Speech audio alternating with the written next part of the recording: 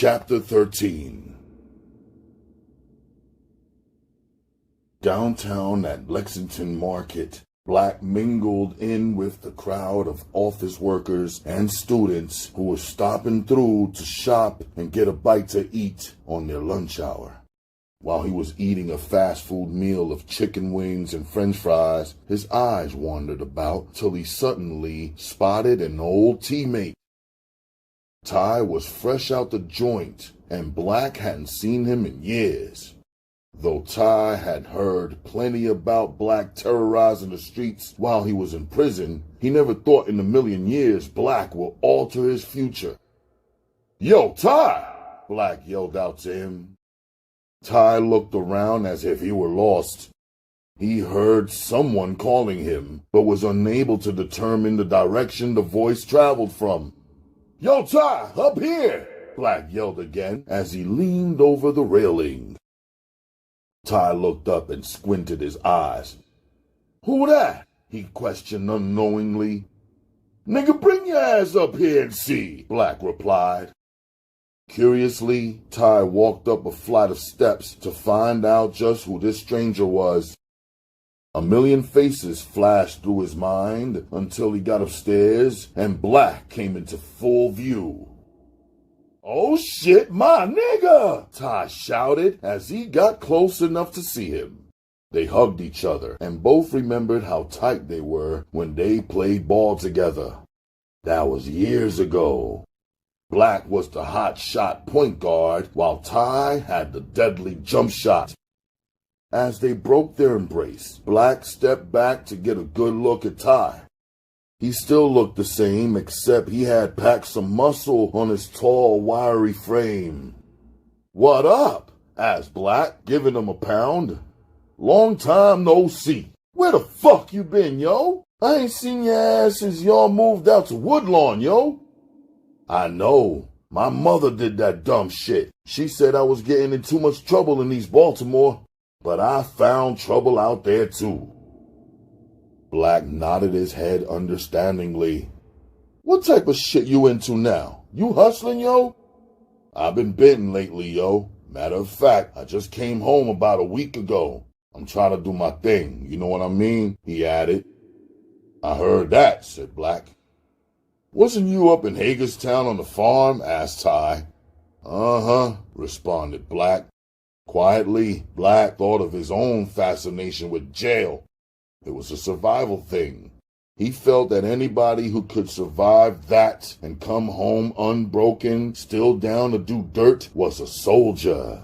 "Your name is ringing bells up there, yo," Ty said, informing him. It seemed like every time a new inmate came upstate on the Bluebird prison bus, new stories about Black's exploits or extravagance in the streets of East Bmore came up with them. Unimpressed, Black simply ignored the comment. It only affirmed what he already knew. He was that nigga. Duh. Bow down in the presence of a true boss player. "They still slinging that knife up there, yo?" asked Black. "You better know it. They checked the guns in at the door, not the knives. I kept me a big Rambo knife. You never know when one of them wild-ass coons gonna get out of line," said Ty for sure. Yeah, I'm hip. The east side and west side still beefing up there, yo?" "Nah, yo. It ain't happening like it used to. It's more of a Bmore versus DC thing. We up there going to war with them niggas." Black was done feeling him out. He cut straight to the chase. "Yo, you getting money or what?" The reason why he asked was from the looks of his gear. Ty wasn't doing too well. He was wearing an old linty blue Russell sweatsuit that looked like he purchased it before he went to jail. Black already knew the deal. He sympathized with all the brothers coming home into society with nothing. Often, he hit them off with some dough so they could buy some new clothes. Still, he wanted to know Ty's mindset before he extended a helping hand to him. "I'm fucked up in the game right now, yo. I'm trying to flip this little half ounce of Ready Rot that my little cousin hit me off with a couple of days ago. My block is kind of dead right now. It ain't pumping like it used to. I'm trying to build up my clientele, but it's slow money. Slow money is better than no money, though, he added. As he spoke, Black looked him directly in his eyes, trying to detect any signs of insincerity. He saw none. Ty was keeping it real. Inside him was the same hunger and determination that made Black so successful. Black knew the look, and he knew what it was like to be fucked up. It was the worst feeling in the world, next to death, that any so-called hustler could have. After listening to him talk, Black decided to put him on. You want to get money with me, yo? There's always room on my team for a good man, said Black. Do I? Nigga? What the fuck kind of question is that? Hell yeah! Okay, starting tomorrow, you're gonna get money with me. No more nickel and dime shit. This is major. I'm making you my lieutenant. You ain't got to be on the front lines. You just got to direct traffic. I got faith in you, yo. Don't let me down, 'cause this is a one-shot deal, said Black as he scribbled down his cellular phone number and beeper number. Yo, I'll never let you down. I promise you, Black. I'm ready for whatever, insisted Ty, taking the piece of paper from Black and stuffing it into his pants pockets. Unbeknownst to Ty, he had just jumped out of the frying pan and into the fire. The very next day, Ty called Black bright and early. Black came over and picked him up in a new convertible black Jaguar and took him shopping for some new clothes. Ty needed a new wardrobe, bad. If he was going to play the part of Black's lieutenant, it was mandatory that he dressed the part. All Black's workers had a reputation that they had to live up to. Dressing nice and being well-groomed was a part of it. He took Ty downtown to Gage's and splurged on him. Black bought him gator boots, shoes, dress slacks, silk shirts, and sweaters. They spent half the day shopping in downtown Baltimore and Georgetown and Washington, D.C. When they were finished, Ty had tons of new clothes, from hustling gear to club wear. Never in his wildest dreams did he ever expect to be blessed like this. He would have been happy with a couple of pairs of jeans, a few multicolored hoodies, and a pair of Timbs. With all the clothes he had in the trunk, he was straight now. Just when Ty thought the party was over, Black had something else in store for him. Last but not least, as they left D.C., Black jumped on the interstate. Instead of heading north to Baltimore, he drove south on I-95.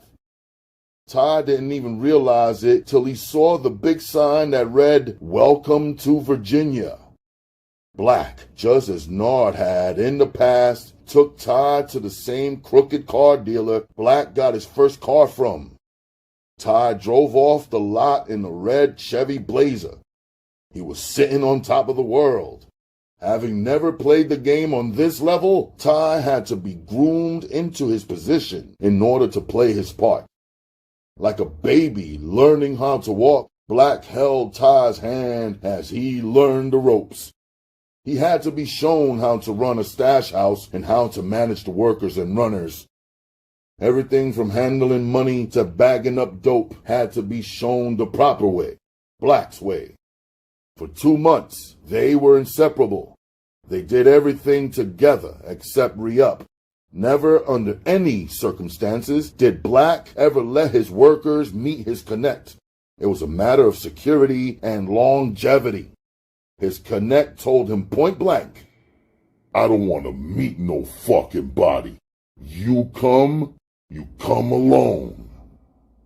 Besides, if any of his workers or lieutenants knew whom or where he copped from, then he would eventually become expendable. They could go directly to the source instead of getting it from him, the middleman. Black liked to treat his workers like kids in this sense. He always wanted to keep them dependent on him for everything. No Black, no dope, no dough.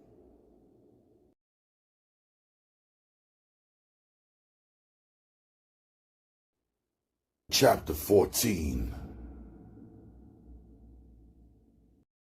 Over the phone, Nard and his sister Pam were engrossed in a deep conversation. She was hurling one accusation after another about his girlfriend Michelle. Supposedly, she was cheating on him, or at least that was Pam's word.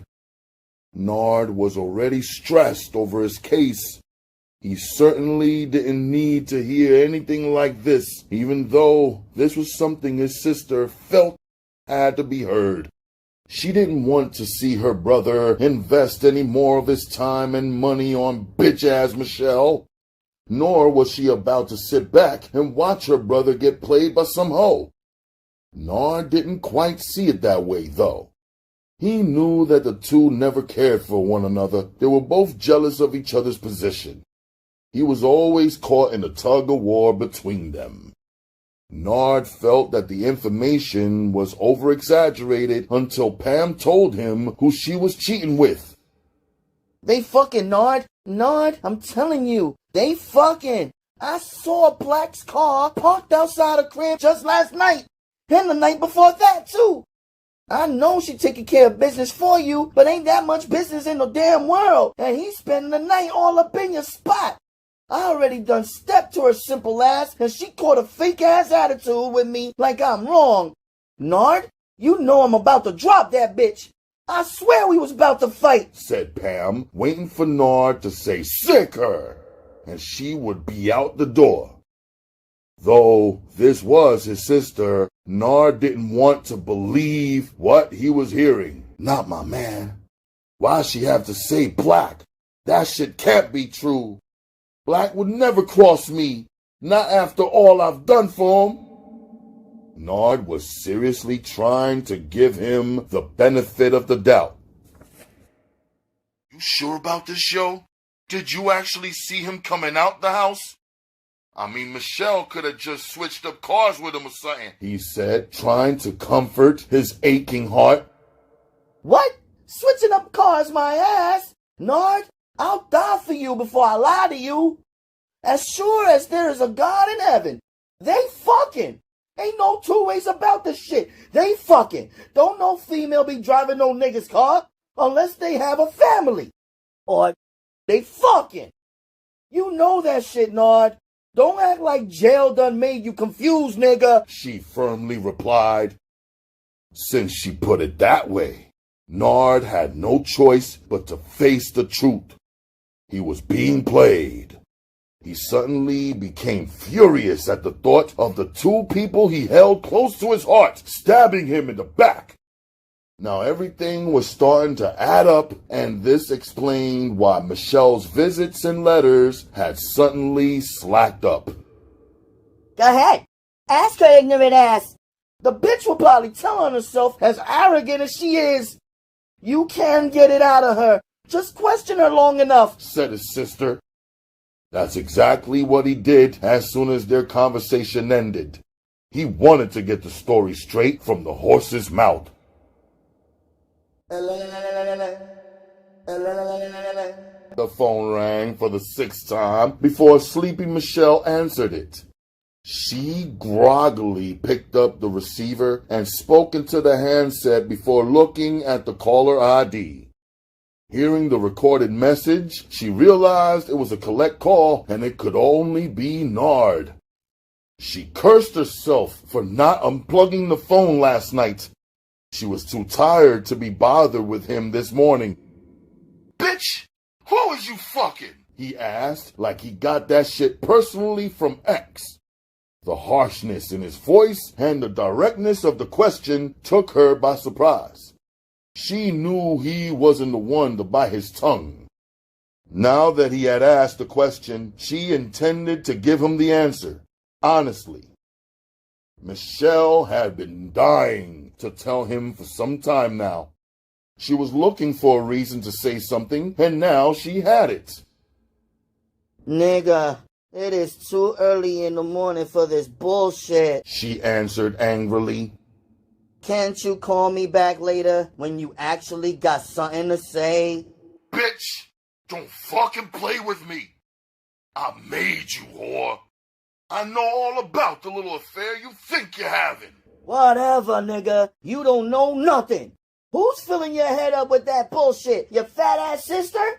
That bitch need to mind her own business and worry about why she's a size 24. If she wasn't so fat, she would have had a life and wouldn't be all in my business. She exploded. Don't worry about what size she is. Just be a woman about the situation and tell me the truth, yo, he said. Nigga, if you really want to know, it's Black Eye. Instantly, Nard got quiet. So his sister was right. The 411 was true. Michelle was playing a dangerous game, one that involved two dangerous men.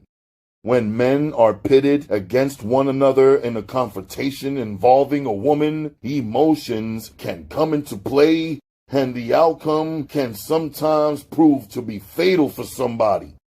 Michelle had just put herself out there on Front Street, riding with Black. She came in the game with a thoroughbred, Nard, and she planned to stay on top with one, Black. For a few seconds, Nard was speechless. He was shocked by her audacity. He knew that people on the outside had a tendency to get brave when a man was in jail and appeared to be down, especially facing the kind of time Nard was facing. He had no one to blame but himself. He created this monster. He left her out there with two bad habits. A dope habit and a sex habit. Sooner or later, somebody would come along and supply her with both. It just so happens that the person was his man. Of all the motherfuckers in B-More you could have fucked, Joe, you had to fuck my man. I don't believe you went against the grain. You must be fucking crazy. Bitch, you know what? Both you whores is dead. Ain't nobody scared of you, punk mother... The phone went dead. Nard was in city jail, seething. Before he realized the words that came out of his mouth, he realized he had issued a death threat to both of them.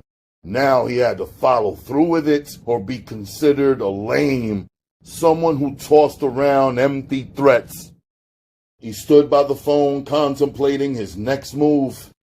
Nard wanted Black dead. Friend or no friend, he had to go. But who could do the job, he thought to himself. Suddenly, someone came to mind. He dialed the number of the Bullock brothers, Ace and Rodney. They were two grimy hitmen he grew up with from the Perkins Projects in East Baltimore who owed him a favor for bailing them out and helping them on their feet. They were more than willing to settle the score for Nard. He put up $30,000 as an added incentive. Placing the handset back in the receiver, Michelle thought it was a joke. She laughed at Nard. That nigga ain't gonna do shit. That was just an idle threat, she reasoned. As the day wore on, it began to sink in that this was no laughing matter. Maybe I overplayed my hand, she thought. Her sharp tongue and foul actions had gotten her ass in a world of trouble. She had ignited a feud and set off a deadly chain of events that regrettably had to happen now. Her big mouth not only placed her in danger, but Black too. He was under the gun and didn't even know it. How was she gonna tell him this? Something funny is going on, thought Black, looking at the phone. His connect still hadn't called back yet. This was unlike him. He was about business like Black, and he knew when Black paged him, it was about making money. Any other time, the boy would have called back by now, but 2 days had gone by with no response. Black jumped up and decided to go to city jail to pay Nard a visit. It had been a long time since Black had actually seen Nard face to face, 18 months to be exact. Arriving at the jail, Black parked his car on Madison Street and walked a few yards to the entrance. At the visitor's desk, he passed his driver's license to the correctional officer and watched as he scanned the visitor's list for his name. Looking up and down Nard's visiting list, the CO was unable to locate his name. Sorry, my man. Your name is not on Bernard Smith's visiting list, the CO said, handing him back his ID. What the fuck you mean, man? My name ain't on the list? You better check that shit again, yo, Black demanded. That won't do you any good. You ain't on there, the CO insisted, trying to be polite, ready to call for backup. Feeling stupid, Black snatched his license and headed out the door. Now he knew something was very wrong. Nard had always said his name would be on the visiting list so he could always come up to talk business since they couldn't talk over the phone. As he sat in his car and thought about the weird turn of events that was happening lately, the entire situation rubbed him the wrong way. First, his connect was missing in action. Now, Nard had him off the visitors list? Before he pulled off, Black went into the ashtray and got 2 bags of dope. He snorted both of them, one up each nostril, before heading to Michelle's. Something wasn't right, and he had a gut feeling she had the something to do with it. Black arrived at his destination amped up from the mood he was in from the heroin. He was feeling meaner than a pit bull being fed gunpowder. He let himself in and walked down the hallway, finding Michelle watching television in the living room. That you, Black? She yelled over her shoulder as he entered the room. Who the fuck else would it be? He sarcastically asked before flopping down on the couch across from her. You heard from Nard lately, yo? He asked as he pulled out a $100 bill filled with dope and began to sniff. His question caught her off guard. She wasn't thinking about Nard. She was fiending for a blast. I hollered at him the other day. Did he say anything about me? He asked between snorts. Nah. Why? She asked, her eyes transfixed on the dope he was holding. 'Cause I went down to see him today, and they wouldn't let me in. Them fucking bastards said my name wasn't on the visitors list. All of a sudden, my name ain't on the list. I can't get in contact with his peoples. I can't re-up. I don't know what the fuck's going on, but something ain't right, said Black, blowing out the air in his chest cavity as he took another deep breath. He paused long enough to let his last sentence hang in the air. He then passed her the heroin-filled $100 bill. Of course, she accepted it and greedily inhaled large amounts of dope like a vacuum. Immediately, she started to feel good as the narcotic began to take effect. Heroin was better than any truth serum. It gave a person the courage to speak things out their mouth they would have otherwise never stated. I got something to tell you, Black. Promise you won't get mad, she nervously said. Listen, Shell, I ain't got time to be playing no motherfucking games, yo. I got some serious shit on my mind. Got something to say, spit that shit out. Nard knows about me and you. He said he's gonna kill us, she said like it was the weather and just a little rain in the forecast. Then she took another sniff. Black's mind went blank. He couldn't believe what the fuck she just said. His whole attitude changed from bad to worse. If looks could kill, the bitch would be dead. Nard said what? He asked again, wanting to make sure he heard her right. Michelle repeated herself, only telling the half of it. What she neglected to tell him was she was the source of the information. Black wouldn't leave well enough alone, though. Shit wasn't adding up, so he pressed her for more information. How the fuck Nard find out about me and you? Who told him? He demanded to know, waiting to hear who, so he could fuck them up. How am I supposed to know? Probably his nosy-ass sister, she said, irked, as if his line of questioning was bothering her. Still telling only half the truth, she just looked back at him, then rolled her eyes as if the conversation was irrelevant. Who the fuck do you think you talking to like that, yo? Ho? I will kill you in this motherfucker, said Black angrily, beginning to check her back into reality. If you don't know, you better act like you fucking do. Chumped? Michelle toned down her voice. I guess I don't know then, she responded, still challenging him. Black was through being nice.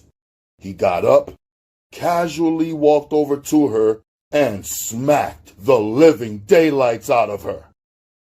The force of his blow sent snot, dope, and blood flying out of her nose as she dropped the rolled-up bill and fell off the sofa, hand on the floor.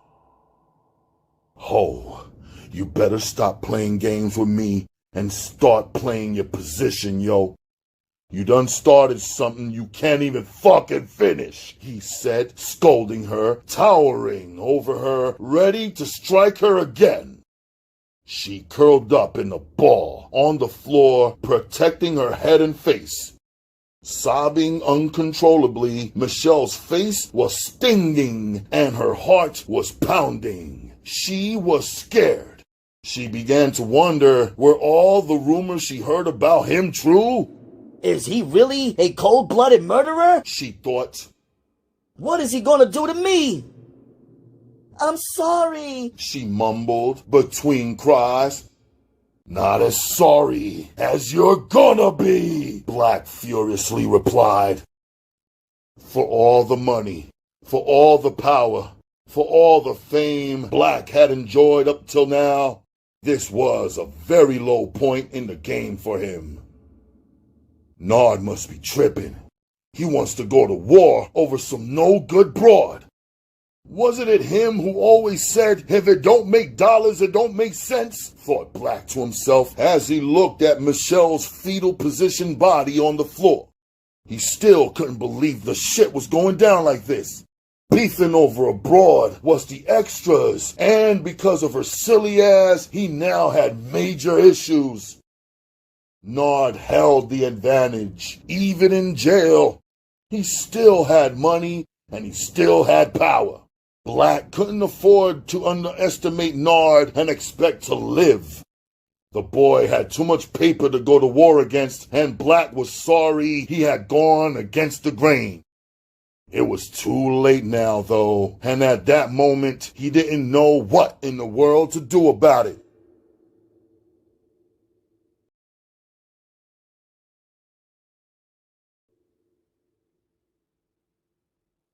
Chapter 15.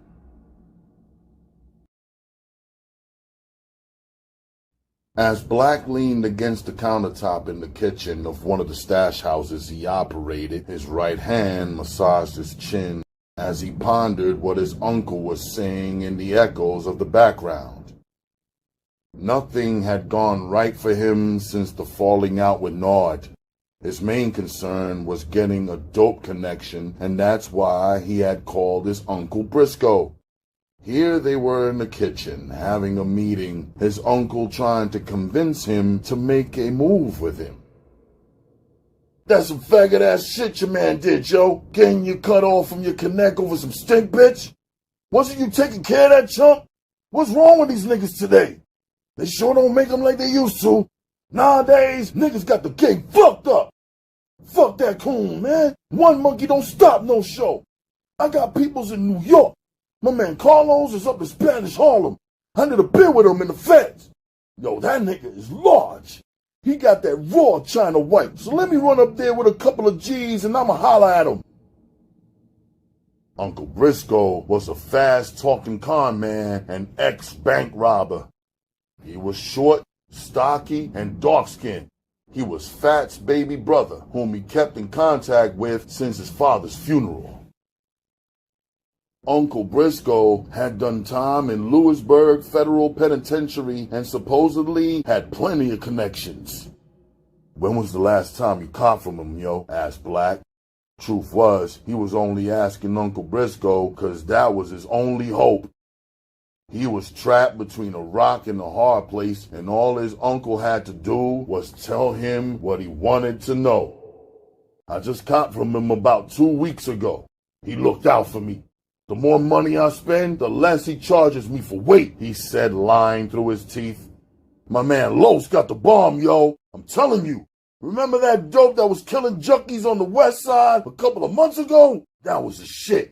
That shit is taking at least a 30 or better." "You mean to tell me I could step on it that many times?" Black asked excitedly, knowing damn right well dope taking that much cut was unheard of. "I'm trying to tell you, yo, you ain't gotta worry about nothing. I got this. I got 2 broads that'll carry the money up and the product back. When we get back, you can take care of us," said Briscoe, trying to endorse his imaginary connect and his imaginary plan. "What the hell? I ain't got shit to lose," thought Black.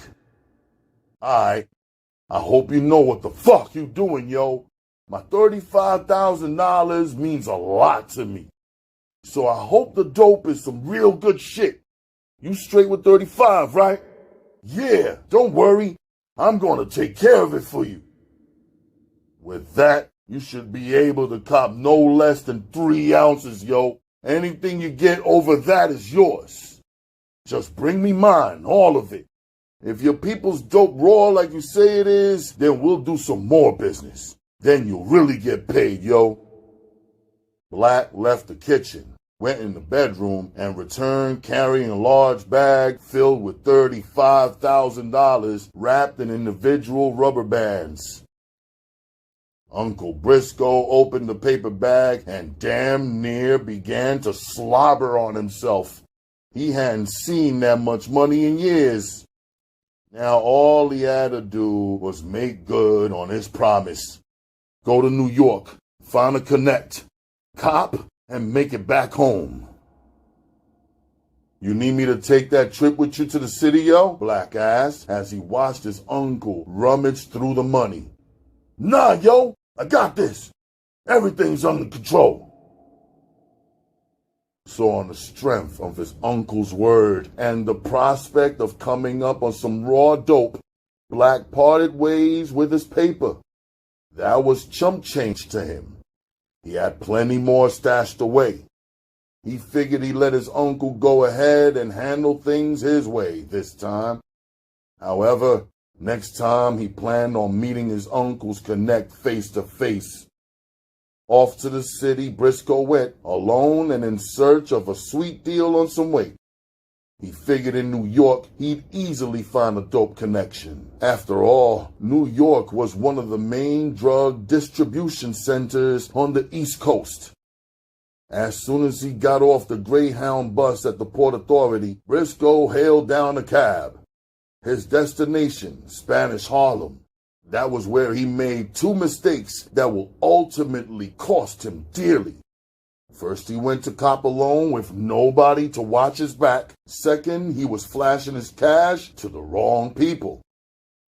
On 116th Street, a couple of Hispanics were able to lure him into an empty shooting gallery in a tenement building by giving him a free 1/4 ounce of heroin. This was just enough to appeal to Briscoe's greed. The deal was too good to refuse. As soon as they got him into the building, they flipped the script and killed him. He suffered multiple stab wounds to the back, head, and neck. His body was found a few days later by the building's superintendent. Back down in Beemore, Black caught a bad vibe about his uncle. He hadn't heard from him since he left for New York. He specifically told him to call as soon as he got there. Black kicked himself for not going along with him. He should have played his first vibe and went with him. His worst fears were confirmed when the New York City Police Department notified the family of his uncle's murder. Black was really stressed out now. The amount of money was a small thing to a hustler of his caliber, so that wasn't what bothered him. It was the fact that he had no dope. With no possibilities on any horizon, he was desperate, and desperate times called for desperate measures. So Black went on a rampage, a robbery spree with no picks about who he robbed. If you had it, he was coming to get it. This was a life or death situation to him. It wasn't a game, or at least he wasn't playing one. Selling drugs was more than his livelihood, it was his life. He had to maintain his lifestyle by any means necessary. He robbed to replenish his own heroin stash. One group of hustlers in particular who felt his wrath was New Yorkers. He mainly targeted any brothers from New York down in Baltimore trying to get their hustle on. It was his own personal attempt to seek revenge for his uncle's death. He formed a deep-seated hatred for all New Yorkers by robbing, shooting, and killing as many of them as he could. He extracted a measure of his revenge at the same time. His entire mindset was money and murder. His rationale was they didn't belong down there anyway, so he was personally going to run them out of there. One by one, he was gonna send them home in a body bag. Slowly, Black pulled his Toyota 4Runner into the McDonald's on North Avenue. Ordering some lunch at the drive-thru, he never noticed the stolen golden Maxima creeping up on him. "Black?" said a voice in a friendly tone. Slipping, he turned towards the direction of the familiar-sounding voice without even thinking. Immediately, he knew he had made a serious mistake. Two angry black faces stared at him. Unable to place them, he ducked for cover. He laid flat and covered his head with his arms. Simultaneously, the two hitmen began unloading their weapons. The automatic gunfire made the drive-thru seem like the 4th of July. Bright muzzle flashes could be seen, and non-stop thunderous gunfire could be heard. Black was defenseless the way he laid in the truck ducked down for safety. Not to mention, the cars in front and in back of him in the drive-thru line had him boxed in. He was a sitting duck. His truck was riddled and rocked by bullets. He didn't know what type of guns they were firing, but from the sheer volume of bullets that hit the truck, it had to be Uzis or MAC-10s. Bits of metal and glass rained down on Black as he lay motionless. His adrenaline was pumping, but he didn't panic. Slowly, he eased out his .40 caliber from his waistband. If he was gonna die, he was gonna take somebody with him. As the last bullet was fired and the shooting stopped, Black heard the sounds of clips hitting the ground as the hitmen pulled out more clips to load their weapons. Instinctively, Black sprang from his hiding spot, blazing his gun. Boom! Boom! Boom! The gun roared, putting the hitmen on the defense. They panicked, realizing that the shootout was no longer one-sided. The driver put the pedal to the metal and they fled the parking lot. Tires squealed as they sped off. Black continued firing at the car until he lost sight of it. Horrified, the patrons and innocent bystanders began reversing and shifting their cars into drive in an effort to distance themselves from Black and the madness. This allowed him to flee the scene of the crime as well. Miraculously, Black survived this attempt on his life, suffering only a graze wound to his upper right arm. The angle from which they shot, combined with the height of his truck, saved his life. Had they approached his truck on foot, he would have been a dead man. Safe in his house, Black was getting so high he could kiss the sky. It was beginning to distort his thought process. He was paranoid and was busy reevaluating everything and everybody around him. Under the circumstances, business was good. Ty was running the show like clockwork. He proved to be a valuable addition to his team. His family was safe. Nobody knew where they lived. Yet, there he was, one of the richest hustlers in all of B-More, wilding out and robbing people. One would think he was a broke-ass hoodlum. The chinks in his armor were starting to show. Dope was his only weakness. This was even clear to him. There were two things that really bugged him, namely Michelle and Nard. The predicament he was in could be directly attributed to the both of them, as they were the source of his problems. Michelle turned Nard against him, and Nard got him cut off from his connect. It never dawned on him that he was his own worst enemy. As he contemplated his next move, his cell phone rang unexpectedly, interrupting his thoughts. It was Michelle. Black? She asked. Yeah? What's up, yo? He asked back. Hey, boo. I'm sorry about what happened between us the other day. It was all my fault. I was wrong. You was right. I should have stayed in my place. Black kept silent while she copped the plea. He knew what was coming next. She was about to crack for some dope. He could see right through her weak-ass game. This shit wasn't about him, and it wasn't about Nard. It was about her.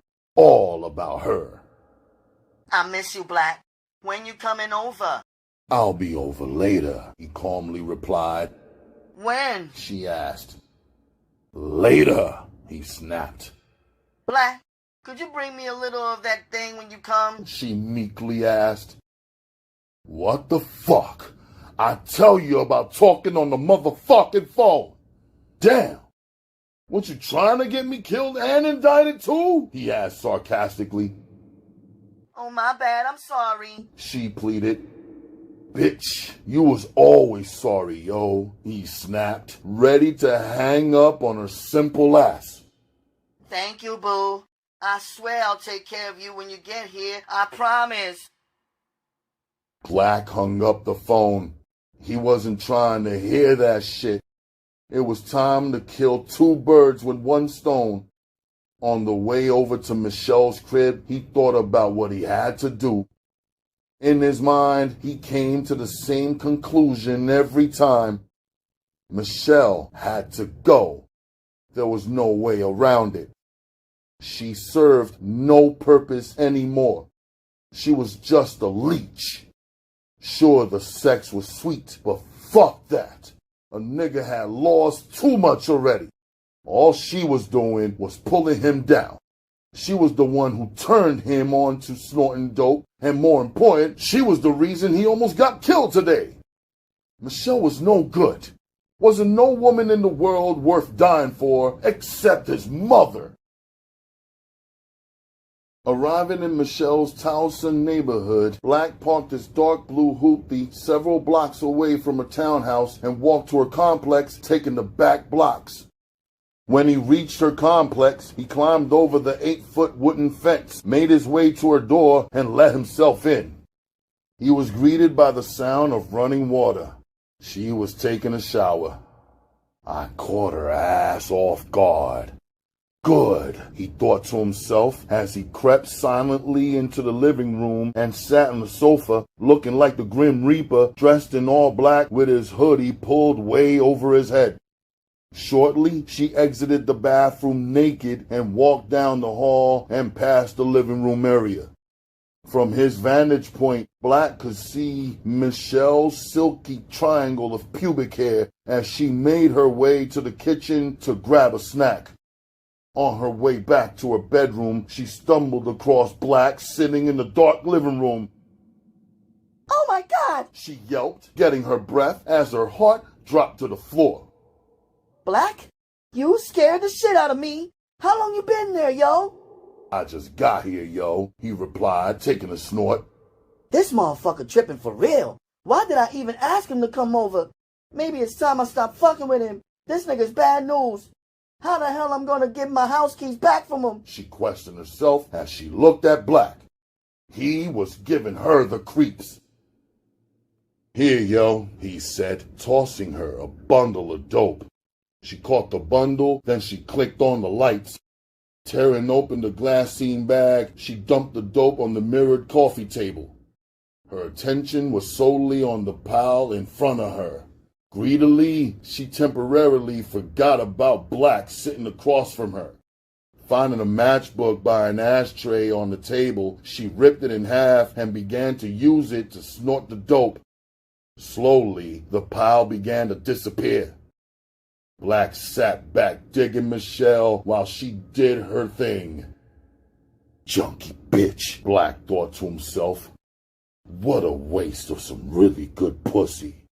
But this sentimental thought didn't stop him from doing what he had come to do. He had to kill her. She was dead weight who suddenly got too heavy for him to carry. Quietly, he rose from his seat and walked up behind her. He began to fondle her breasts while she hogged the dope.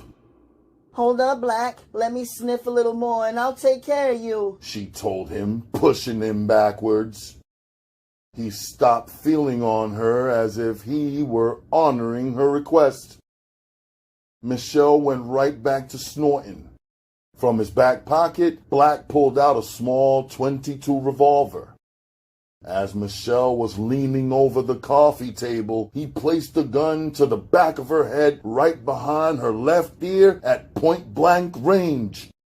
He looked down at her as she continued sniffing the dope off the table. So preoccupied, she never saw it coming as Black pulled the trigger, killing her execution style. In a fraction of a second, Michelle was dead. Her limp and lifeless body crumpled to the floor. Black stood over her and shook his head in disgust. How did I let myself get into all this shit with your dumbass? Talking to himself and mumbling along, he proceeded to ransack the apartment to make it look like a burglary gone wrong. Before he exited the apartment, he left the bedroom window wide open just to make it look good. Now for part 2 of his plan. In the cover of darkness, Black drove past Nard's mother's house in Randallstown. He knew someone was home because the lights were on, and from the street he could see silhouettes moving about inside. Circling the house again, he cut off his headlights and slowed the car down to a snail's pace. Then, like the quiet before the storm, he emptied his .45 automatic drive-by style into the windows of the house. This was a message to Nard to call off his dogs in retaliation for the attempt on his life. I may not be able to reach you, but I can reach your family, nigga, he thought to himself as he turned the corner, slowing his car down as if nothing just happened. The next day, Nard got the message loud and clear when his people came to visit him over at City Jail.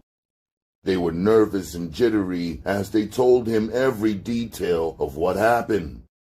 The thing with Black had gotten out of control. Black was out of control. Nard hadn't counted on him being so ruthless. Black put shit in the game by bringing the beef to his mother's door. Nard had two choices. Either he could raise the price on his head and pray they succeed in killing him the next time, or he could cancel the contract. He was unwilling to jeopardize his loved ones' lives any further. His hands were tied. Black had won and Nard stepped down. Still in need of dope, though, Black decided to make a power move to New York City himself. As much as he hated New York and New Yorkers, he still knew that the city held the best opportunity for him to cop some weight. He snatched up Ty, two chicks, Lisa and Stacy, a dope fiend named Lala, and a small arsenal of guns. He was ready to ride. He had no intention of making the same mistakes his Uncle Briscoe had. The move was well thought out, as Black was extremely cautious. They drove to the city in two separate rental cars. Black, Lisa, and the money in one car. Ty, Stacy, Lala, and the guns in the other. Everybody was formally dressed in suits to avoid being stopped and searched by an overzealous state trooper, especially on the New Jersey Turnpike. But instead of driving directly to New York, they detoured into Fort Lee, New Jersey, where Stacy and Lisa rented two different hotel rooms. One room would be for Black, Ty, the money, and the guns. The other room was for replacing their suits with street gear in order to blend into the environment they'd be in.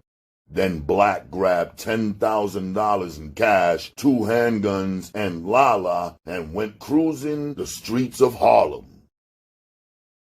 Across the George Washington Bridge, they drove into Washington Heights. After a thorough search for heroin, they soon discovered that this area was populated and controlled by Dominicans who strictly sold cocaine.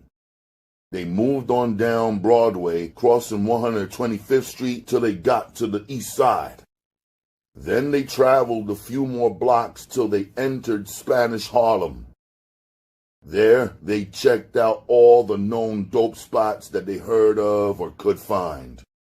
Going spot to spot, block to block, project to project, they left no stone unturned. The first few days of doing this proved to be futile. As hard as they looked, they didn't come across any good quality dope. Lala tested everything they gave her, and not once did she give them her personal stamp of approval. It was either just aight or turnpike dope. By the time Black tried to step on it, the cut would have eaten up all the dope and turned less of a profit. Black was patient, though. He hadn't come all this way to go back home empty-handed. He was willing to search every dope spot and shooting gallery in New York City for the rawest heroin, something that would catch a few bodies. He questioned every nodding junkie that he saw. He demanded to know where they got their dope from. On the 5th day of his mission, Black's persistence paid off. A dope fiend directed him to some dope that was killing people up in the Bronx called Murder One. That's exactly what I'm looking for. That right there. He went and copped a bundle. Then they drove back to the hotel to let Lala test it.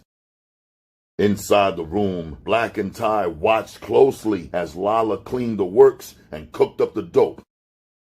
She looked like a mad scientist about to make a startling discovery. When she was finished, she desperately searched her arm for a vein. Damn, I can't find a good place to hit. Can one of y'all hit me in the neck? She asked, looking up at their faces, which were twisted like, "Why?" It's either there or my pussy, she said, letting them know the shit got worse. "Give me that hype, bitch. I'll put this motherfucker up your ass if I got to," said Black, not playing. Lala knew that crazy motherfucker was serious. I'm just bullshitting. My neck is a good spot, but don't stab me, Black. You got to be gentle. Just prick the skin, okay? She said, wishing Ty was doing it instead of Black's crazy ass. She drew up 50cc, then handed Black the dope-filled syringe. Black pulled her shirt collar away from her neck and looked for a suitable portion of skin amongst her track marks. Finding what she was looking for, he deftly injected the hypodermic needle into her jugular vein. The dope entered her bloodstream and raced for her heart. Her eyes quickly rolled up in the back of her head and her chin dropped to her chest. The drug had taken effect. She blacked out, falling face first to the floor. Damn, this some good shit, said Black, gently nudging Lala with his right foot, looking at the hypodermic needle still in his hand. Damn, said Ty, sounding like Chris Tucker, getting closer for a look at her. You think she high? He asked, checking her wrist for a pulse. Murder 1 was the shit. It was too strong for even an experienced junkie like Lala. She couldn't handle it. Murder 1 was the truth. Black knew right then and there he had some powerful stuff. Feverishly, he and Ty worked on Lala, trying to bring her to. They dumped a bucket of ice down her pants and underwear, and Black slapped her repeatedly. Give her mouth to mouth, demanded Black, looking at Ty. Hell no! You give her mouth to mouth, said Ty, right back, having no idea where Lala's lips had been. Damn, Murder 1 done murdered Lala, said Black, then adding, they damn sure named it right. I know that much, he said, continuing to smack Lala around until she came to. The 3 of them went back to the Bronx to find the runner who sold them the bundle. The runner wasn't hard to find. He was on the same corner where they left him earlier. Hey yo, my man, can I holler at you for a minute? He asked. The guy looked at Black and remembered him from earlier. He clutched his side, checking on Nina, and proceeded toward Black. Yo, son, you want some more of that thing? He asked. Yeah. That shit almost lived up to its name. Shorty, check this out. I'm trying to cop some of that on the weight tip. I want that exact same shit, said Black.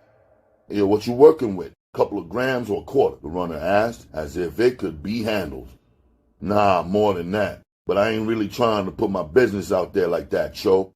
I'd rather discuss that with your boss. I'll break you off something for plugging me in, yo. Black went into his pocket and pulled out a knot of money. He peeled off $500 and handed it to him. The runner could hardly believe his luck. Good looking, son.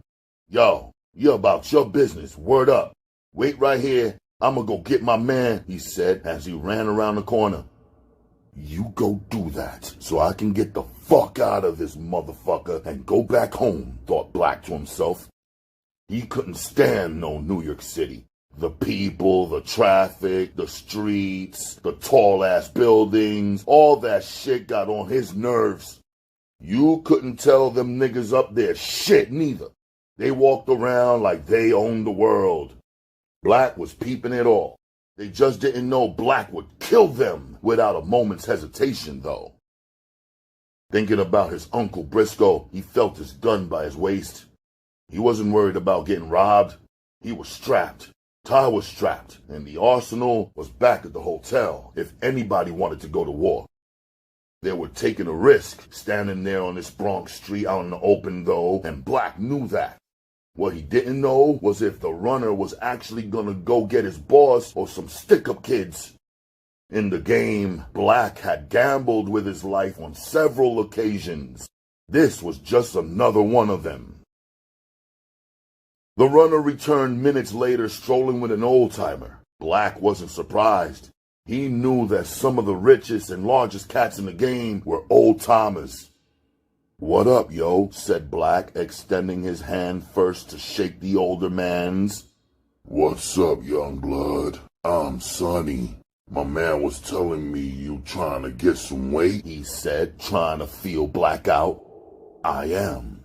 If it's the same thing y'all was selling in them bundles. It is. How much you copping? A quarter or a half ounce? Black suddenly became aware that he was conducting his business in front of two workers, Ty and the runner. Can I speak to you for a minute in private, yo? My business ain't everybody's business, he said. Slowly, they walked down the block talking business. Black convinced Sonny he was about money simply by the way he conversed about drugs and the life. Sonny could tell he was from out of town by his accent and by his frequent use of the word yo at the end of his sentences, which was getting on his nerves. They quickly struck a deal. Sonny agreed to sell him an ounce of dope for $9,500. He also gave him a verbal money-back guarantee. He could return it if his customers weren't satisfied. Sonny was always eager to establish ties outside of the city. He knew from prior experience that out-of-towners spent that paper. Knowing this, he always played fair with them. Black, on the other hand, didn't trust Sonny. He was leery of all New Yorkers after his uncle, and just because Sonny seemed nice didn't mean diddly.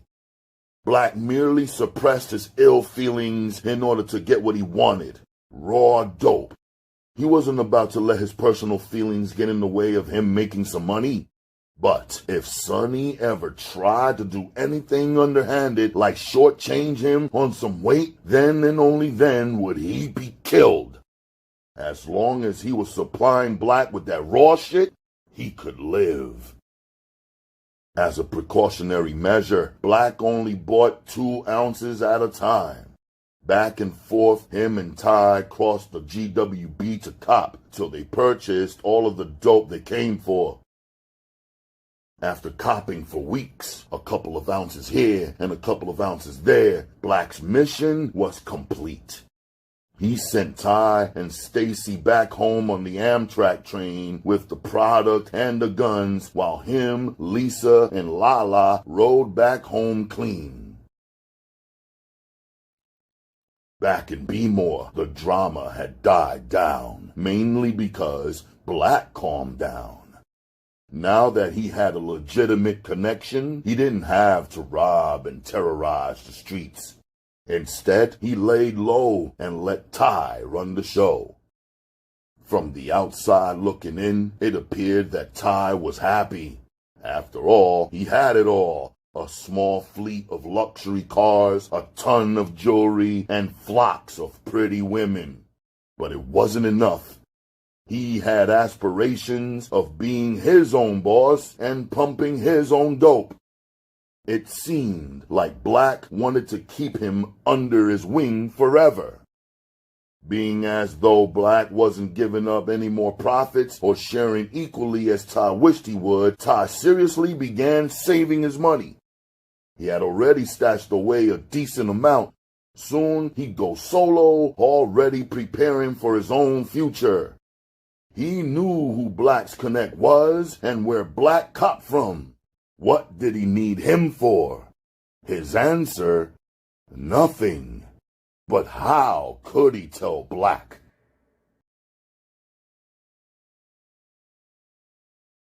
Chapter 16. At the low-budget Marylander Hotel on Pulaski Highway, Ty and Mimi were picking up where they left off at in the club. All the flirtatious conversations and lustful stares had led them to kissing, touching, moaning, and groaning. The sex was erotically sensational and merely a combination of lust and all the liquor they consumed at the club. Mimi purred as Ty stroked her ferociously. Who's daddy, bitch? He asked, driving his manhood deeper and deeper inside her. You are, she whispered in his ear, biting down on her bottom lip. Don't stop. Keep it right there, she said, ready to come all over him. Ty was in a sexual trance, using long, powerful strokes to pound her out. Ah, harder, harder. Ooh, Ty, she said, digging her nails into his back. It felt so good he couldn't hold back. Increasing his pace, he wanted to come with her. Come for daddy, baby, he said, exploding like a broken dam inside her. Mimi continued to claw his back till she drew blood. This was a wild experience for Ty. He was taken to the extreme, pleasure and pain simultaneously, and he loved it. Drained and weak, he collapsed on top of her. His mouth found hers, and their tongues intertwined in a wet, passionate kiss. Ty, I got to pee, she said, pushing him off of her, still huffing and puffing. He rolled up and watched her shapely ass cheeks sway from side to side as she hurried to the bathroom. Damn, she looked good. Too bad she a hoe, Ty thought to himself. In his book, any female who gave it up that fast was a whore, a slut, a freak, or whatever you wanted to call it. He just met her tonight, and within a few hours he was running up in her. As a matter of fact, on the way over to the hotel, he had her performing oral sex on him as he drove. I don't usually do this, but I really like you. You're special, she said, kicking game, but Ty knew better. She's done it before, and she'll do it again. What makes me so special? What separates me from the rest of these niggas she did that shit to on the first night? She couldn't fool him because, unlike Black, he played the clubs every weekend. He knew all about the pussy pound. What Mimi didn't know was that he'd done business before with her girlfriend, Fila. And since birds of a feather flocked together, he knew Netta was down too. Ty made a mental note to warn Black about both of these broads. They were nothing but high-priced gold diggers in his book. Ty laid on sex-stained sheets, listening to Mimi use the bathroom. His mind was a million miles away. He knew that he'd blown a golden opportunity to tell Black he wanted out while they were driving to the party. Then the drinks, the party atmosphere, and later the women made him lose focus. He just couldn't bring himself to do it. He didn't have the heart to, not tonight. It was Black's birthday, and Ty didn't want Black to find out he had copped from his connect behind his back. Let him enjoy his night out. It's his birthday. I'll tell him later. That's how Ty had rationalized with himself earlier. But he was kidding himself if he thought Black would take the news of his betrayal lying down. Black wasn't much on talk, but he was big on action, violence, gunplay, and murder. That was Black. Ty, you getting in the shower with me, yo? Mimi yelled from the bathroom. I'm coming, yo, he said, snapping out of it. He was ready for round two, some wet and wild fun. He got up and walked toward the sound of the running water, butt naked except for the tons of platinum jewelry that still adorned his neck, wrist, and fingers. Entering the shower, he wondered whether his Rolex was waterproof. He never worn it in the shower before. It would want to be, he thought, thinking of how much it cost. Across town, Netta was playing her part real well. Over breakfast at IHOP, she and Black were involved in a meaningful conversation, huddled close together in a small booth. Completely ignoring the other patrons, they were doing the exact opposite of Mimi and Ty at this very moment. Netta wasn't about to make the same mistake as Mimi had, giving it up too soon. By far, Black was the biggest fish she'd ever managed to catch, bar none. Yes, he was bigger than Major, and Major was a major figure before the motorcycle accident. Netta had to be careful. She wanted to protect the good girl image of herself. She wanted to play him for everything she could. So after Major died, my mother passed away a few months later. I was so depressed for a while, I haven't had a man since, said Netta, recalling some of the major events in her life while deleting the rest. That's fucked up, yo, said Black, showing his sympathetic side. I'm sorry to hear about that. My mother is my heart. I don't know what I'd do if anything ever happened to her, yo. I know what you mean. I don't wish death on nobody, but death is a part of life. We're all born to die. Besides, Black, I've been catching hell all my life. I grew up in the projects. I never knew my father, and my mother was a dope fiend. So death can't be much worse or painful than what I already been through. Black sat back and pondered what she said. He was immediately blown away by her openness and honesty. He could identify with her struggle. They clicked like tap dancing shoes. Poverty was their common bond. Money was their common goal. Can you tell me something, yo? Why you ain't got no man? As good as you look, you should have a man, yo, said Black. He always was suspicious of beautiful women who were single. In his mind, something had to be wrong with them. They were either dykes, a pain in the ass, or fatal attraction types. He didn't want to be bothered with neither. Like I told you, I've been stressing. I ain't been trying to holler at nobody. Maybe I ain't met Mr. Right yet. You might be him for all I know with your sexy chocolate self, she said, as sweet could get. Black smirked. He remembered a time when he was ashamed to be dark-skinned. When he was growing up, he was called all kinds of mean names like Tar Baby and Black Bastard. He was called out his name so much it stuck in his subconscious. That was why he stopped going by his given name Deshaun and adopted his moniker, Black. Since we playing 50 questions, let me ask you one. Are you that somebody for me? She asked. They both smiled. That night was the beginning of a long courtship. Soon, Black and Netta became inseparable. They spent quality time together every day, dining out, shopping, and going to the movies. They enjoyed each other's company, and Black became infatuated with her. He treated Netta like a queen. He had every intention of making her his wife. He showered her with exquisite gifts, fur coats, jewelry, and everything his money could buy. Black had zero experience in the love department, and this was why he expressed his love in the form of material possessions.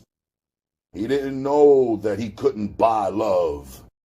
For the first time in his young life, Black had fallen in love with somebody or something other than the game. Sexually, he desired Netta more than any female he'd ever known. Thoughts of Netta ran rampant through his mind. How would it be? How would it feel? Was it wet enough? Was it hot enough? Of course it was, thought Black as he watched her one day walking around her house in nothing but her panties and a bra. She would prance around him, teasing him with her luscious body. Black just knew it was about to go down. This has got to be it. I'm finally gonna hit it, he thought to himself. But instead, she put on her pajamas and asked him to hold her while they cuddled on the couch and watched a movie. Amazingly, Black respected her wishes without trying to force himself on her. For months, Netta kept up the same routine while engaging in a whirlwind romance that included trips to Aruba and the Bahamas. Black was so tired of taking pictures. Don't we have enough memories? We have so many memories captured by Kodak, we never need to take another photo again in life. Finally, after returning home from Mexico, Netta broke down and gave him some.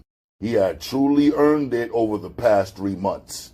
In Netta's mind, having sex with her was a privilege, and she treated it like such. For Black, the sex was instant gratification. Netta was everything he ever dreamed of and more. Their love-making was intense and passionate, only magnifying the feelings he already had for her. It was too bad for Black, though, as Netta was only pretending and only in it for the money.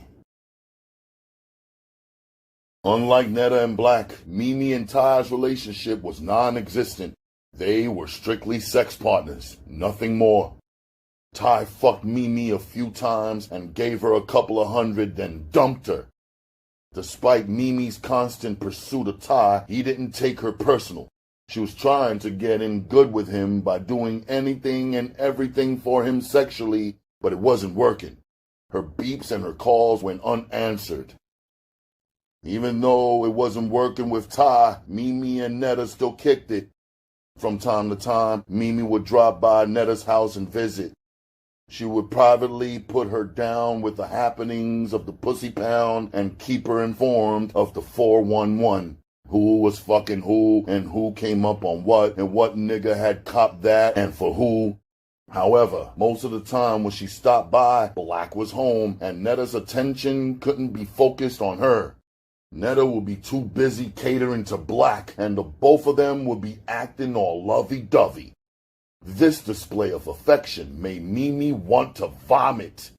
She was jealous of her girlfriend's relationship. Never mind that Netta might be happy.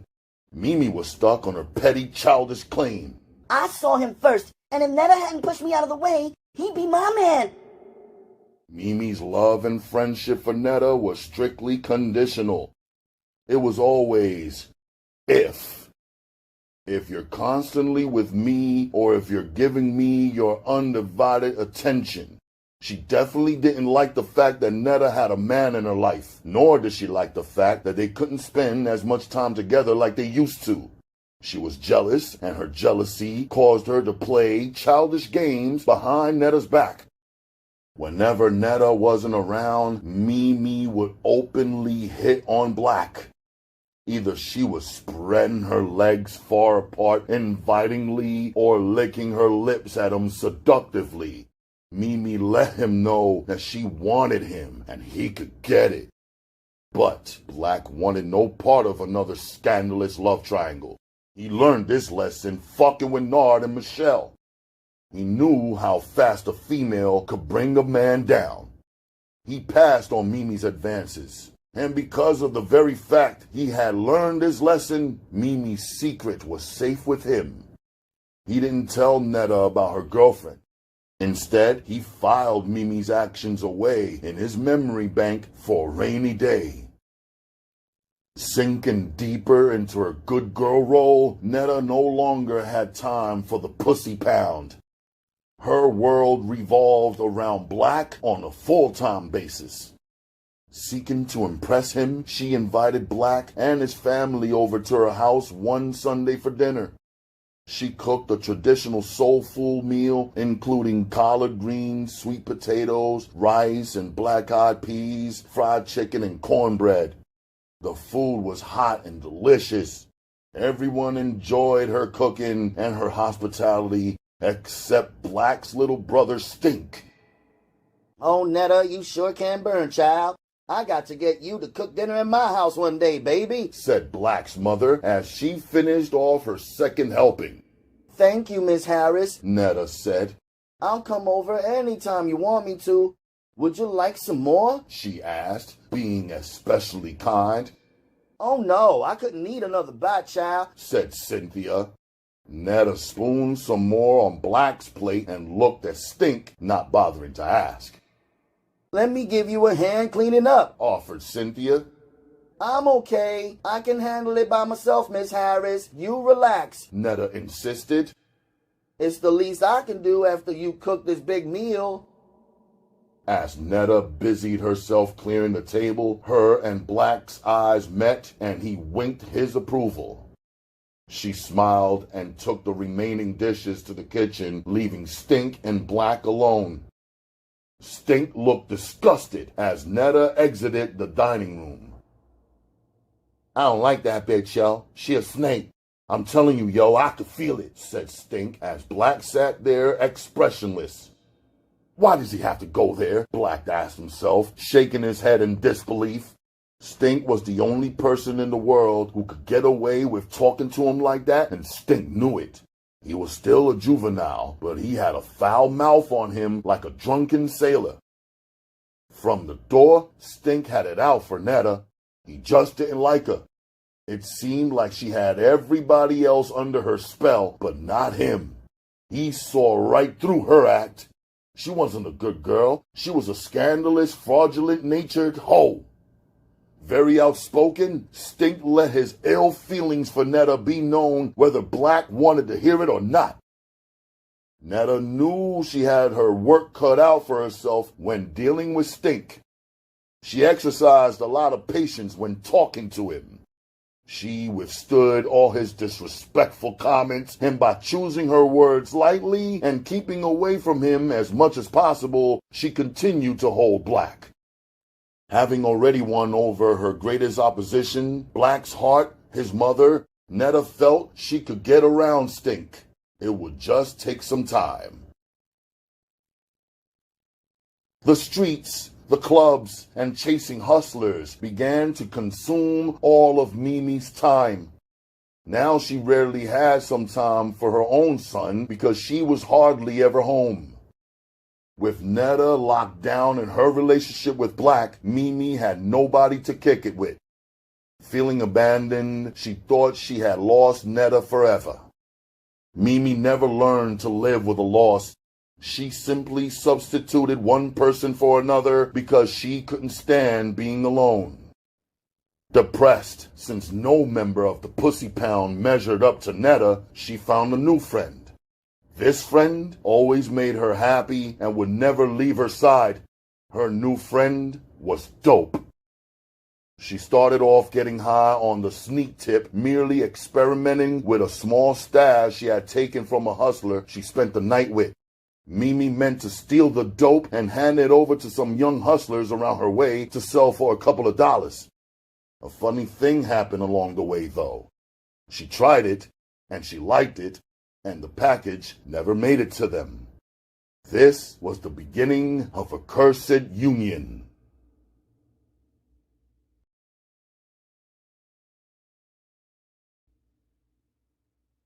Chapter 17. Black was having an anxiety attack. The butterflies were doing backflips in his stomach.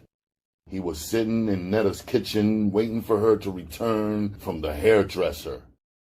Black was about to do something he never imagined himself doing. In his possession was a 7-carat diamond ring that cost him his arm and his leg. You only live once, what the hell, he thought. He wanted to do his thing right. Black was going to ask Netta to marry him.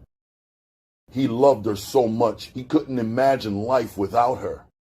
Black had even sought the advice of his mother, who gave him her blessing. He also consulted his little brother Stink. Man, don't marry that hoe, yo. You gotta be one sorry motherfucker if you do. As usual, he tried to sabotage their relationship any way he could think of. Black disregarded Stink's comments. He was going through with it regardless. Stink would just have to deal with it. Now, all there was left to do was pop the question to Netta. When she finally arrived home, Black greeted her at the door. Hi, boo, she said as she entered the house, hugged him, and went on by him about her way. Hey, you eat yet? He asked. Yeah, I had a little something. You? 'Cause I can whip up a little something real fast if you're hungry, she said. Black shook his head no, with his eyes downcast as he looked away. What's the matter with you, Daddy? Why you acting funny? She asked as she stopped what she was doing to pay him some special attention. Nothing, he said, as his eyes averted hers. It was all an act. While you were gone, something came in the mail for you. It's in the kitchen, he said, as if there was something really not right about the picture. Netta, wondering what he could be talking about, rushed off into the kitchen. She noticed a long white box with a large bright ribbon attached. From the looks of things, it was a box of roses. Inside the box, laying on the top of a dozen long-stem roses, was a card. Picking it up, she quietly read the inscription. I love you, and I hope the next time we get together, it will be for the rest of our lives. The rest of the card was blank, no signature. Netta's mind was racing. The next time we get together? The next time? She thought, trying to put it together as a guilty conscience overwhelmed her. She thought her past had finally caught up to her. Then reason began to overcome her doubt. She knew she had never brought any guys to her house except Black. This had to be some prank perpetrated by some unknown character. I don't know who the fuck is playing games, but this shit is going right in the trash, yo. She said, gathering the box of roses, and proceeded to act on her statement. She wanted to get rid of it before Black inspected it. I wouldn't do that if I were you, yo. Look inside the box. There's something in it you might like, he assured her. At that moment, Netta knew it wasn't a gift from a former sex partner or some jealous-ass broad. She realized Black had something to do with it. Her heart stopped racing and she calmed down. Sitting down at the kitchen table, she carefully examined the contents of the box, removing all the roses and fallen petals till she came across a small gray velvet box. Her eyes grew large with anticipation. She opened the box and almost fainted. The VVS E in color 7-carat marquise cut diamond caught her off guard. She screamed more out of greed than joy. Is this mine? She asked. Who else could it be for? Black asked, then walked over to her, taking the ring from her fingers and bending down on one knee. He grabbed her hand and romantically asked, Will you marry me? It was a scene straight out of a movie. This was how every woman dreamt of receiving a marriage proposal. Teary-eyed, Netta responded, Yes, I will. Black's mother was the wedding planner. All three had decided it was to be a summer wedding. Cynthia was excited about having a daughter-in-law and was happy that it was Netta. They were doing something that she and Black's father never got around to doing. Little did she know, Netta never had any intentions of marrying Black because she was already married to something else, the game. The only reason she agreed to marry him was so she could squeeze all that she could out of him before cutting him off. Netta wanted to see just how far Black would go for her. She was about to find out that his love had no limit. Meanwhile, Mimi seemed to be doing good by all appearances. Physically, she still looked fine as ever. But after a few short weeks of sniffing dope, she had a habit. Dope was like a miracle drug. She could use it to ease her pain. The empty feelings of rejection throughout her life and in the streets had led her down the wrong path. The pussy pound found her distant, short-tempered, and moody. They began to shy away from her and vice versa. Eventually, everybody lost track of Mimi except the streets. They had her for sure. She spent all her time with hustlers from all over the city. Whoever was willing to get her high or get high with her was who she was kicking it with. Mimi developed an insatiable appetite for dope. Too much was never enough. While under the influence, she turned into a nymphomaniac, and the word spread quickly amongst hustlers about her dope and sexual practices, and hustlers were lining up to take advantage of her. Dudes she normally wouldn't have given the time of day to now got her high and run trains on her. Passing Mimi around from friend to friend was like a plate of food they could eat from. She was even videotaped, unknowingly, however, willingly participating in a threesome involving another female and a male. The streets were talking, and they were saying that Mimi was a dope whore. The videotape only proved it. What? Black yelled into his cell phone. He was talking to Sonny from New York City.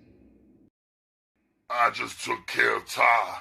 You ready so soon? Asked Sonny. In his mind, Black wondered how many other times had Sonny took care of Ty and not mentioned it. Yeah, your man Ty was just up here a couple of days ago. I took care of him. I thought it was a little light from what you usually cop, but I took care of him. No sooner than the words left his mouth, Sonny knew he had made a terrible mistake. It was too late. The cat was out of the bag. Y'all still working together, right? Asked Sonny, puzzled, trying to clear up any confusion. Working together? That bitch-ass nigga works for me. Black didn't say what he was thinking. He was too busy trying to maintain his composure. Yeah, I'll see you in a couple of days, yo. I'll put what I want in your beeper. So have that shit ready for me, yo, Black said, ending the call. It was customary for him to call Sonny and let him know how much weight he wanted ahead of time to ensure that he could get as much as he needed at once. Black didn't like having to make a bunch of trips on the turnpike. New Jersey was ridiculous. Past that, he still hated New York and wasn't trying to have to make but one trip, not two and not three. Sonny would have him out there like that at times. Hanging up the phone, Black realized that something unexpected had come out of his brief conversation with Sonny. Ty's underhandedness. How long this nigga been stabbing me in the back, he thought, thinking all kinds of craziness. Hello? What's this shit I hear, yo? You been to New York and was copping from Sonny? Bitch-ass nigga? What you think, I wouldn't find out? Huh? Thought you was slick, didn't you? How long you been pumping your dope out of my spots, yo? Nah, yo, I wouldn't do no shit like that. Listen, Black, I was gonna tell you, yo, but you know, it's hard to catch up with you, my nigga. Ty said weakly, trying to explain. Nigga, it ain't that hard to catch me, motherfucker.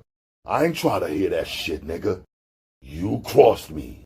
So this is the thanks I get for putting your bum ass on, right? Black, it ain't like that, yo. You getting all the money. I need more money than I'm seeing.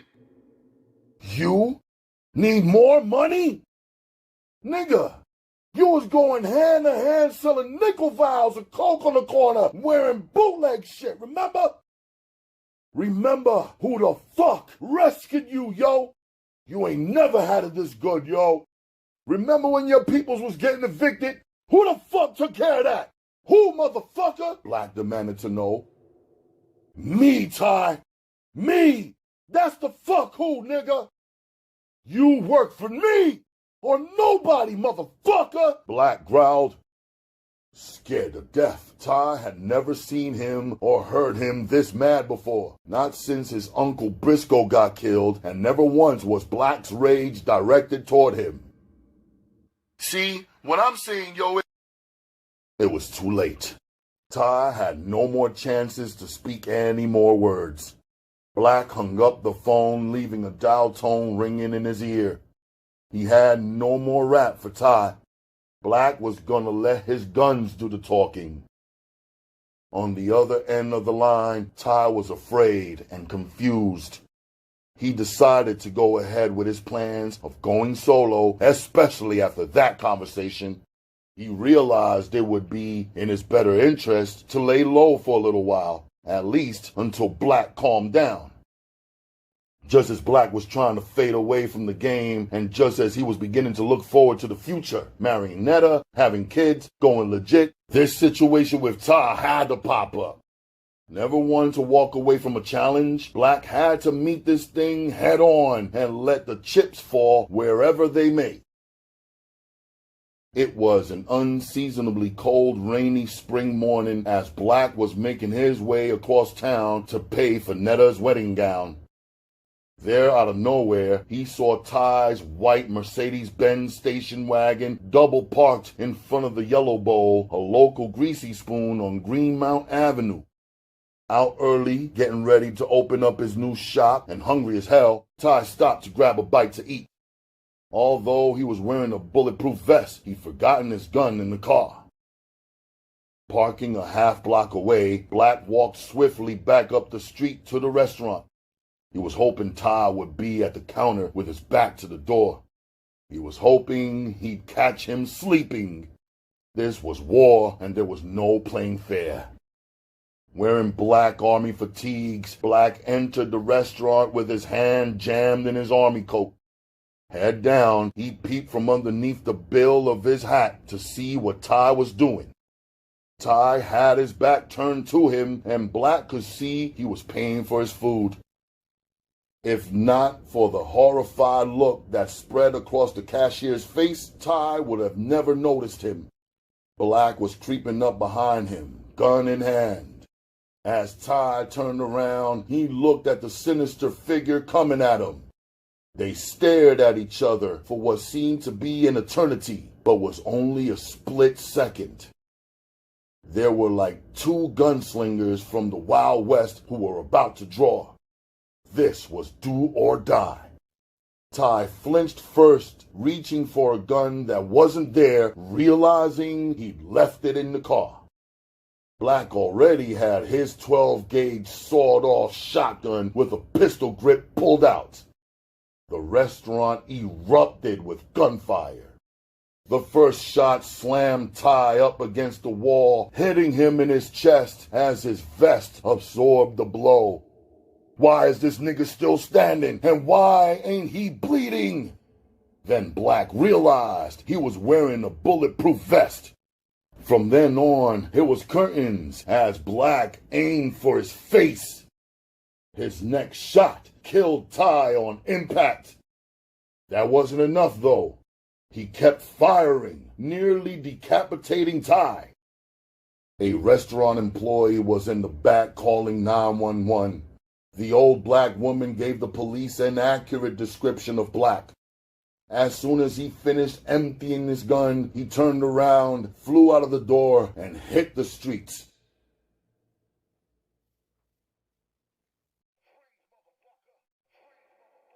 Freeze, motherfucker! Drop your weapon and get on the motherfucking ground! A cop yelled at Black as he took cover behind his patrol car.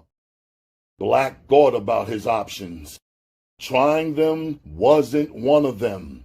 He was out of ammunition. He didn't want to go out in a hail of bullets, becoming another young black male slain by the Baltimore Police Department. This wasn't the blaze and glory he wanted to die in. Black was forced to surrender. Drop the gun slow, motherfucker! Drop the gun slow! Another cop ordered as he took a deadly aim at Black's head. This was his last warning. He'd get no more. They were preparing to gun him down. Black willingly complied, tossing aside his weapon. He slowly dropped to the pavement, laying face down and spread eagle as dozens of armed police officers cautiously approached him. He was arrested without any further incident. The news of Ty's death and Black's arrest spread throughout the streets like wildfire. Netta got the news from Black's mother via phone. Later, Black called her himself from the station. Hey, baby, you all right? She asked, sounding concerned. Yeah, I'm cool. I guess you heard by now what happened. I can't really talk, so don't ask me nothing crazy. Just listen. Black paused to collect his thoughts. He knew he was in trouble. Now he needed Netta to come through for him. I need you to go to the block and see Stizan for me. You know who I'm talking about. Tell him to give you everything he got for me. Everything. Of course Netta knew who Black was talking about. Stan. She made it her business to know all his business. She knew all his lieutenants personally. This information would serve her well now that Black wanted her to collect all his money off the street. He wanted this done immediately before anybody got any funny ideas. He would have gotten his family to handle this, but as a rule, he never involved his peoples in the game. Okay, I'll take care of it. What you want me to do with it when I get it? She asked. Take half to my mother, and the other half I want you to use as a retainer for a good lawyer. Black replied. What about me? Who's gonna take care of me now that you're gone? Greed began to consume her. She began making other plans for that money. Netta, you listening? Black asked, snapping Netta out of her scheme. I'm listening, boo. But her mind was on that money. Netta, I want to know, is you gonna ride this thing with me or what? 'Cause if you ain't, now is the time to let me know. I don't want to be thinking one thing when it's something else, yo. Anybody can be with me during the good times, but it takes somebody special to hang in there when the chips are down, yo. Black vehemently said. Boo, I'm here for you. Netta stated in complete contradiction to what she was feeling and thinking. No matter what happens, I'll always be here for you. You don't have to worry about nothing on this end. That's what I hope you say, yo. I'm gonna beat this case. Watch. Black boldly predicted. It was a relief for him to know that Netta had his back and loved him enough to wait for him. Maybe we can still get married over city jail, thought Black to himself. Netta, I gotta go. The police is sweating me to get off this phone. I'll call you after I see the judge and get over to city jail. Don't forget to take care of that for me, he said before hanging up. Netta clicked her phone to make sure the line was clear. Then she dialed Central Booking, posing as a bail bondsman. Hello, Central Booking. It was the deep, husky voice of the desk sergeant on the other line. Hello, this is Erica Shaw from Slick Rick Bails Bonds. I would like to know the criminal charges against my client, Deshaun Williams, and also his bail. Hold on for a minute, miss. The desk sergeant said as he punched Black's name into the computer. Ma'am, you have a very bad man on your hands. His charges are murder in the first degree, reckless endangerment, unlawful possession of a firearm, and discharging the firearm within city limits. How does that grab you? I can go on forever, but I don't have all day, and by the way, there's no bail for murder one defendants anymore in the state of Maryland. You people should know that, so Billy the Kid will have to wait for his day in court. Thank you, sir, said Netta. This meant the money was hers, all of it. All she had to do was collect it, which wasn't a problem. Unlike most cases, when a hustler goes to jail and the other parties on the street refuse to pay, this situation was not Black's. Stan and the rest of Black's lieutenants gave up every last dime owed.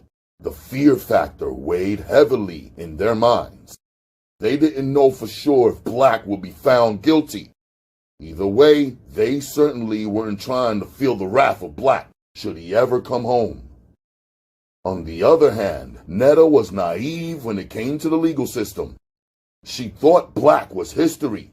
She just knew he'd be tried, convicted, and sentenced to forever. Black ain't never getting out, she convinced herself. Acting on the ignorant feeling, she went ahead with her scheme, beating Black out of a little over $250,000. Then she placed a block on her phone so she couldn't receive collect calls. Believing Black wouldn't be home no time soon, she went jewelry shopping with a portion of his money, stashing the rest. In Baltimore City jail annex, Black went ballistic when he found out Netta robbed him. The money was a small thing. He had plenty of paper. It was the principal. He couldn't believe she had the heart to steal from him. Didn't Netta know he was a stone-cold killer? Didn't she know what he'd do to her? Black was heartbroken. Slowly it began to sink in that the only woman besides his mother he ever loved didn't love him. This was a cold realization arousing a hatred in him like he'd never known. He never felt hate for a person like he felt hate for Netta. Black swore he'd get her back one day. In jail or out of jail, he'd get her back. Part 3. The Future. Chapter 18. It was a typical hot summer's day in Baltimore. The dog days of summer were in full swing. The sweltering heat and humidity turned row homes and apartments into saunas. Everybody and their mother was out on the stoops, porches, corners, and streets trying to catch a cool breeze. Tone and his cousin Man were out collecting money from various workers and places around the city. Tone was real popular in Baltimore, even though he was from the Bronx. "Yo, Stu, you got that?" Tone yelled out the window of his customized black Mazda MPV. His minivan was equipped with DVD, video games, and 4 small color televisions in the dashboard and headrests.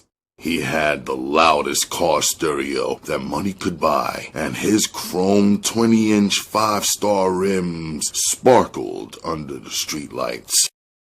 As he came to a complete stop near a group of young men on the corner of North Avenue and Castle Street, heads turned and admired his car. Baltimore didn't need to see the New York license plate tag the way the car sat. You knew the nigga was from somewhere else.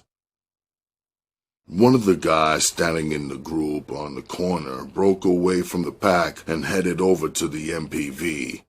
It was Stu, his girlfriend's cousin. He was also a constant fuck-up. Over the years, he had beaten Tone or shortchanged him out of so much money and packages it wasn't even funny. "Yeah, how much you want, yo?" Stu asked playfully, yet in a serious tone, as he approached the minivan with a few vials of coke in hand, like he was serving a customer. Tone had anticipated Stu's prankish mood and countered it with a joke of his own. He tapped his cousin Man on the leg, as if to say, "Watch this." As soon as Stu stuck his head out through the car window, he put a gun under his chin. "Yo, son, what the fuck I tell you about playing with me like that? Now where the fuck is my money at, motherfucker?" Tone said lowly through clenched teeth. Stunned, Stu looked directly in his eyes for a sign that would tell him Tone was playing. He saw none. "This nigga is having a bad day. He must be tired of my shit," thought Stu. "Tone, what the fuck is you doing? Why are you playing with that gun, yo? I swear to God, as soon as I finish knocking off this pack, you got that? I swear, yo, I ain't never gonna play with your money again. I'ma bring you straight paper," he continued on, real shook, with a barrel pressed against his chin. Tone was enjoying chumping Stu. This was one of the few times he was able to turn the tables on him. Unable to control his laughter any longer, Tone removed the water gun from underneath his chin and squirted him in the face. "Ah!" he burst out laughing, pointing his finger at Stu. Stu didn't like being put on the spot. However, knowing how much paper he was indebted to Tone for, he let that shit slide, taking his t-shirt to wipe the water off his face. "I knew that gun was fake, yo. I was just playing around with you. Tone, you ain't crazy enough to pull a gun out on me. I laugh and joke, nigga, but I don't play." "You don't pay neither, nigga," said Tone, still laughing, banging on the steering wheel. Show you right, Stu. I always knew you was a pussy. This only proved it, son. I wish you could have seen your face. Now you talking that killer shit. Nigga, you ain't gonna kill shit or see nothing die. Tone continued mocking him in a girlish voice. I swear to God, I'm gonna pay you this time. Please don't kill me. Ha ha ha ha. I ain't say it like that, yo. Remember where you at, Tone. This is B-more. Where you see more, nigga. You better be more careful. I could have got you slumped for that shit, yo. My peeps right down there, and you know they strapped. Ain't nothing happening to me on this block. Whatever, nigga. You still sounded like a bitch. Tone really liked Stu because he was naturally funny, and anybody that made him laugh, he could tolerate no matter what the shortcomings were. Stu's weakness was he liked to hustle and get high, like oil and water. These two things don't mix. Most times getting high got the best of him, causing him to mess up money. Stu reached in his pockets and handed him a knot of money, which was a lot less than it appeared to be. It was $200 in singles. Tone quickly filed through the money, counting it up in his head. What the fuck am I supposed to do with this? He asked. It's money, ain't it, yo? Give it to one of them strippers you fucking down at Eldorado's. Better yet, give it back. I'll show you what to do with it. Once again, Stu got over. The joke was really on Tone. Stu knew how much he hated singles. Tone looked at him like he was crazy, then pulled off, leaving Stu standing in the middle of the street. When he reached the next block, he hopped out of his car and handed out the singles to the first group of kids he saw. They would have ice pops and ice cream on him that day. In the passenger seat, Man sat fuming, unamused at his cousin's handling of Stu. He felt Stu was taking advantage of them. Fed up, Man decided to say something about it. Yo, Tone, you can't be letting these Baltimore cats just walk over you like that. You giving New York niggas a bad name, word up, Man said, real serious to his cousin. Son, what do you want me to do, kill him? That's my fucking girl's cousin. Me and that kid been through mad shit together. He helped me get on my feet when I was down here by myself. Your son held me down. I must be doing something right. I'm getting money, ain't I? Asked Tone, trying to check his cousin back in his place. That's all fine and dandy, motherfucker, but I ain't just talking about that kid, and I ain't just talking about money. It's the principle of the shit. What about all them other niggas you let slide? Yo, Tone, you gotta start busting your guns, son. These lame-ass niggas is starting to take you for a joke, said Man, blowing the situation way out of proportion. These cats is too slow to be getting over on you like that, he added. Compared to New York City, every other city and its residents seemed slow to Man. To him, New York was the capital of the entire world. The center of his universe. It was all he knew. Tone shot a dirty look at Man. He saw this day coming a long time ago. The day Man would try to tell him how to handle his business. Man was as geographical as they come. He represented New York and the Bronx 24 hours a day. He thought he was better than everybody in Baltimore just because he was from New York City. Tone had hoped in time he'd grow out of his pro-New York attitude, but Man never did. So now it was time to check him.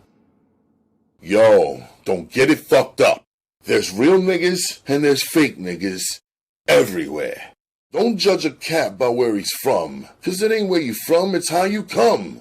There are cats out here from New York I don't give a fuck about, and there are cats from B-more I got crazy love for, and they got love for me. You got thorough niggas out here like anywhere else. You better recognize everybody out here ain't lames or slow. I'm out here to get money, bottom line. I ain't out here on no rah-rah shit or New York versus B-more shit. Let them other niggas go to war over that geographical shit. I'm trying to get money, son. Word to my mother. Tone put man in his place and said what needed to be said.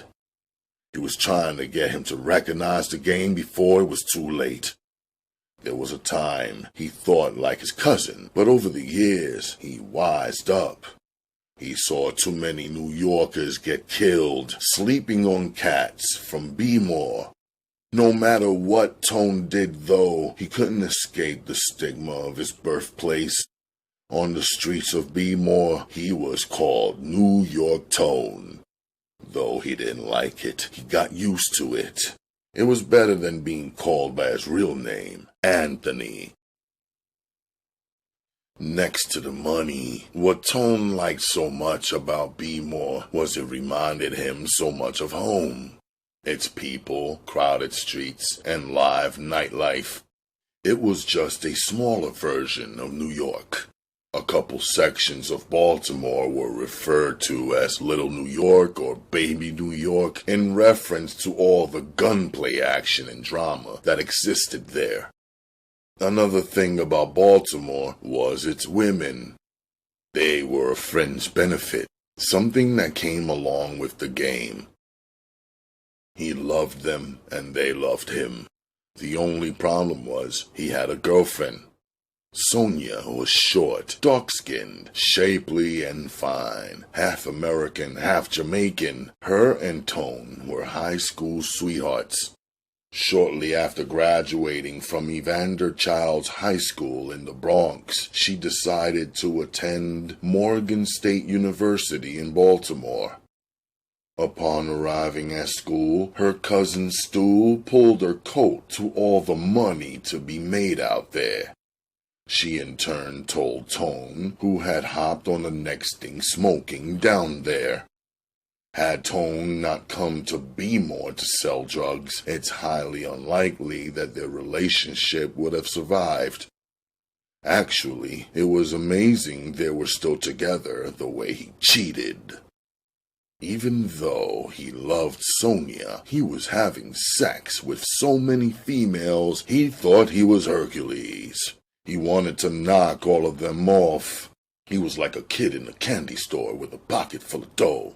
He wanted to sample whatever caught his eye. On the strength of where he was from and all the money he was making, Tone found no shortage of sex partners. He certainly wasn't a bad-looking guy. Brown skin, tall, curly hair, and a chipped front tooth were his best physical attributes. Not to mention, his heavy New York accent was like an aphrodisiac to the ladies. Tone loved to frequent strip joints. His favorite was El Dorado's in downtown Baltimore. He had every stripper that worked there at least twice. After the club closed, he'd come back and pick one of them. Then it was off to the nearest hotel, all for a small fee, of course. The rates varied according to who you were. Tone, being the regular he was, got a discount. Most hustlers called this tricking, but not him. This was an investment in a sure-shot thing. The way he saw it, if you bought a broad a Happy Meal, then you was tricking too. A dumb one at that, you still might not get none. He, on the other hand, could expect the works since he paid for it. The best part was, when he was finished, he could get up and walk out the door and not say one word. In his mind, Tone tried to justify his cheating ways. He reasoned, if I could get what I needed at home, I wouldn't have to creep around. Sonia refused to perform oral sex on him. This was some mandatory shit for Tone. Are you crazy? I'm not doing that. I don't want to. Tone tried every trick in the book, but nothing worked. They'd been together for 4 years, and it was still the same old shit in the bedroom. Tone figured if she wasn't ready now, then she'd never be ready. In the middle of the night, Tina awoke to the sounds of muffled noises that escaped from under the bathroom door and down the hall. A light sleeper, she laid in bed wondering what the sounds could be. Silently creeping, she walked down the pitch-black hallway towards the bathroom. The bright light escaping from beneath the door was her guide. This must be Mimi, Tina thought as she inched closer, careful not to make any noise. She hadn't seen Mimi in weeks. Tina wanted to have a talk with her about her disappearing acts. Reaching the bathroom door, the noises grew louder.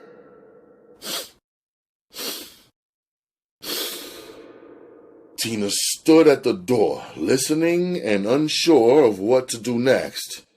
This isn't what I think. Please, Lord, don't let it be. Her baby girl was getting high. On the other side of the door, Mimi was snorting heroin.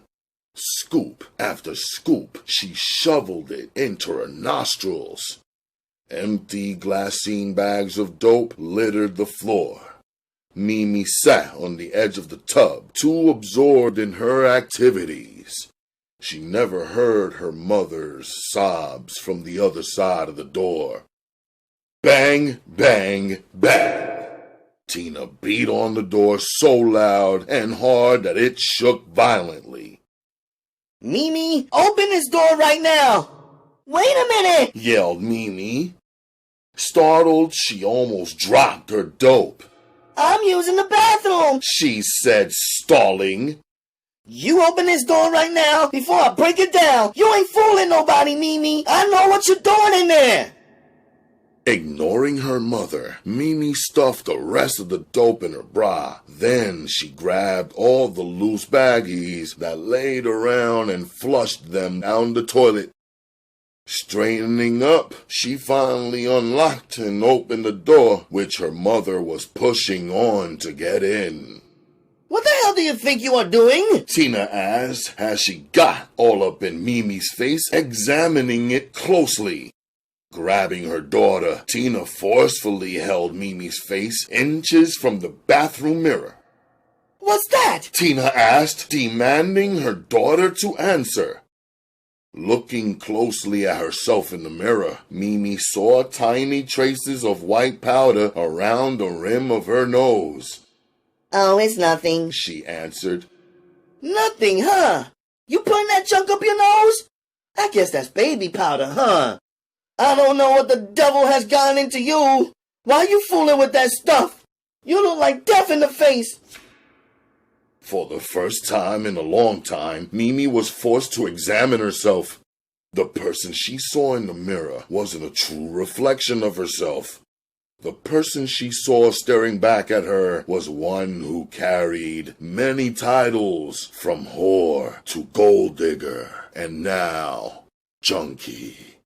The person in the mirror wasn't her. It was a tired-looking imposter. Ma, I need help. I can't stop getting high, she said as a tear rolled down her face. Tina released the hold she had on her daughter's face and embraced her. Tina couldn't have anything come in her house and hurt her more than to see her daughter getting high. When would it end? For Tina, she had lived the life of a hustler's wife all her life. It was a life she couldn't convince herself had been a waste. Now, her hustling husband was nowhere to be found, unless she went looking, which she didn't. Not to mention, her son Timmy shot dead, senseless over money. His life was worth more than that money. Her other son in jail for the rest of his life. Tommy will spend it behind bars. Oh, there was nothing sadder than this moment for Tina. The tears that rolled down her daughter's cheek sparked tears in hers, still left from her son's, and tears she didn't even know she had for her daughter. If she could wipe out every drug on the market, she would. Admitting her drug problem to her mother was the first step for Mimi on the long road to recovery. Secretly, she entered a 90-day inpatient program in Bethesda, Maryland, called Second Genesis. Her mother's pastor arranged this from the church. May I speak to Mimi? The long-lost voice could be heard through the handset. Netta? Asked Tina, excitedly knowing the voice sounded familiar. Hi, Miss Johnson. How's everything going? Said Netta cheerfully. Netta, I've been thinking about you. Where you been? You could have called, you know. I've been worried sick about you. She said. It was true. Netta hadn't been in contact with anybody in quite some time. She had been too preoccupied with Black. Now that he was in prison, though, she was starting to reestablish her old ties. I'm sorry, Miss Johnson, but I've been working. I didn't mean to call, but I've been busy. Most of the time, it's too late to call when I get off work. It's no excuse, I'm sorry. You know how time flies, said Netta apologetically. It's okay. I know how it is. I'm just glad to hear from you, baby. Where you working at? She asked. Maryland University Hospital. I do clerical work. How's little Timmy? Netta asked. He's doing good. He's getting so big. That boy is eating me out of house and home. He's asleep now, taking his nap. You know he loves you, right? Always points to your graduation picture, said Tina. Miss Johnson, is Mimi home? Asked Netta. No, baby. She's down south taking care of my sick mother. She'll be back soon, she said, lying. And Tina was a churchgoer. She didn't like lies. It was against her religion. But for her daughter, Tina went against her God. Mimi begged for secrecy. So even though Tina didn't want to lie, she did it for Mimi's sake. She is? Asked Netta, surprised to hear that Mimi went down south. She wasn't a traveling type. She was one of those people who would never leave Baltimore. Born there, die there. Netta thought it must be serious for her to leave. I hope your mom has a speedy recovery, said Netta. Yeah, baby, she's doing better. Mimi should be home soon. Well, will you tell her to call me? Asked Netta. Oh, baby, you know I will. She'll be so glad to hear from you. The conversation ended like that. Netta didn't give it a second thought. She'd see Mimi when she got back. Mimi was the prettiest fiend in the rehab center, bar none. Surprisingly, there were just as many white people in rehab, if not more. But from the start of her rehabilitation efforts, she was doomed. She felt uncomfortable and out of place. She was surrounded by hardcore addicts and couldn't identify with those people at all. The dope fiends and crackheads in her group class told horror stories about how they went about getting their daily fix or hit. Mimi wasn't feeling the group or the class or none of it. In her mind, it never got that bad for her. The hardest thing for her to do was stand before the group and say, Hi, my name is Mimi and I'm a recovering heroin addict. She could barely get it out, and even when she did, it didn't sound right. Her drug counselor accused her of being in denial. In all actuality, she was in rehab for all the wrong reasons. Mimi wasn't there to rid herself of her dope habit. She was there because she got caught getting high, not because she wanted to stop. Mimi was there because she didn't want anyone else to find out just how badly she'd fallen off. As if she could undo the damage done to her reputation. Mimi was only there to salvage her image, what little of it was left. Her heart wasn't into recovery. The whole time she was there, she thought about getting high. By the time her 90-day rehabilitation period was over, nobody even knew she was gone. That was just the way she wanted it. Mimi had gained her weight back in all the right places and was looking better than ever. After her release, she hooked right back up with Netta and the Pound. With Black locked up down city jail, her and Netta were thick as thieves again. It was just like old times. As the years passed, Netta led and Mimi followed. The Pussy Pound was still in demand, and everybody was prospering. Running their game, they ran through and discarded hustlers like old clothes, Netta in the forefront and Mimi trailing a split second behind. Little did Netta and Mimi know that their past sins were just about to catch up with them.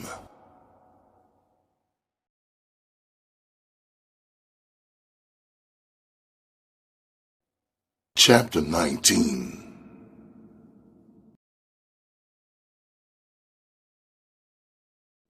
On Monroe and Fayette Street, Tone sat inside Man's new gold Lexus coupe blasting his system as he waited for Man to finish handling his business. The years had been good to both of them. They had a successful run in Baltimore, dealing drugs for 4 years without getting locked up.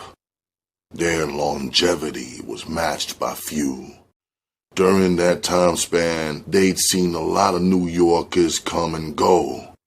Most of their friends and people they knew were either dead or indicted. Yet, more and more kept coming down to Baltimore, wave after wave. No one seemed to get the message that things weren't as sweet as they used to be. Cats were coming home from jail with an anti-New York attitude, and the murder rate was steadily rising. Things were hectic in the streets. Zoning out listening to rap music, Tone spotted a yellow Range Rover pull up. The bright color of the truck caught his eye. He watched as the truck parked a few cars in front of him. The driver door opened and a beautiful dark-skinned female stepped out of the truck and began unloading groceries. Snatching the keys out of the ignition, Tone walked over to assist her and run some game. "Excuse me, miss, with the slim waist and the pretty face. You need a hand with that, ma?" Tone politely asked as he undressed her with his eyes. Damn, you scared me. It's not polite to creep up on people like that, said Netta, caught off guard. "My bad, ma. I didn't mean to scare you. I seen you struggling with the bags, and being the gentleman I am, I figured I'd help you," Tone said, flashing her his megawatt smile that brought a grin to Netta's face. "I could use a hand, New York," Netta replied, picking up his accent. "Thanks," she added, handing him the last of the grocery bags before closing the trunk. Tone waited for Netta to secure her car, and together they walked toward her house, where the other bags sat on the steps. "Damn, ma, what you got in there? Them shits was heavy, word," said Tone, not realizing Netta had deliberately given him all the heavy bags to carry while she toted the light ones. "A strong nigga like you shouldn't have no problem carrying them bags," said Netta playfully. "Oh, I ain't got no problems. I'm just trying to figure out where your man is," he asked, trying to get some information on her status. Was she single or seeing somebody? Either way, it didn't matter. Tone just wanted to know, so he know how to come at her. "I ain't got no man," Netta stated, thinking about 4 years ago when the last man she had was black. "I'm high maintenance, and these niggas is low budget. They got champagne taste and beer money. You got to spend money on this. As you can see, I'm used to nice things." "Damn, ma, what part of the game is that? You on some real extra shit," said Tone, knowing her kind. This broad ain't nothing but a gold digger. But he felt he could handle her. After all, he was from the Big Apple, and there wasn't no gold digger worse than one from New York. "The part of the game you wouldn't understand if your money ain't long, New York," Netta shot back with a sexy attitude, putting her hand on her hip. Say word, laughed Tone. Word, New York. Man, look, my moms ain't named me no New York neither. Yo, every New Yorker out this piece is called New York. That's just where I'm from. My name is Tone. What's yours? He asked, making the introduction, liking her style. So this must be New York Tone I've been hearing about. I'm Netta, She answered with a smile. Check this out, Netta. What's up with me and you? Can a nigga take you out and get something to eat or something? What? Get to know you a little better, you know what I mean? He asked, hoping she said yes. No.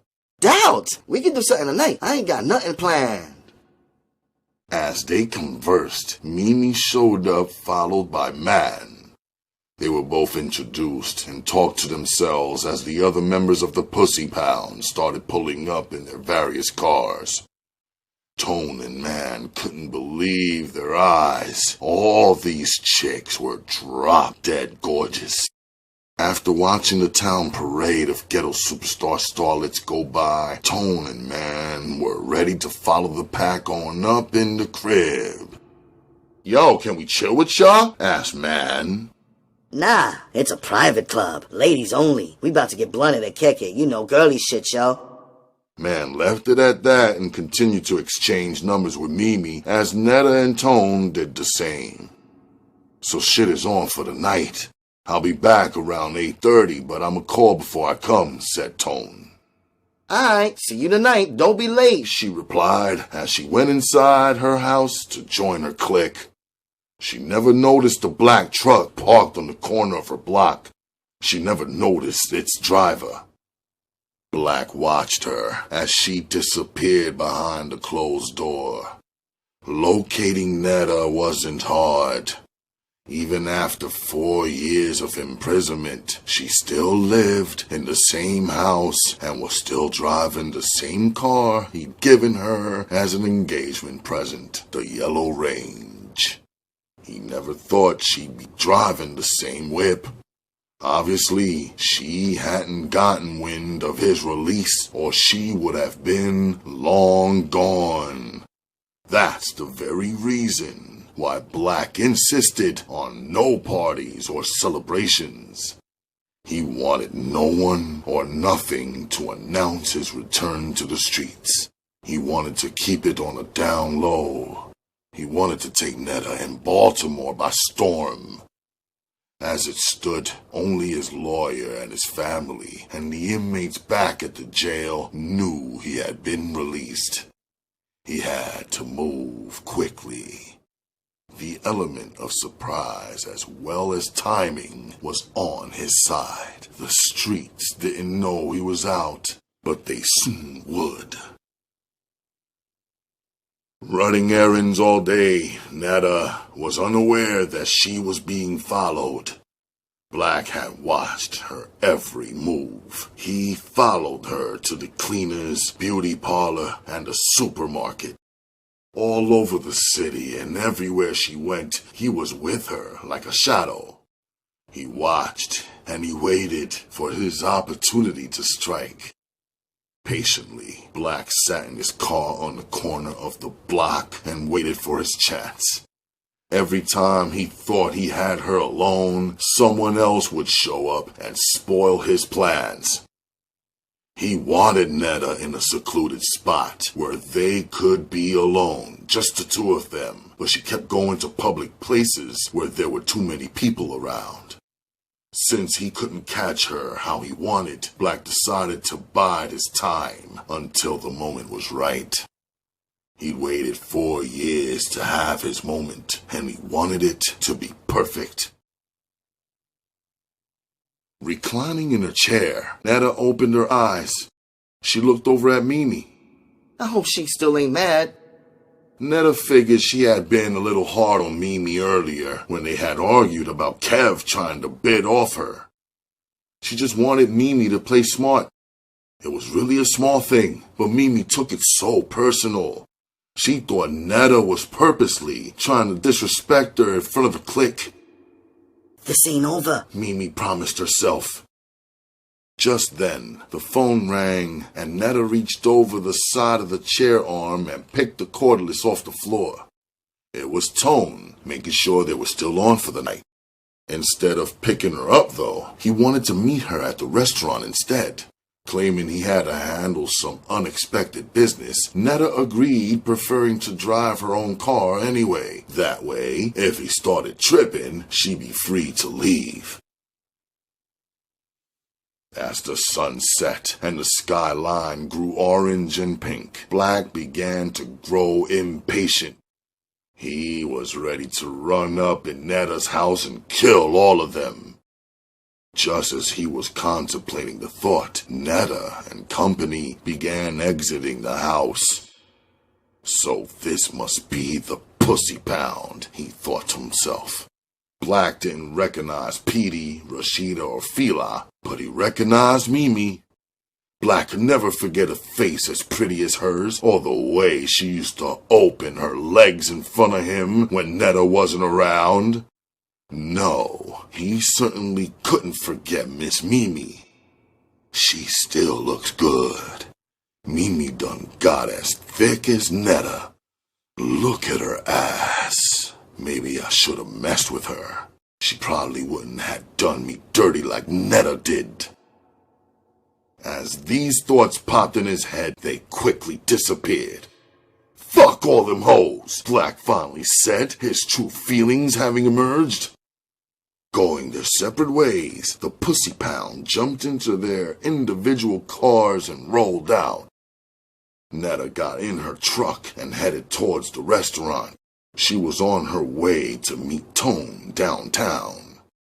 This was the opportunity Black had been waiting for all day.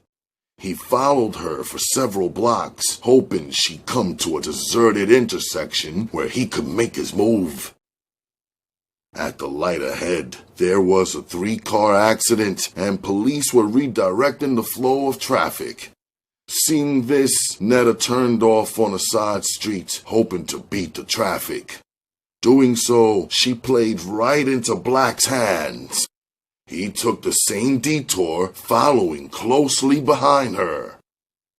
Black put the pedal to the metal. This was his golden opportunity.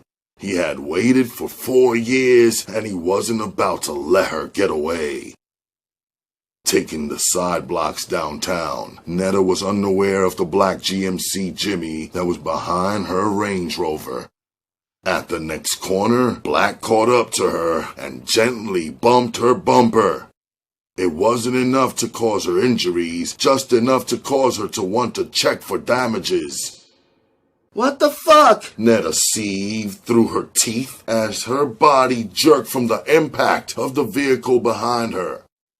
She immediately looked in a rearview mirror to see who had rear-ended her truck. She spotted a tinted black Jimmy pulling over in the middle of the block, and seeing that the truck was pulling over as well, Netta hopped out her vehicle with license and registration in hand. She inspected her truck. The damage was minor, only her taillight was cracked. However, with her car being foreign, damage this small could still be expensive to fix. Why hasn't he got out to look at what he's done to my truck? Thought Netta as the sight of her truck began to infuriate her. Remembering Tone, she looked at her watch and began to walk swiftly toward the truck. Must belong to a hustler, and if it does, that nigga might as well break me off right now or be ready for the police to take an accident report. I might have a lawsuit. I might need some medical attention. Netta's mind couldn't help but to scheme on ways to get paid. Netta couldn't see through the heavily tinted windows of the Jimmy. All she could make out was that the driver was a male. This nigga ain't that important, she thought, wondering why he hadn't got out or even rolled down his window. The average person would have apologized by now. I think since he's on some extra shit, I'ma get a police report, call my lawyer, and sue his fucking ass. Get the fuck out of the fucking car, roll down the fucking window. I'm in a rush, nigga, she said, striking a defiant pose, hand on her hips, teeth clenched. Instantly, The driver's window began to descend slowly, revealing more and more of the dark figure inside the car. Netta's expression quickly changed. She almost began to pee on herself when she saw Black's face. "Oh shit! Black, when you get out!" she said out loud as she gawked him, paralyzed from fear. For an instant, there was nothing but an expressionless stare between the two of them. Netta was desperately trying to gauge his temperament. Is he mad? Does he want his Range Rover back? This was easier than Black thought it would be. He didn't have to kidnap her or tie her up or duct tape her. She got in the truck with him willingly. "Black, I swear on my mother's grave, yo, it wasn't me who took the money. It was Stan. Stan said fuck you when I asked him for it. I tried to tell him, but..." Netta explained, talking so fast, Black could hardly keep up with her. Netta was seriously trying to pin that shit on somebody else. She swore on a stack of Bibles and lied on a dead man, using everything in her power to try and convince him of her innocence, but the guilty speak the loudest. Whether she knew it or not, Black already had his mind made up. So all that shit she was talking went in one ear and out the other. Absorbing every word of this one-sided conversation, Black didn't believe Netta for 1 minute, and what was really ticking him off was how she lied on Stan. Poor Stan wasn't even around to defend himself. He was murdered while Black was locked down. Never once did Black let his true feelings show. There would be plenty of time for him to vent his anger soon enough. For now, he was playing her game. This bitch done lost her mind. Time to pay the piper, bitch. Tone sat in Moe's on Albemarle Street, finishing the last of his crab cake dinner. He glanced down at the Cartier watch on his wrist. 9:30. Where's this broad at? Tone had given her the benefit of the doubt, but was now sure that Netta had stood him up. Who does she think she is? He thought to himself, getting heated. Tone had so many girls trying to get with him on the east side and west side that he didn't have to eat alone. That's it, I'm out, Tone thought as he stood from the table. Disappointed, he paid his bill and left the restaurant. One monkey don't stop no show, and Tone wasn't about to call it a night just 'cause Netta stood him up. His girl was studying for her final exams and didn't want to be bothered, and man was at the movies with some chick. What the hell? I'm downtown already. I might as well swing by Eldorado's. Tone wanted to unwind, and watching strippers dance was one of his many relaxing techniques. In the downtown hotel, Netta and Black were already engaging in sex. This was Black's first piece of pussy in 4 years, yet the way he was acting, one would have thought it was his last. "Come here," he growled as he drove his well-endowed manhood deeper into her. The powerful short strokes caused Netta to bang her head up against the headboard with each thrust. Pinching her nipples, Black watched as she grimaced in pain. Too scared to tell him to stop, Netta suffered in silence, growing tired of the missionary position he had her in. Finally, he flipped her over and penetrated her from the back, doggy style. Going through the motions, the multiple sexual positions, she felt nothing, no pleasure, just brute force. Too worried to enjoy it, Netta couldn't help but to think, Why did I come with him? Why did I get in his truck? These were the questions that were going through her mind as he dug in and out of her. She was praying that he hurry up and come so this rough tirade could come to an end. But it would get worse before it got better. Having his way and humping away like a grazed dog in heat, Black smacked her ass cheeks so hard that each smack caused Netta to wince and sigh. This turned him on so much he purposely hit her harder. Suddenly, as if it were over, Black pulled his penis out of her vagina and, without warning, slammed it into her anus, causing Netta to fall flat on her stomach as she tried to get his dick out of her asshole. Take it out! Take it out! She screamed, her cries only exciting him even more. On top of her, applying his full body weight, he began to hump his body into hers. The pain and agony was too much for her as she screamed, trying to fight him off. It was no use. Black pinned her down and placed her in a chokehold. She was all his now. The pain was so excruciating, Netta felt like she would black out. The tears were a puddle under her face, and all she could feel was Black stretching her asshole wider and wider. He was enjoying himself so much that he had blocked out her cries and screams of agony. A foul stench began to pollute the air. Mercilessly, Black disregarded it and kept going. Never mind the foul odor or the blood that was ripping from her insides.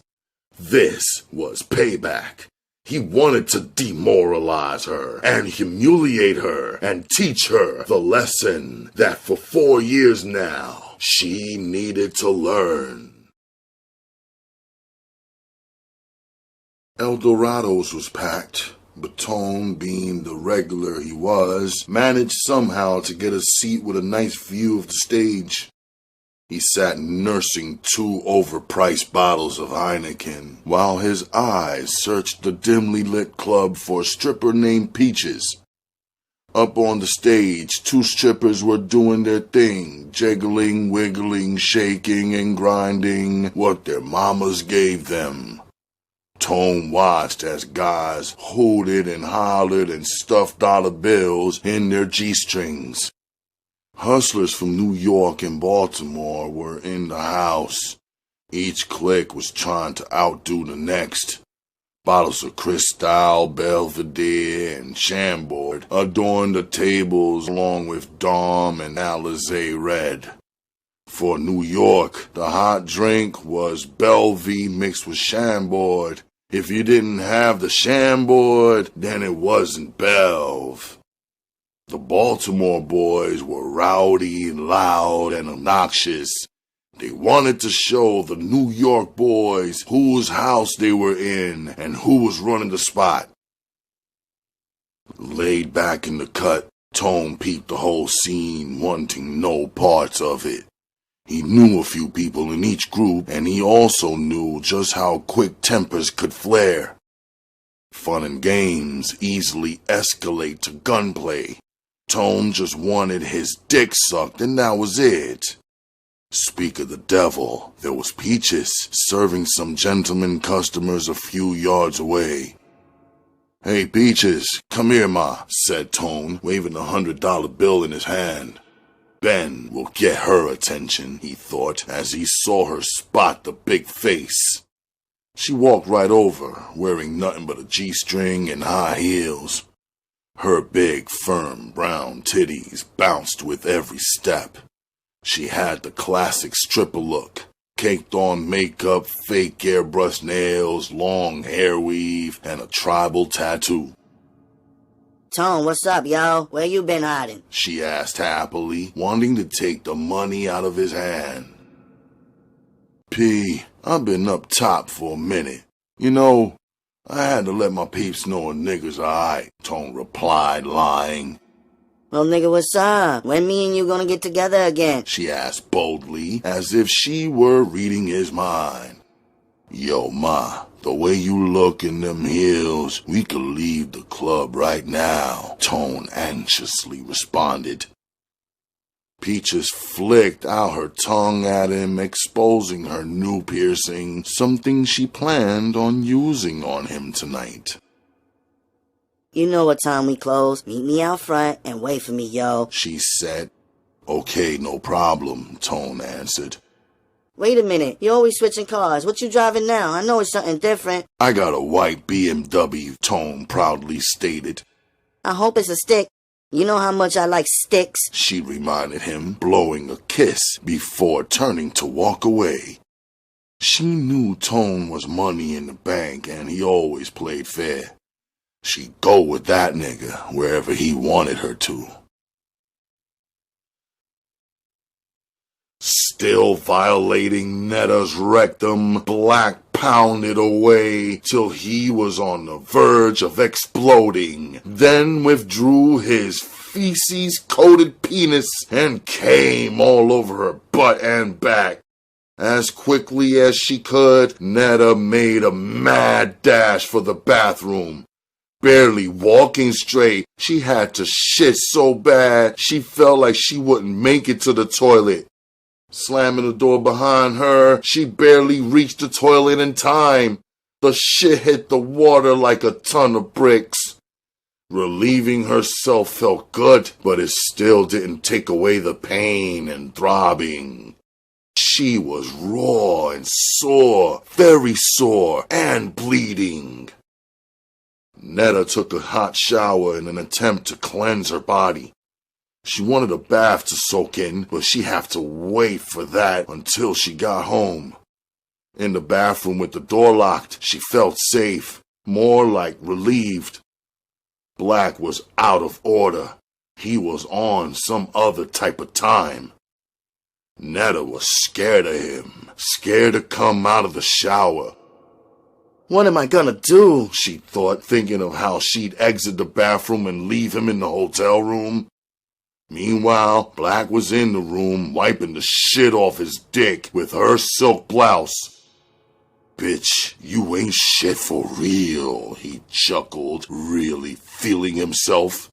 To him, Netta was nothing but a whore, and he was gonna treat her like one. When he finished disrespecting the clothes, Black started doubling up some wire hangers. He was about to bring the pain.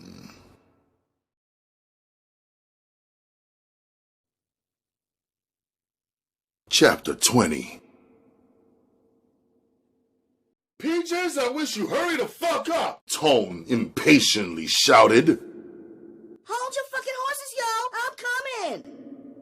Tone laid in the bed, butt naked, puffing some Branson he copped the last time he was up in New York. The weed was making him horny. It seemed like it took forever for them to get to the hotel, and even longer for her to get her ass into bed. All he was thinking about was her pierced tongue and all the places Peaches will lick him with it. Peaches was all about her business, and she knew how to satisfy a man well.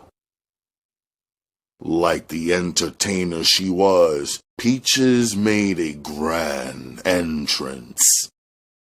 She stood in the frame of the bathroom door posing, wearing only her birthday suit and a pair of red leather thigh-high boots. She seductively strolled across the room and over to the bed. Still taking tokes on the blunt, Tone watched her move toward him in slow motion. Peaches came over and knelt down beside the bed, grabbing his manhood. She proceeded to give him a blowjob fit for a king. Tone's toes began to curl. Her pillowy soft lips and tongue stroked his dick up and down. The earring that was attached to her tongue felt strange but real good. Tone was loving every minute of it. He had totally forgot about Netta. This is what's up, he thought to himself. This is what I've been waiting for all night. As soon as Netta opened the bathroom door, she sensed something was very wrong.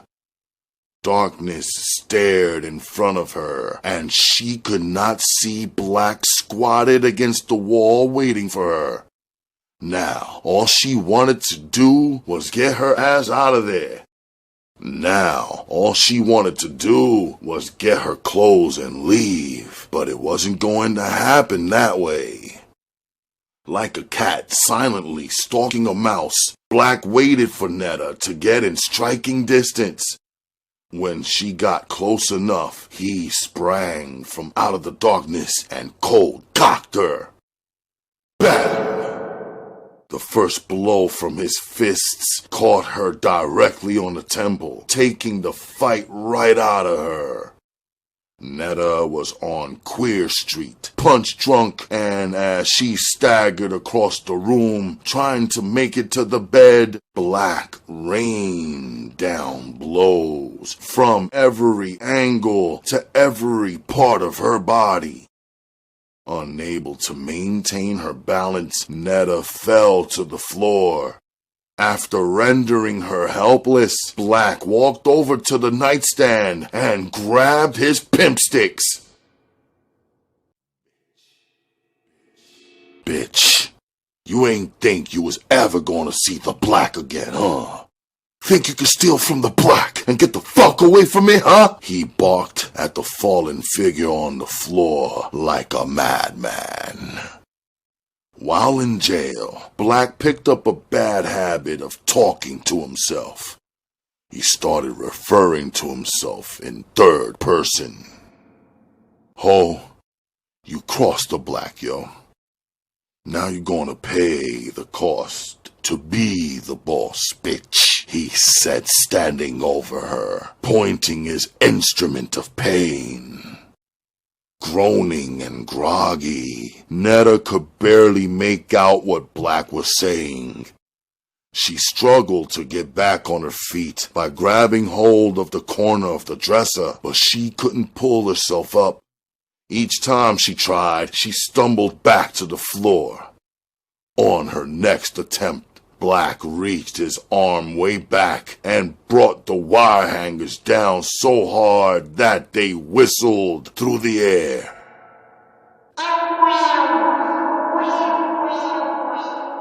Her screams only excited Black. He continued to beat her until he drew blood, and like magic, long welt marks appeared across her face, neck, chest, back, thighs, buttocks, and legs. Next door, Peaches straddled Tone and began riding him like a wild bronco. Up and down, around and around, she moved her hips rapidly, whipping it on him. Then suddenly, she came to a grinding halt. She thought she heard a scream. There it was again. Now she was sure. Underneath her, Tone was puzzled by her lack of movement. He gently smacked Peaches on her big butt and began grinding her back in an attempt to remind her what they were doing and why they were there. Hey, yo, P, why you stop? Come on, baby. I was just about to bust a nut. What you doing? Peaches didn't even respond. Her full attention was focused on the wall in front of her and what was behind it in the next room. Did you hear that? She said, her eyebrows frowned, with her finger at her lips telling Tone to be quiet. Somebody's getting the shit beat out of them next door. No sooner than those words left her mouth, another ear-piercing scream penetrated through the walls. Peaches looked down at Tone. I know you heard that, yo. Jumping off of him, she ran naked around the bed and up to the wall to get a better listen. Mad as all hell, Tone reluctantly got out of the bed to join her. With their ears pressed to the wall, all they could hear was a muffled male voice cursing somebody out. Bits and pieces of what he was yelling could be heard. Bitch! You sorry now! You sorry now, ain't you? You should have never crossed the block, bitch! You sorry now, ain't you, bitch? You sorry now! Well, don't be sorry now, motherfucker! Don't be sorry now! You're taking this thing a little too far. Yo, Ma, what the fuck are you doing? Tone asked as he watched Peaches get a glass and put it up to the wall in order to hear better. What the fuck do it look like I'm doing? She asked sarcastically. It looks like to me you're being nosy, Tone replied. You supposed to be over here sucking my dick and fucking me. What the fuck do I even pay you for? You supposed to be paying me the attention, he said, mumbling to himself, not really meaning it, but still not understanding her. Unbeknownst to Tone, Peaches herself was a victim of domestic violence. A short time ago, Peaches was brutally beaten by her boyfriend on a regular basis, needing emergency room treatment. She remembered all the times people would just walk by as if nothing was happening to her. Peaches had promised herself, like every other woman of domestic violence, that if she ever saw anything like that happening to somebody else, she'd do what she could to stop it. Peaches, you need to mind your business. That's a man and a woman's business. They're not bothering you, Tone said, as Peaches rolled her eyes and ignored him. Continuing his torture, Black beat and stomped Netta till she lost consciousness. Now look what you made me do, he said. The entire time he was beating her, he was also scolding her. I bet you won't take nothing else from the Black, will you, bitch? He asked, waiting for an answer that would never come. Taking her silence as disrespect, Black repeatedly lashed her again and again and again for ignoring him. Oh, you got nothing to say. You want to play sleep, huh? Don't you? Well, the Black got something that'll wake your ass right up. He threw down his bloody weapon and unzipped his pants. Pulling out his penis, he urinated on her head, further degrading her. Even after that, he wasn't finished. He continued to methodically beat and taunt her mercilessly until he heard someone banging on the next wall. Yo, Peaches, calm the fuck down, Tone said after watching her beat on the wall. Peaches stopped and quickly began to put on her clothes. Where the fuck are you going? Asked Tone. Next door? She said with defiance. Unfucking believable. This just ain't my night. I came here to get my shit off, and now we playing Save the Day. Man, I'm not getting in the middle of no boyfriend-girlfriend disputes. The peacemaker always gets hurt. Yo, I'm not risking my life for somebody I don't even know, he said, trying to convince her with logical reasoning. Aw, nigga, you just scared, Peaches said, challenging his manhood. Just to prove her wrong, Tone rushed and got dressed, following her out the door.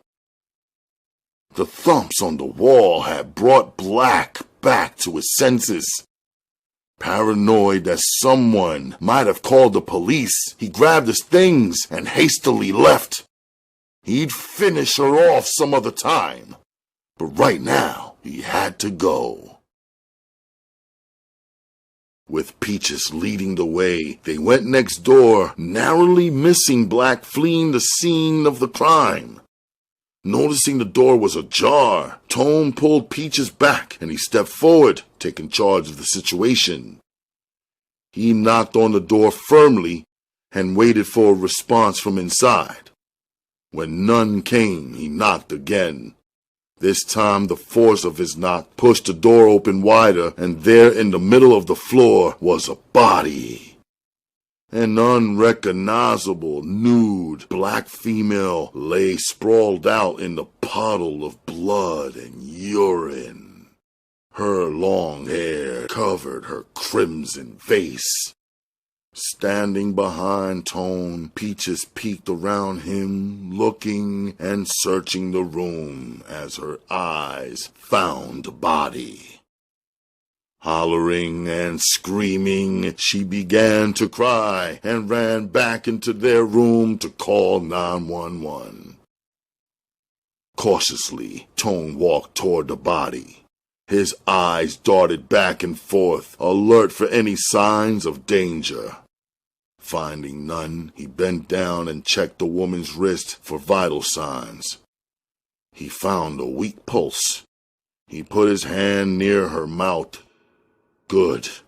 She's still breathing, he thought. He pulled out his cell phone and called 911. The smell and odor from the room was putrid. Tone could barely stand it. He felt like he was about to throw up. Her shirt, her body, the blood, the urine, all made his stomach sick.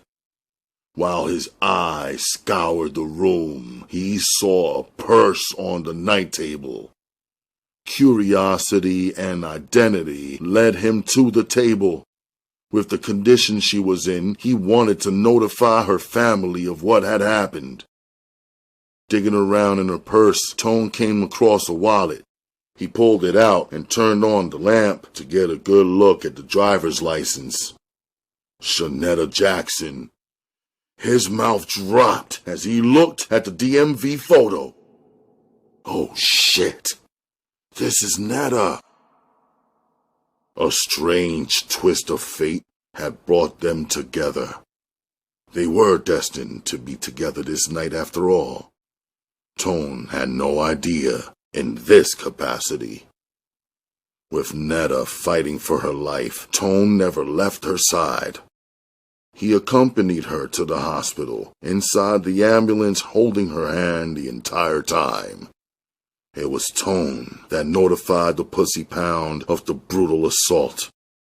Like a concerned lover, Tone waited around with Mimi, Rashida, Fila, and Petey while Netta underwent emergency surgery to stop the internal bleeding. It was Tone who the doctor told the extent of her injuries to. The operation we performed was successful. We were able to stop the hemorrhaging, which is good news. The bad news is she's not regained consciousness as she went into shock, but her vitals are rapidly improving. I believe she will make it. She's a strong young lady. They all collectively breathed a sigh of relief as they huddled around the doctor. Their prayers had been answered. Now let me ask you a question. Who in the hell did that to her, and why? Asked the doctor, ready to help aid the police in any way possible. That question weighed heavily on everybody's mind. Who could have done this, and why? The only person that could tell them was Netta.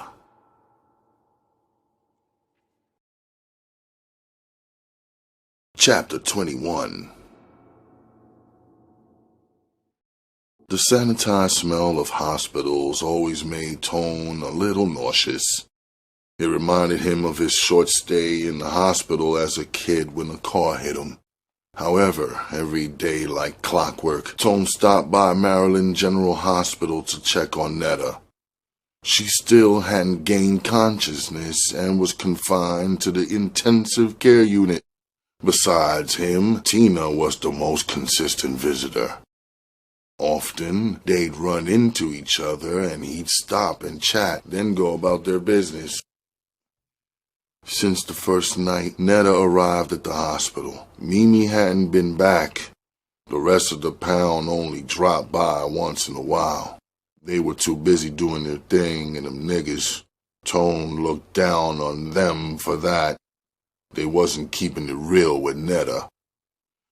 When he learned about Netta's tragic family situation from Tina, her dead mother, and unknown father, he was determined to be there for her as much as he could. Nobody should be left alone like this.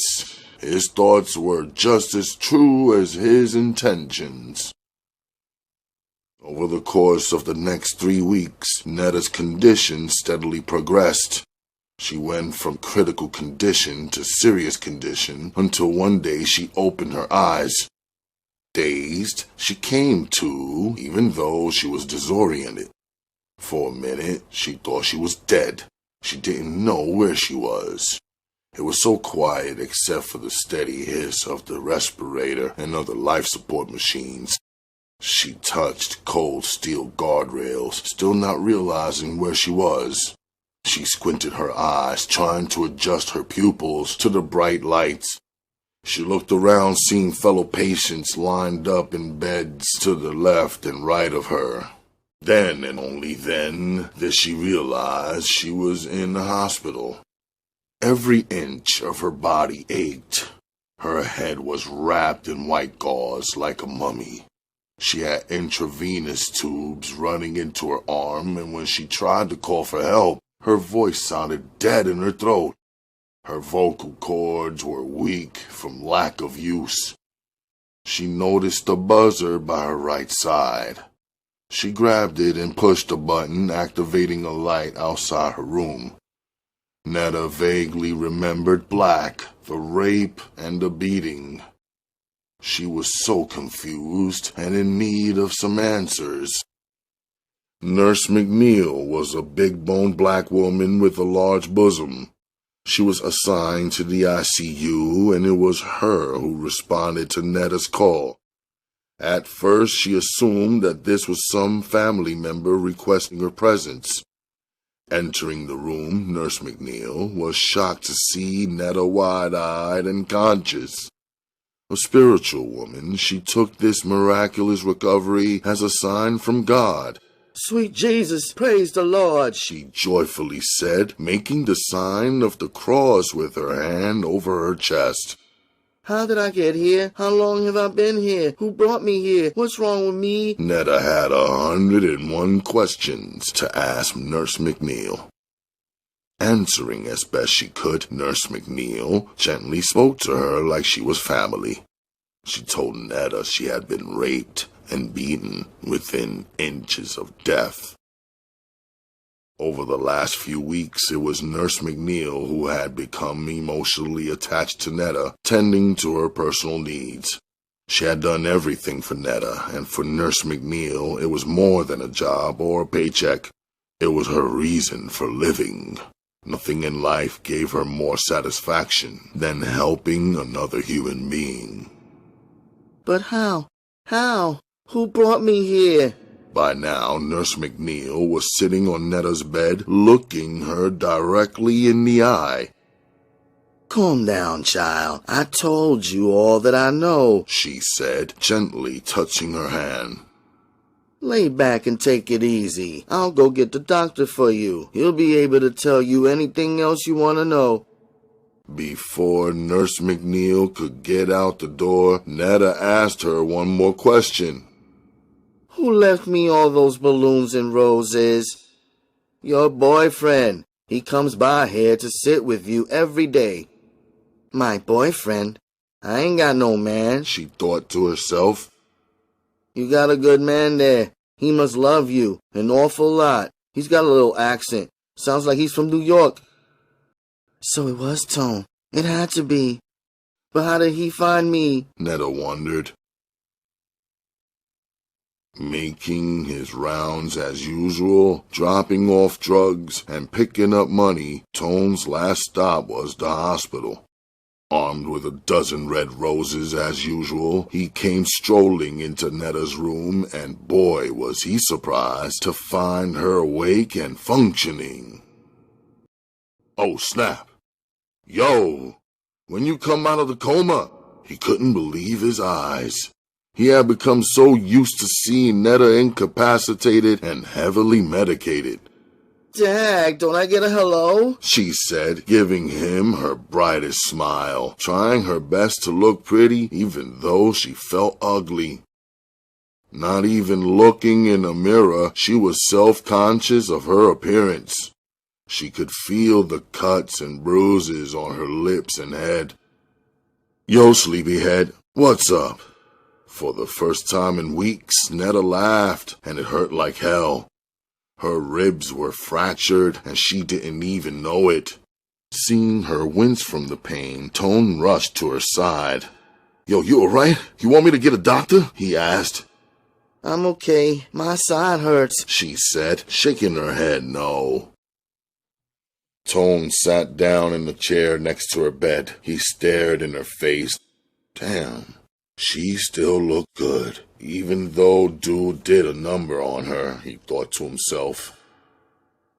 The doctor told me that if you had gotten me here a minute later, I might be dead. Thank you, she said, feeling like a little kid. Yo, don't give me that charge. I ain't no hero.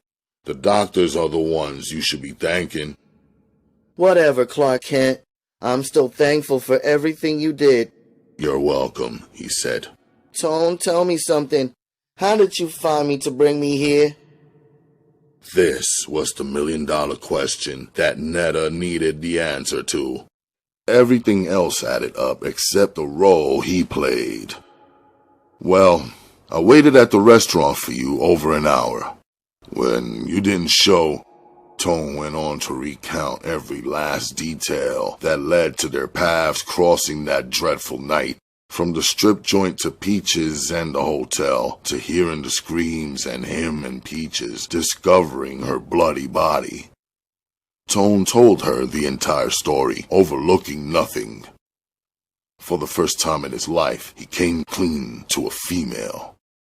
Yes, he was in the next room fucking Peaches, and he let her know that. Why shouldn't he? She was in the next room, right? Everything he was saying made her stomach shrink and her breath a little short. She hoped he couldn't see it from the look on her face. Netta had been hoping, more like praying, that he hadn't found her. She could only imagine how she looked. It was then that Netta realized what an angel he was. The average man wouldn't have helped. The average man wouldn't be sitting there right now. Tone, however, had some questions of his own that he wanted some answers to, but he kept them to himself. He figured in time he'd know, and he didn't want to upset her or pressure her, so he changed the subject. Yo, you know Mimi is messing with my cousin, man, right? I bumped into Petey, Fila, and Rashida once or twice coming to visit you. But I don't think Mimi's been back since the night we brought you here. I thought she was your girl. She's only been back to check on me once. Netta felt kind of funny that Mimi wasn't there by her side. For sure, Mimi should be seated where Tone was right now. But where was Mimi when she needed her? Netta was always there for Mimi in her times of need. She desperately tried to push the bad thoughts of Mimi out of her mind, but something had to be going on with her. Besides, what could be more important than this?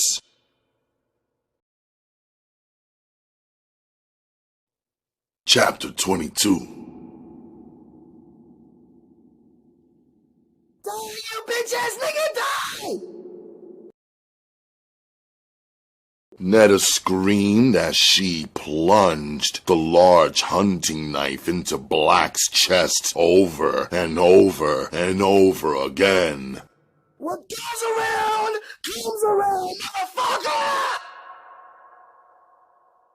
Popping out of her sleep, she realized she was dreaming again.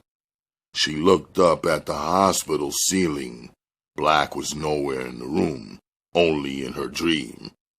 This was the same recurring dream she'd been having for the past few nights. What's the matter, Netta? You had another bad dream about that bad boy? Asked Nurse McNeil, rushing to her side.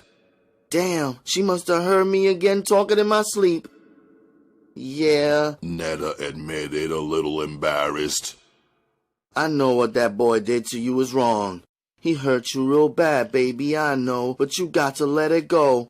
It's human nature to seek revenge. Just remember the 10 Commandments. Thou shalt not kill. The Bible says, vengeance is mine, saith the Lord. Everything has its time, and right now, it's time for you to heal. Not only your body, but also your mind. Live and let live. God will handle this for you if you put it in His hands, I promise you. God will punish him. Don't you even worry about it, said Nurse McNeil, feeling Netta's pulse while she fed Netta some of her Christian doctrines. But Nurse McNeil, he tried to kill me. How am I wrong for wanting revenge? Said Netta, her street mentality alive and well. She lived by the code of the streets, an eye for an eye. See, old habits die hard. Child, you youngins are so violent these days. Y'all only have faith in what you can't see. God will punish that boy on the day of judgment for the sin he's committed against you. God is the judge of all judges. Remember, Jesus turned the other cheek. Let him be your example, because if you fight fire with fire, you'll only create a big blaze and everybody will get burned. Everything bad that happens, something good must come out of it. You got to turn a negative into a positive. What good could possibly come from this?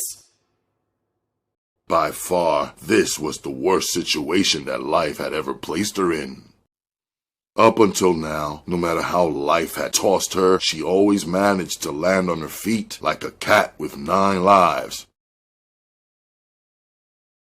With the help of modern medicine, her injuries would eventually heal. Her psychological well-being was what was at stake. It was up to Netta to cure what ailed her mentally. But she was bent on revenge. For weeks she was recovering. Netta retraced the steps of her life, her struggles, and successes. Even though she grew up with less than most, Netta still felt blessed to be alive, to have survived. Netta's first step to getting her act together was to let it go, like Nurse McNeil said. All the hatred she had in her heart for Black was consuming her. Netta forgave, but she didn't forget. In order to move on, Netta knew it was time for a change. Time for her to make some decisions in order to take her life in a different direction. She had to break away from the streets, the street life, and the life she was so familiar with. She'd have to break away from the game. For the first time in her life, Netta decided to make a conscious effort to do the right thing. But she feared change. She didn't know how to go about changing herself. Change represented, and the unknown was out of her realm of thought. But she knew there was nothing right about her life. It certainly wasn't right the way she used her body to get in a man's pockets either. She didn't even know their last names. Just that they had a couple of dollars. There was nothing right about being a thief or a whore, and Netta didn't want to be neither of those things anymore. The reality of being thrown in this world with nothing, to have to steal and trick niggas for a living, then be violated the way Black had violated her, was nothing but a mental struggle for Netta's mind. She wanted to change from everything she once was. If she could have a new face, a new name, and move herself to a place where no one knew her, she could change. She could at least hold her head up, but that was only wishful thinking. The truth was, Netta couldn't get a new face and a new name, and she didn't have a new town to move to. She had to face B-more, her past, what she was, and who she wanted to be. She had to face it all. But there was one thing she could change. Netta had Nurse McNeil's granddaughter cut, style, and dye her hair. She did this in her hospital bed, deciding she needed a new look to go along with the new person she was going to be when she was released from the hospital. Tone, I want to show you something, Netta said innocently that evening he was visiting. What? He said with a curious smile on his face. Promise you won't laugh. Yo, I promise. Now show me, Tone said. Remember, you promised you wouldn't laugh. Netta reminded him as she reached her hands in the back of her head and untied the scarf that covered her new hairdo. Surprise! She yelled as she snatched off the scarf, revealing her new short curly blonde hairstyle. You like? She asked, really needing his approval. I like that. It's definitely you. Now what you got to show me? Want me to close the curtains so we could get down to the nitty-gritty? Stop laying around, stupid. I'm serious, yo. I need you to do me a big favor. What is it now? He asked sarcastically. I need you to get a real estate agent and sell my house for me. I need you to put my furniture in storage, and I need you to sell my truck. Why? I thought you loved living in the hood. I do love my hood, but that ain't the point. Point is, I need to get away from that hood. I need to see life outside the hood. I know this might sound crazy, but all I've ever known is the streets and the game. That shit ain't for me anymore, Tone. You might think that I'm running away from my past, but I'm not. I just want to put a little distance between me now and me back then. This shit has done something to me. I'm a changed person. I'm a different person, and I want everything I do to reflect that change. I feel you, but I still think you're running away from something. You can't run from your past. It's who you are. Someday, you'll have to face it, and it's better to deal with it now than later. You can run, but you can't hide. Tone was hinting at her drama with that guy who had messed her up. Netta still hadn't told him that guy was black, and he had no idea how prophetic his words would be later on down the line. The doctors were amazed at Netta's speedy recovery and healing powers. The scars and bruises were slowly vanishing from her face and body. With the help of cocoa butter, the wounds would disappear in time. They gave her a clean bill of health and discharged her from the hospital. Before leaving, Netta made her rounds, saying her goodbyes to all the doctors and nurses who helped get her well. She had a particularly long and complicated goodbye with Nurse McNeil. Nurse McNeil had treated Netta like family, like one of her own. You take my number and you call me, day or night. If you need anything, you call me. It was time to leave, time to get on with life. She'd come full circle from not knowing what the future held for her to setting goals and planning the rest of her life. The material things she once cherished and damn near died for no longer meant anything. Those things had no value the way they used to. Netta had dreams that she wanted to pursue. She no longer wanted to use her looks or her body. Netta now knew from her long conversations with Nurse McNeil that the physical does indeed fade. Youth and beauty would go into decline long before her mind would. Of course, Tone was there to pick her up when she got released from the hospital. It was an occasion to celebrate. Tone took her to a new condo located just outside the city limits in one of the surrounding counties. Netta's new condo was fully financed by the sale of her row home and Range Rover.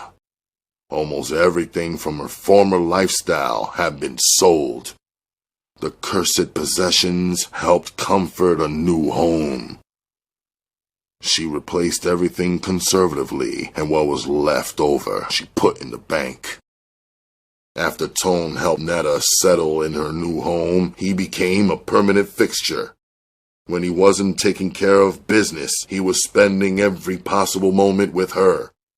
He took her to register for the fall semester at Catonsville Community College. He held her hand as she walked through the door, telling her she could do it and truly believing she could pass any class they had.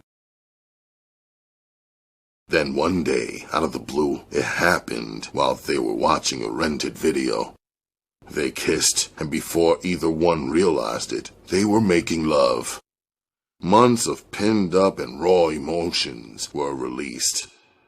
I love you, Netta whispered, snuggled in Tone's arms, and for the first time in her life, she meant it. This wasn't a game she was running to get in his pockets. These were her true feelings. How couldn't she love him? He was her hero.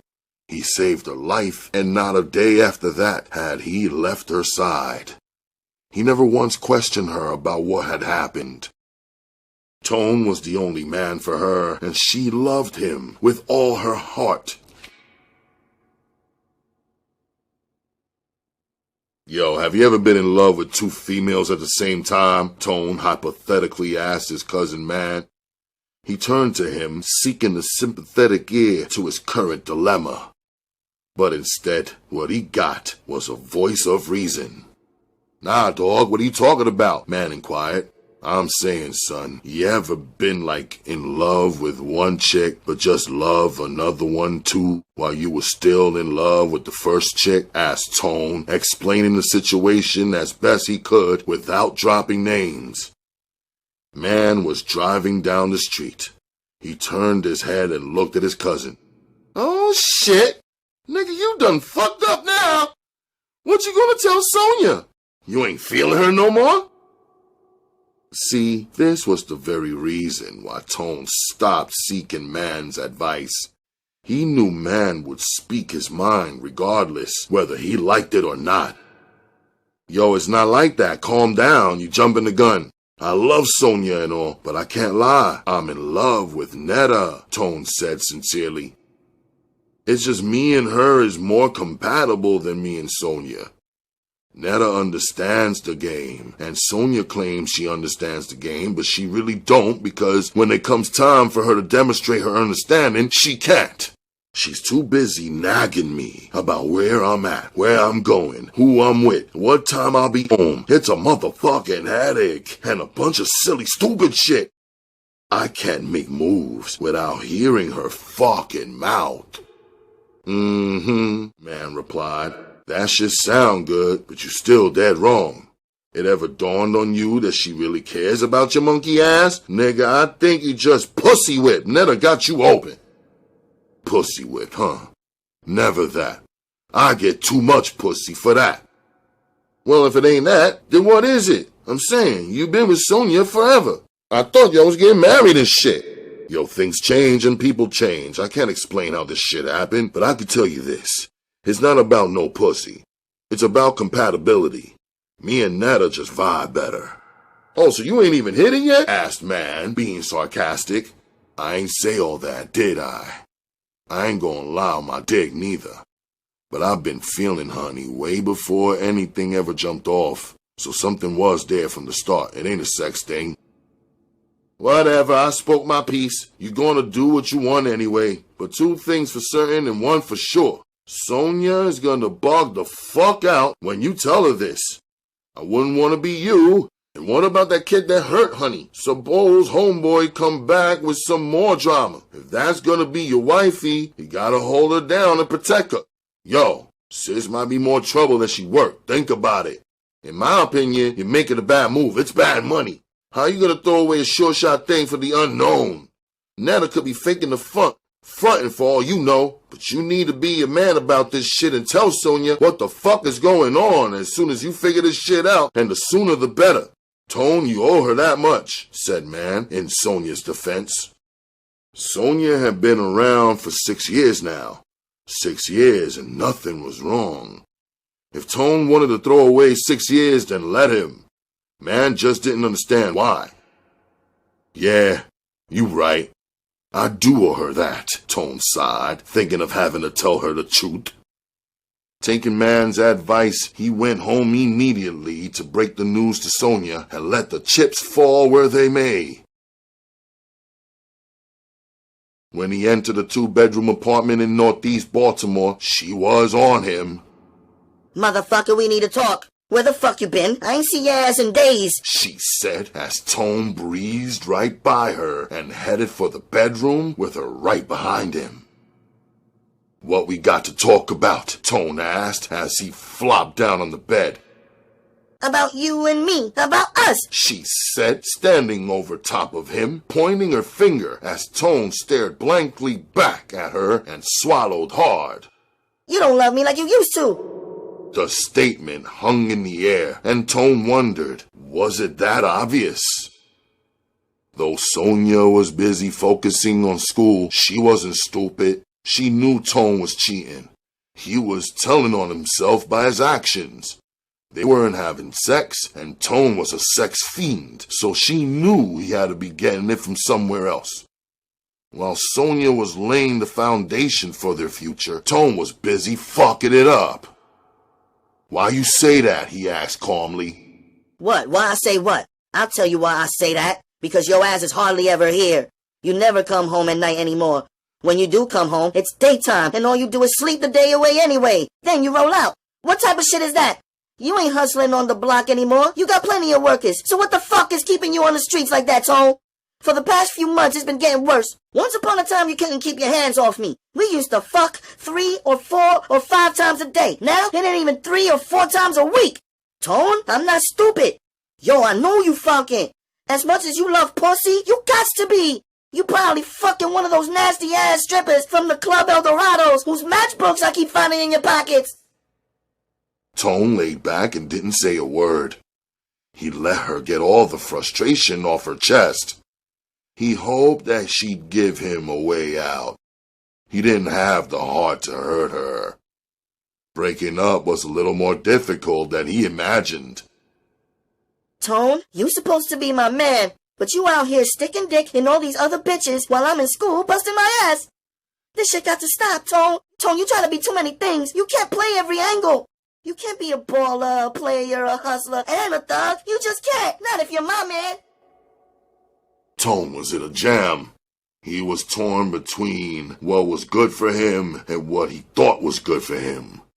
Sonia or Netta, A or B. Choose. He felt like he'd lose out on something either way he went. Neither possessed the same qualities, but they both had certain intangibles that he had loved.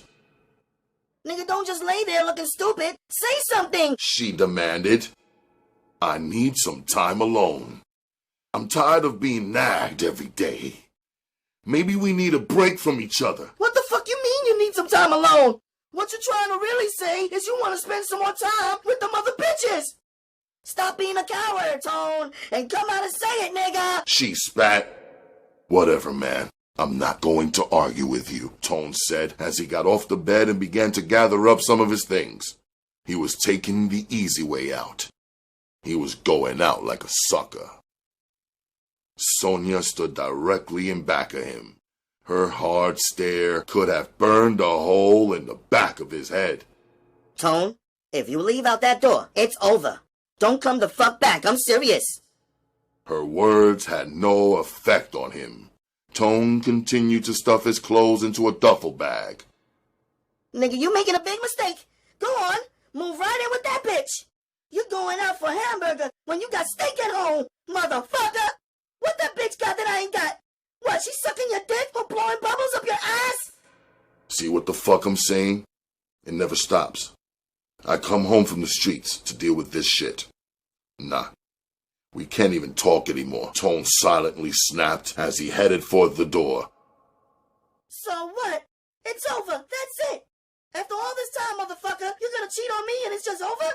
Motherfucker, get the fuck out, because I'm not kissing your ass.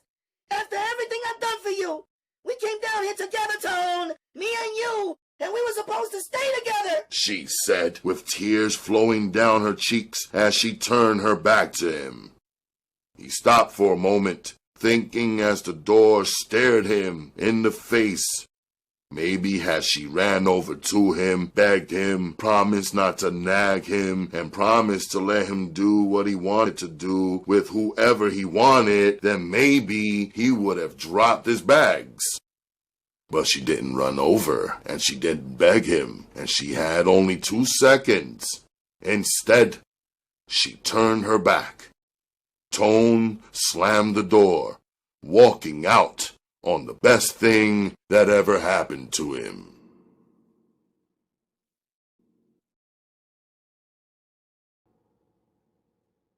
Chapter 23.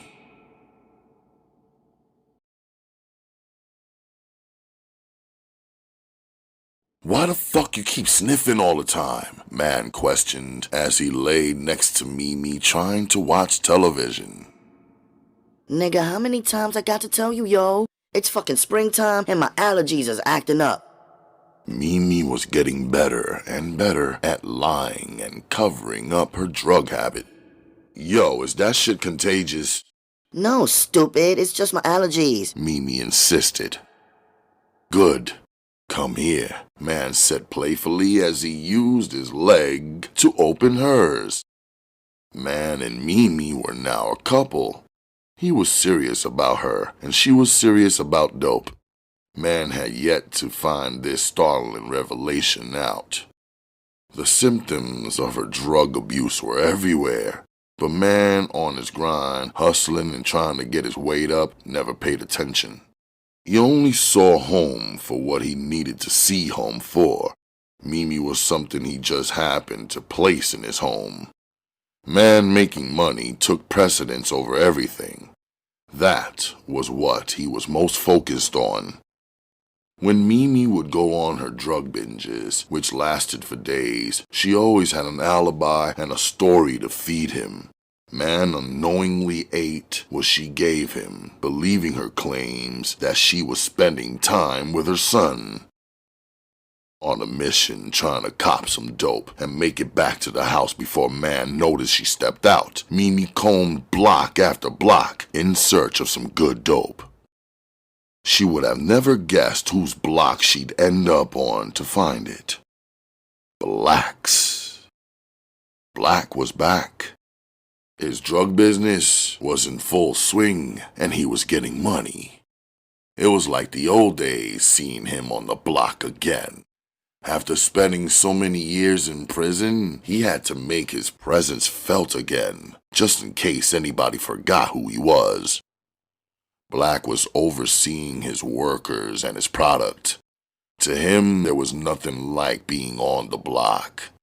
Nothing matched all the drama and the excitement. Black was putting his thing down on 21st and Barkley. The takeover had begun. Mimi didn't even notice him standing there. Too concentrated on copping and getting back home, she was busy focused on who could serve her. Mimi, what's up, yo? Long time no see, Black said, walking up on her from behind. Black? She asked, seeing but not believing. It had been so long. The last time she heard about him, he was in jail with no hopes of ever coming home. What, you forgot a nigga? Asked Black, thinking of how she used to do her little nasty motions with her legs and lips for him back in the day. Damn, Black, when you get out of jail? Asked Mimi, with her cash still balled in her hand. I got out a couple months ago, yo. Maybe she hadn't heard. Didn't she know about Netta? Those were the first thoughts in his mind. What's up with you? What you doing out here? Black asked, playing dumb, trying to throw her into a conversation. You know, yo, said Mimi. There was no shame in her game. I know what. You fucking with that thing? a little something like that. You know how that go. She said meekly, unable to look him in the eye. Yeah, Black knew how that went. She was on it hard. It happens to the best of them, Black thought to himself. Listen, I need you to take a ride with me, yo. I'll make it worth your while. You gonna hit me off, yo? She asked. I got you, yo, Black reassured her. Alright, I hope this nigga hooks me up with a nice bundle, Mimi thought. However, Black was on some other type of time. Just as she suspected, the move turned out to be the 52 fake-out. Black drove straight to the nearest hotel. Mimi knew what time it was before she even got in his Jeep. Black's mission was twofold. First and foremost, he wanted to pump her for information about Netta. They had unfinished business. Then he was going to have sex with her, another measure of revenge against Netta. Once inside the hotel room, Black pulled out a large bundle from his jacket pocket and handed it to her. She immediately began to strip for him. Naked, she sat on the bed, dumping bag after bag into a $20 bill. As she began to snort, Black sat patiently, waiting for the drug to take effect. Then he began to question her. "So what's up with you and Netta?" he asked, trying to feel her out. Since the incident, Black hadn't seen or heard anything. He knew she had moved. He saw a for sale sign, so he knew she had moved. Just didn't know where. He needed specific details, and who better to give them to him than Netta's best friend? In between snorts, Mimi came up for air. Me and Netta don't get down like that no more. Why? What happened, yo? Asked Black like he was concerned about their friendship. I'm tired of being that bitch's flunky.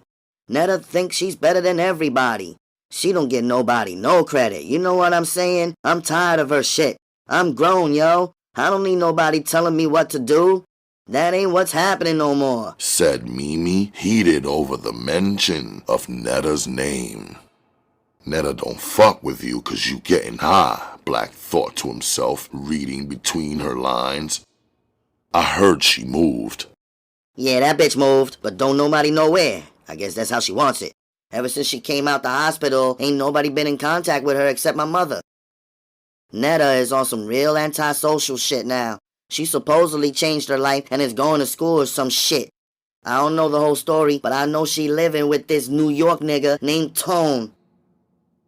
Jealousy and rage filtered over his entire facial expression. If anybody knew how much he hated New Yorkers, it was Netta. He had confided in her the details surrounding his uncle's death and his ill will towards New York and New Yorkers a long time ago. She knew he hated them. How could she fuck with one of them niggas? How? She's sleeping with the enemy. This bitch is the enemy. He really wanted to kill her now. It was disrespectful. It was like she had spit right back in his face. It took every ounce of restraint Black had to keep his cool. He took Netta's relationship with Tone straight to heart. How you know? He asked, picking Mimi's brain, not wanting to believe it was true. Oh, I'm kinda messing with his cousin, but it ain't nothing serious though, she said, lifting her face up out of the $20 bill long enough to answer him. Kinda my ass. Both you bitches are exactly alike. Snakes. If all you dumb ass hoes and stupid ass niggas would stop fucking with them New York niggas, they couldn't come down here and take over. Why can't these motherfuckers see that? He wondered as he sat there looking at her in disbelief. Ready to get down to business, Black got up and walked over to Mimi. Standing in front of her, he reached down and pried the dope out of her hand. Now that he had her attention, he unzipped his pants and pulled out his penis. Mimi began performing fellatio, something she had gotten good at over the years, licking him and slowly taking the head of his cock in and out of her mouth. Mimi never once thought about the fact that he used to fuck her girlfriend.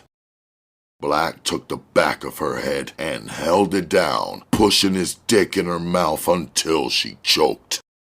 The more she tried to breathe, the more he tried to make her swallow.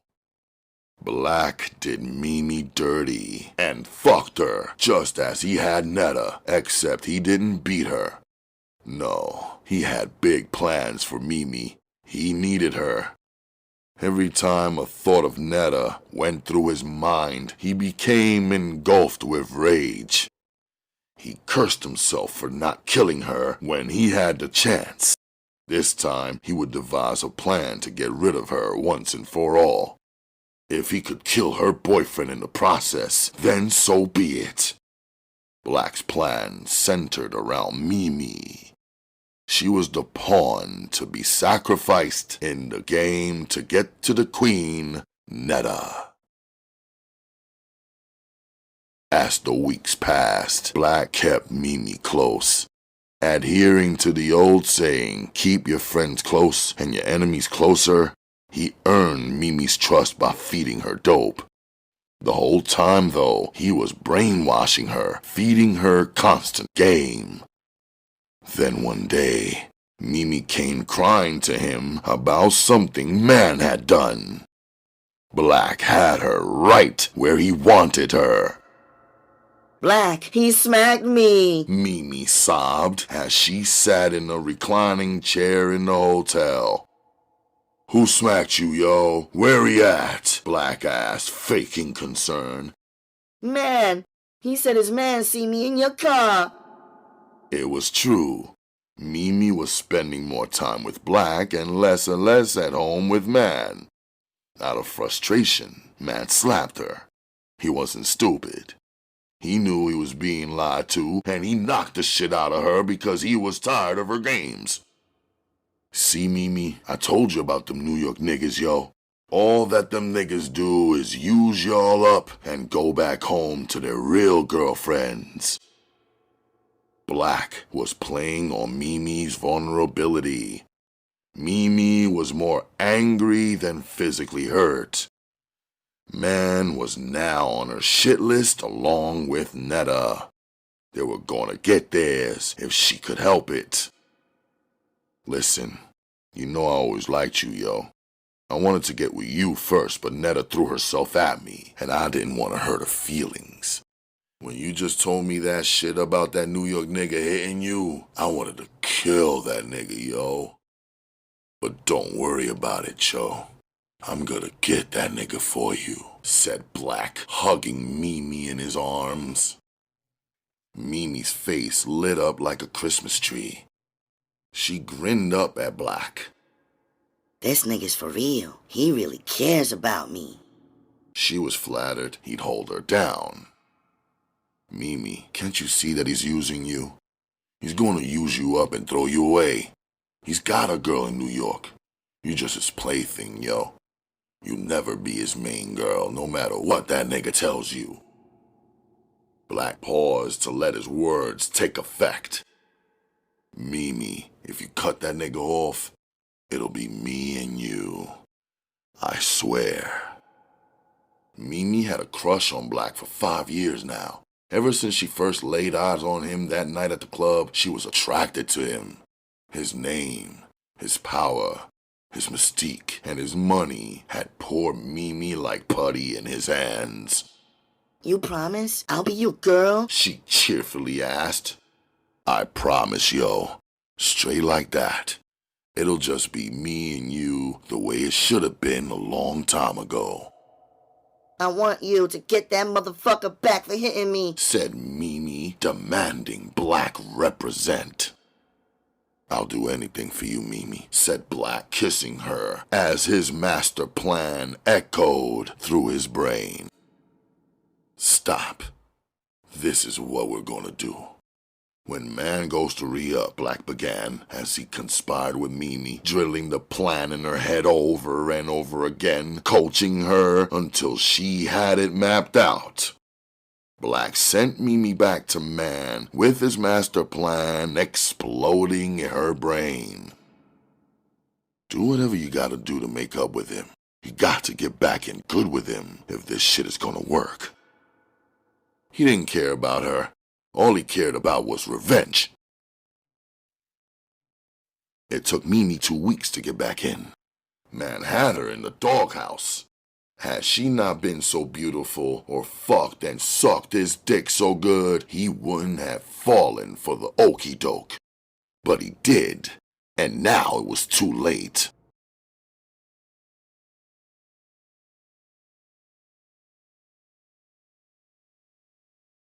Chapter 24.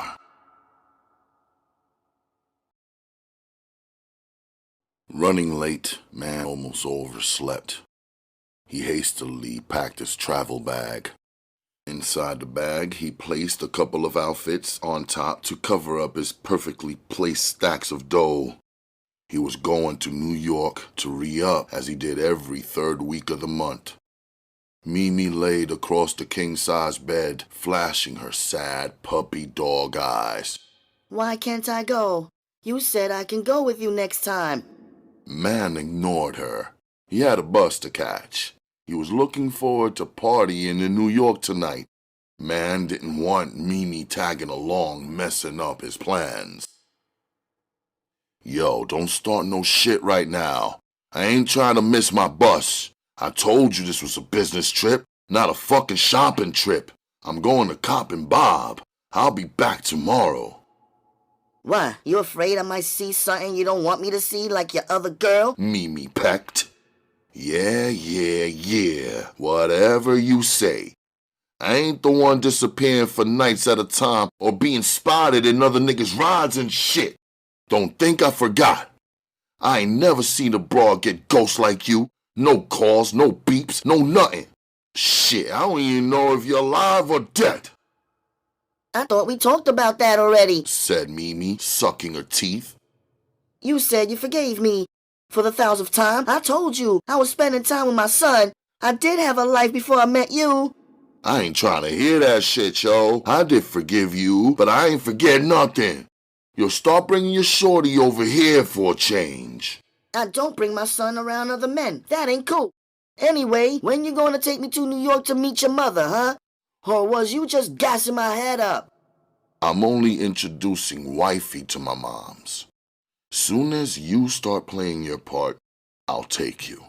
Till then, stay your ass here, said Man, zipping up his travel bag. Mimi was pissed. See, that's the reason right there your motherfucking ass is gonna get it, thought Mimi. She started to say something foul, but she held her tongue. All the things that Black told her went running through her mind. This nigga really is playing me. She didn't forget about him slapping her either. The sound of the loud cab horn interrupted their conversation. Man went over to the window and yelled out to the driver. With his back turned, Mimi reached into his bag and removed his driver's license. Man turned around and grabbed his bag. Heading out, he slammed the door without saying another word to Mimi. Fuck you, motherfucker! Mimi hollered as soon as she heard the door close. Then she called Black. Anticipation was a motherfucker. Remember, do what I told you, yo, he said, hanging up the phone. Black went straight to the bathroom to take a shit. The thoughts of what he was about to do heightened him, giving his adrenaline a rush. All his 007 shit with Mimi had paid off. He had her acting like a spy for the past 3 weeks, gathering information about Man's coke stash. Black turned to his little brother, Stink. Come on, yo. It's time to take care of these New York niggas, yo. You ready? I was born ready, a hyped Stink replied. This was the moment he'd been waiting for. He'd been wilding out while Black was in prison, basically living off his brother's reputation. Stink wanted to prove his thoroughness to Black by putting in work. He wanted to show his big brother that he could go just as hard as he could. He wanted to catch a body, bad. Arriving late for his scheduled departure, man was mad. Now he had to push his plans back somewhat since he wouldn't be in New York as soon as he had expected. Paying for his bus ticket, he suddenly realized he didn't have his driver's license and he never traveled without it. Man feared getting stopped and being harassed by the police on a humbug. Not having any ID was an excuse for them to search him and fuck with him. Man walked to the public phones that lined the Greyhound terminal wall. He dialed the number to the house. The phone just rang and rang with no answer. Where the fuck did that bitch go that quick? Man was really hot now. Just as he was about to catch a cab back home, Mimi pulled up across the street in his Lexus. The familiar horn sound in midair caught Man's attention. He looked to see his Lexus and Mimi waving his license. As he dodged the heavy afternoon traffic to get across the street, Mimi made a strange move. She drove up into the parking garage. Why the fuck is this bitch going in there? Man thought as he followed on foot behind her. See how much I love you, yo? Mimi affectionately stated as Man jumped into the car. I broke my neck getting down here to give this to you. Mimi handed him his driver's license. Yo, good looking out, ma. Where you even find this shit at? On the side of the bed. You probably dropped it when you was rushing, said Mimi as she drove deeper into the parking garage. She was looking for a nice quiet spot to park. Yo, why you pull up in here? Why you just saying double park on the street? Relax, nigga. I want to talk to you. Besides, you already missed your bus. As the shiny gold Lexus coupe passed by, Black and Stink ducked down in their hoopty. Good going, Mimi. It's on now. Ain't no turning back, thought Black as he watched her park between two vans. Switching off the ignition, she turned to Man.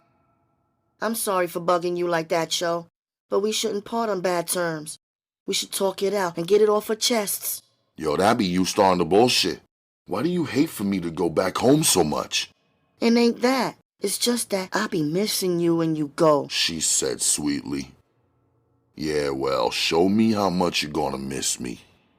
His one-track mind was always working overtime. Since he missed his bus, might as well have some fun, and Man knew Mimi would be game. Mimi hit a lever on the steering column and raised the wheel. She adjusted her body so she could comfortably give Man a blowjob.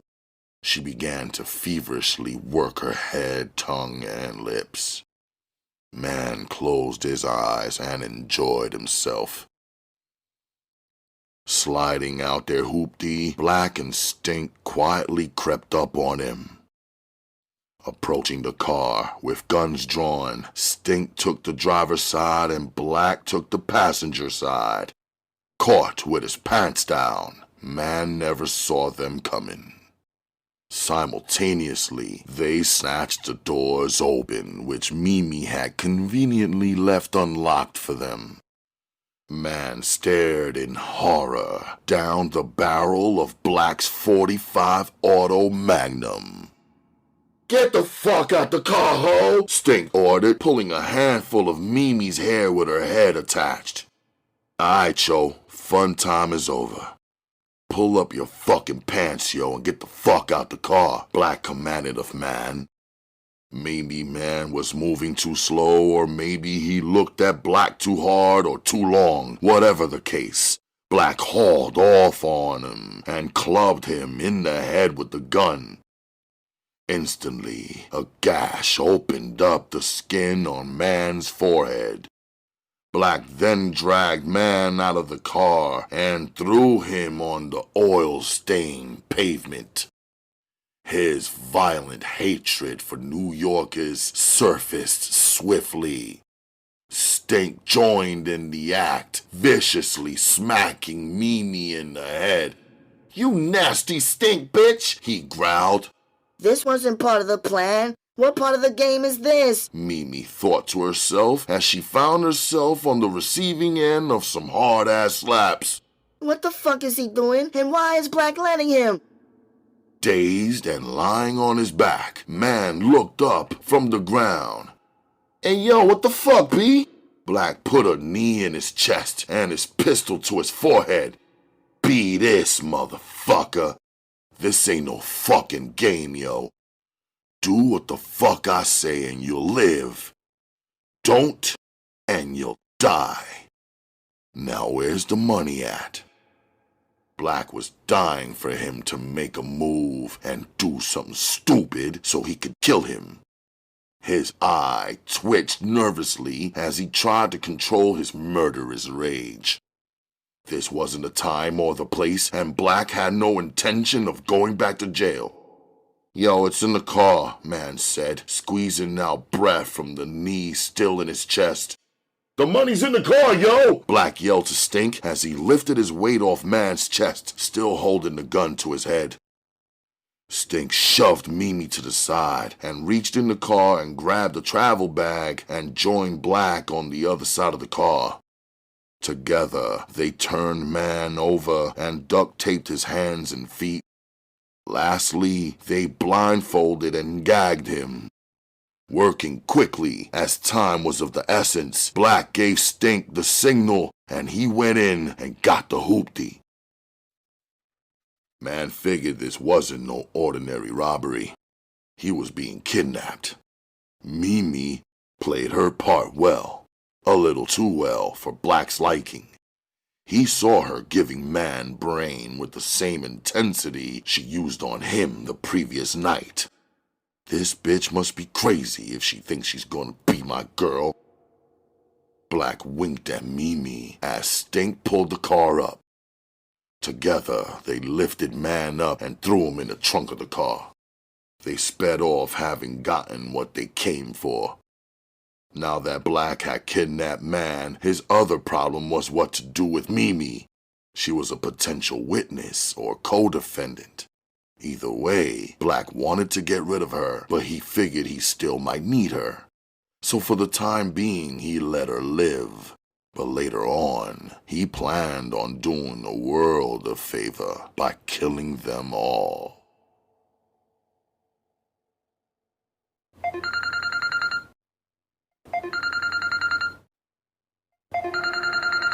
The phone noisily rang as Netta woke from her sleep to answer it. She reached over and grabbed it before it could ring again. Hello? "I should have killed you when I had the chance, bitch." Netta froze as the words echoed through the handset. She knew exactly who it was. Her heart raced as she listened to the voice on the other end. "You fucking traitor. You switched sides, huh? Now you taking New York dick? What? Be more dick ain't good enough for you no more? Thought you could get away from me, yo? Huh, Netta? Well, bitch, I'm back. Tell your man I got his peoples, and y'all gonna find him when y'all smell him." Why you keep fucking with me, yo? Why won't you leave me alone? Almost killing me wasn't enough for you? What else you want? Your money? Netta asked, trying not to piss him off. "Your life, bitch." Well, take it, motherfucker. What's anybody else got to do with it? Netta pleaded. "Fuck these New York niggas, yo. Bitch, don't ask me what motherfuckers got to do with it. They involved with you. So fucking with you, they all fucked up, 'cause you fucked with me. You gonna wish you never met me, yo." Black's voice was a rude awakening from a peaceful sleep. The dreams of sleep were now the nightmare of reality. A heavy sleeper, Tone slept right through all the noise from the brief conversation. Tone? Tone! Tone, wake up! Netta screamed, nudging him out of his sleeping position. What, baby? He asked, rolling over, taking his arm and reaching for her body. They got man! The cops, Tone said, popping up like a jack in a box. Black! Netta replied, bowing her head. Tone was wide awake now. With one phone call, Netta's peace was broken. Having moved on with her life, she had tried to forget about Black, but there was no rest for the weary. Black wouldn't leave well enough alone until she was dead. For the first time in her life, Netta was happy and in love. She had Tone, and she certainly was moving on with her life. Completing the 360-degree turnaround, Netta had enrolled in college and was pursuing a degree in physical therapy. Just when she was getting herself together, life seemed to take a drastic turn. If it couldn't get worse, it damn sure couldn't get no better. Her past had just about caught up with her. She knew the saying, "You could run, but you can't hide." Sure enough, she had been found.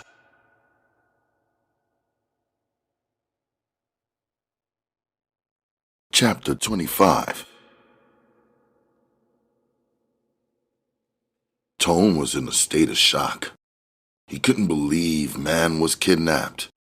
The first thing he did was call his aunt's house in the Bronx to see if Man had gotten there. Maybe Black was bluffing, trying to scare them, but it turned out he wasn't. His aunt told him she hadn't seen him yet. Careful not to arouse any suspicion, Tone conversed about family for a few minutes before hanging up. The next call he made was to Man's apartment, and Mimi answered. Hello. "Hey, where's my cousin?" Tone asked, not playing any games. They said if I told anybody or called the cops, they would kill him. Say Mimi, stuttering to make drama. "How many of them was it?" Tone asked, followed by a series of questions. What did they look like? Where did they snatch him at?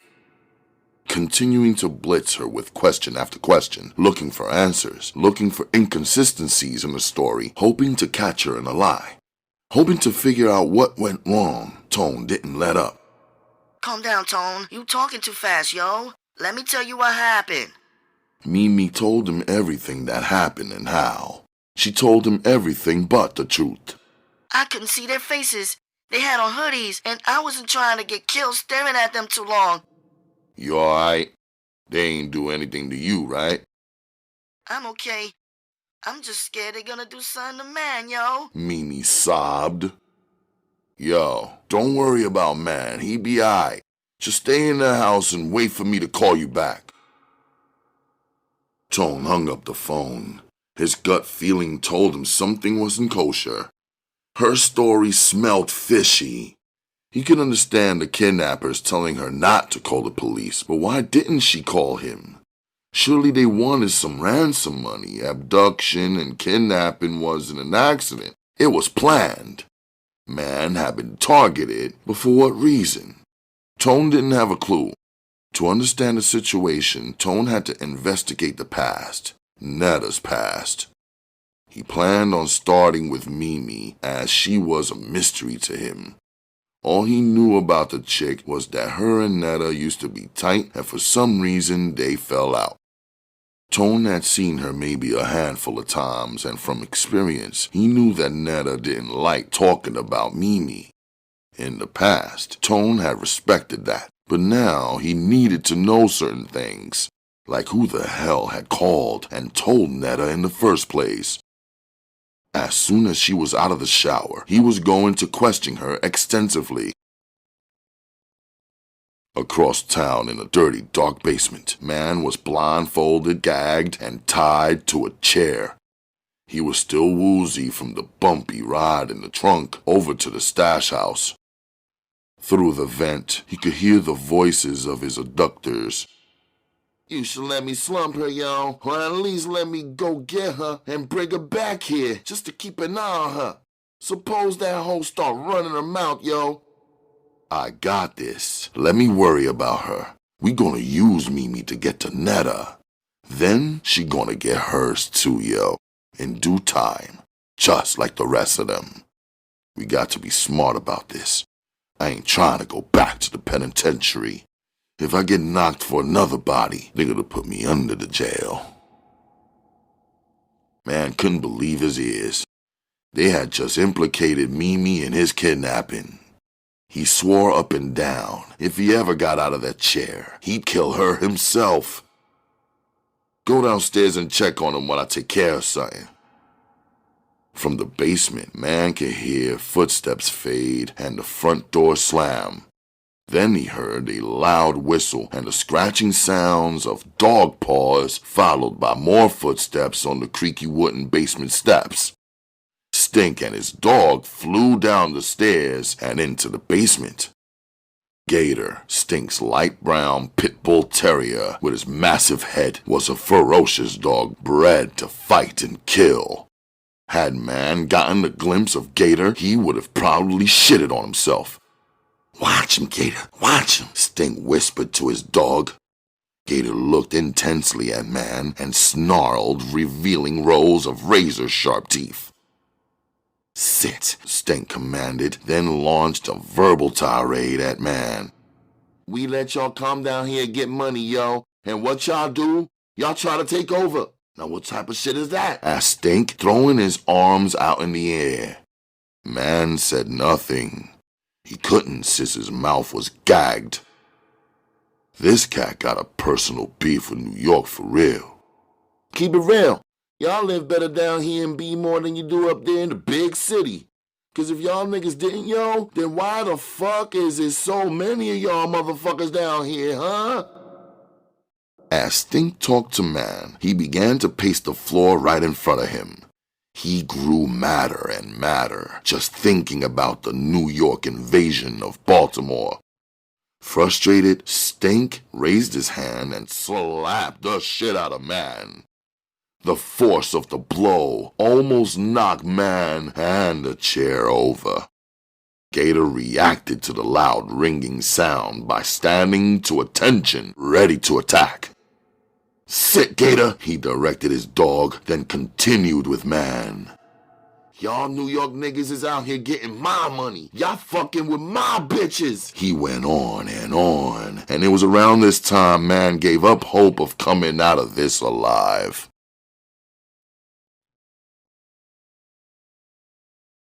Netta stepped out of the bathroom in a fluffy white Victoria's Secret. She walked into the bedroom to find Tone lost in his thoughts. He was sitting on the edge of his bed, his chest bare, wearing only a pair of boxers and socks, looking straight ahead at a blank empty wall. "Hold your head, boo. Everything will be all right," Netta said, doing her best to raise Tone's spirits. There was no response. Lost in his train of thought, he forgot he had been waiting to question her. Now it was time. "Yo, what up with Mimi, yo?" "Mimi?" Netta questioned, somewhat confused. She hadn't given her much thought since the hospital. She knew that friends test each other, but what Mimi did was totally inexplicable.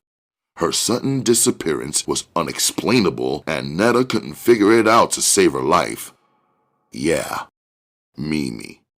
I need you to tell me the 411 on her. How does she get down? I talked to sis while you were in the shower, and she sounded a little shaky. Word. I don't know for sure, but I'm willing to bet Mimi got something to do with this shit. She's lying, I could tell. It's something about her that ain't right. Word to my mother." "Mimi? I don't see her doing anything like this, yo. I mean, why would she? She doesn't need the money. Her twin brothers and her father used to get money. I know for a fact her family still got paper." "What's her story then? What type of person is she?" Tone asked, pressuring Netta for some background information. "She's a club-hopping party girl, a gold digger," Netta said bluntly. "but that's still my girl no matter what. I love her to death, Tone. Mimi gets a little emotional at times, and when it comes to men, she could be real gullible. Mimi and me go way back. Netta took an unwanted trip down memory lane, telling Tone how she and Mimi met and became tight. She told him about all the drama they'd been through, and then she told him about the pussy pound. Her life was an open book to him. Netta exposed herself knowing that this conversation would either bring them closer together or rip them apart. But she told him the truth. There was no getting around it. Tone laid there, non-judgmental, which for a man was hard because of the ego factor. With a stoic look on his face, he continued to pay close attention to every word she spoke. He wasn't shocked or surprised at the things Netta was saying. He just couldn't believe she was so damn devious. The men, the money, and the lifestyle she spoke of put him in a reverie as he took her words in. See, there is a flip side to every coin, just as there is a flip side to the game, and Tone had no choice but to understand Netta. Everybody had to eat, and everybody had to make a living, some way, somehow, and he had skeletons in his closet too. Plenty of things he had done in the game that he wasn't proud of, and he had no intentions of talking about them either, with anyone, ever. At least Netta had the courage to tell him and trust him with her life. Lord knows Tone had done plenty of dirt. Matter-of-factly, was still doing it. After all that we've been through, you'd think Mimi would have been there for me like I was there for her. I couldn't help but feel some kind of way about that, 'cause when the shoe was on the other foot, I was there for her every fucking time, Netta declared. Yo, if y'all were that close, why you and Mimi stop kicking it? That's a good question. Only Mimi knows the answer to that one. Yo, there's one more thing I need to ask you, Tone said seriously. What? Is the nigga that got my cousin the same nigga who beat you like that? Tone asked the question, figuring he might as well get all the information from Netta while the getting was good. Black? Responded Netta. The Black. The Black? Not the Black from West Baltimore, thought Tone. There was over 1 million blacks in Baltimore, but only one black. His name and reputation preceded itself. He was a living legend. Even though Tone was from New York, he was still rolling in Baltimore, and he certainly knew who he was. People on the street would speak Black's name with reverence and fear.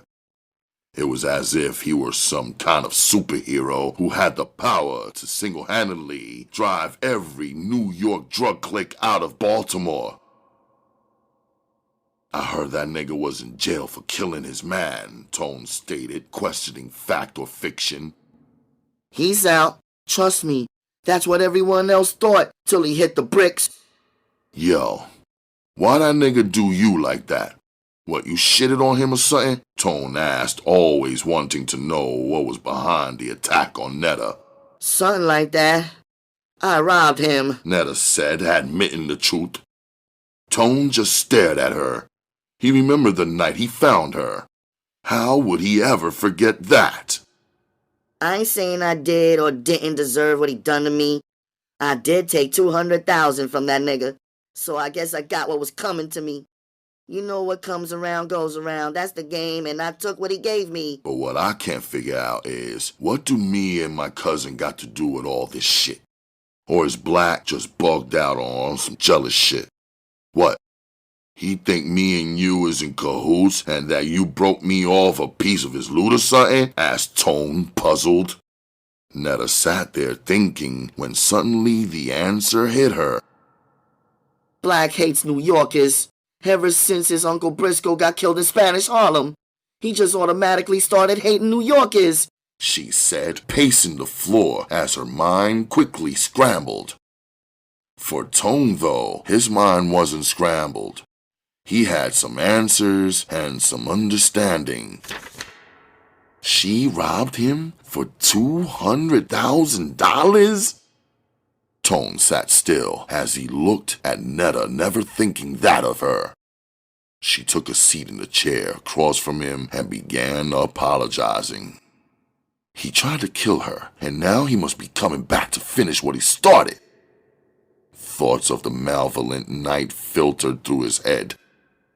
And since I'm with her now, and I'm a New Yorker, he took my cousin. What are you thinking? Asked Netta, looking at Tone, breaking his concentration. I'm thinking, if he could do what he did to you in the hotel room, it's no telling what he'll do to my cousin, he said, hurting for man, yet still unable to put his finger on Mimi's role in all of this. You ever set anybody up before? He asked Netta, expecting to hear the unexpected. No, never. I ain't get down like that. I would never set anybody up. I'm a lot of things, but I'm not that. Don't ask me why I did what I did to Black, because I don't have an excuse. I guess I didn't love him, and I used him, and I live with it for the rest of my life. Please know that. And know that I'd never do anything to hurt you. I just wouldn't. I love you, Tone, she said, hoping he wasn't upset with her. Nah, that's not where I'm getting at, Tone sharply replied. Then what are you trying to say? Asked Netta, jumping up out of her seat, ready to pace again. I'm trying to say that Black had to have somebody help him kidnap Man. Somebody close to Man in order to set him up, said Tone, thinking logically like the Libra he was. Well, I don't think it was Mimi. I don't think she's capable of anything like this. Yo, you don't know that for sure. People change. But I know this. What's done in the dark will certainly come to light. You're right about that one. I'ma call a few people to find out what Mimi's been doing, said Netta, opening up the night table drawer for her phone book. Yeah, you do that. Because you don't know your girlfriend like you think you do. She's not right, Tone said to himself, thinking about his conversation with Mimi earlier. He was willing to bet his life Mimi had something to do with this. For Tone, it was hard to imagine things getting any worse than this. But they would. Netta dug out her black book and dug into her past. She was conducting a thorough investigation. One by one, she called the original members of the Pussy Pound, whom were all surprised to hear from her. Yeah, Netta, she said you said fuck us. You don't love us. You don't need us. We need you, Petey confessed. I ain't know what the deal was with you, yo. She was saying some pretty foul shit about you. Although her friends couldn't tell her over the phone, Netta was visibly upset. They couldn't see the anguish in her face or the hurt in her eyes, nor could they feel the pain in her heart. Netta couldn't believe Mimi hated on her like that, and for no reason. But the worst was yet to come. Rashida dropped a bomb on her. I'ma keep it real with you, Netta. I don't want to be the bearer of bad news or backbite Mimi, but girlfriend is out there, yo. She's sniffing that diesel like crazy. Netta was speechless. She would never have guessed that Mimi was getting high. Mimi knew how she felt about junkies and crackheads. I've been wanting to tell you, but nobody could get in contact with you. Damn, baby girl, you should have been called so I could have had told you what was going on. Still skeptical, Netta couldn't believe it. Sheeta, how you know about Mimi? Are you sure? Let me put it to you like this. Some niggas approached me on some old bullshit. Straight up, like 3 or 4 different niggas asked me, could they run a train on me like we did on your friend Mimi? They said their whole crew ran up in her for a bundle of dope, and Mimi let them. I also heard some nigga got her on videotape, freaking her out. Camera all up her ass and everything. It's terrible. It's really bad, girl. Damn, where you been? I knew you ain't know what was going on. Netta was silent. There was no words that she could muster out of her mouth at that moment.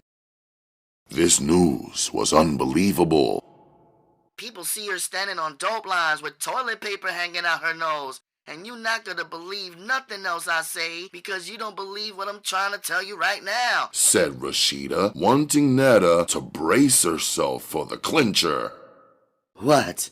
What else is there? Questioned Netta as if it could get no worse.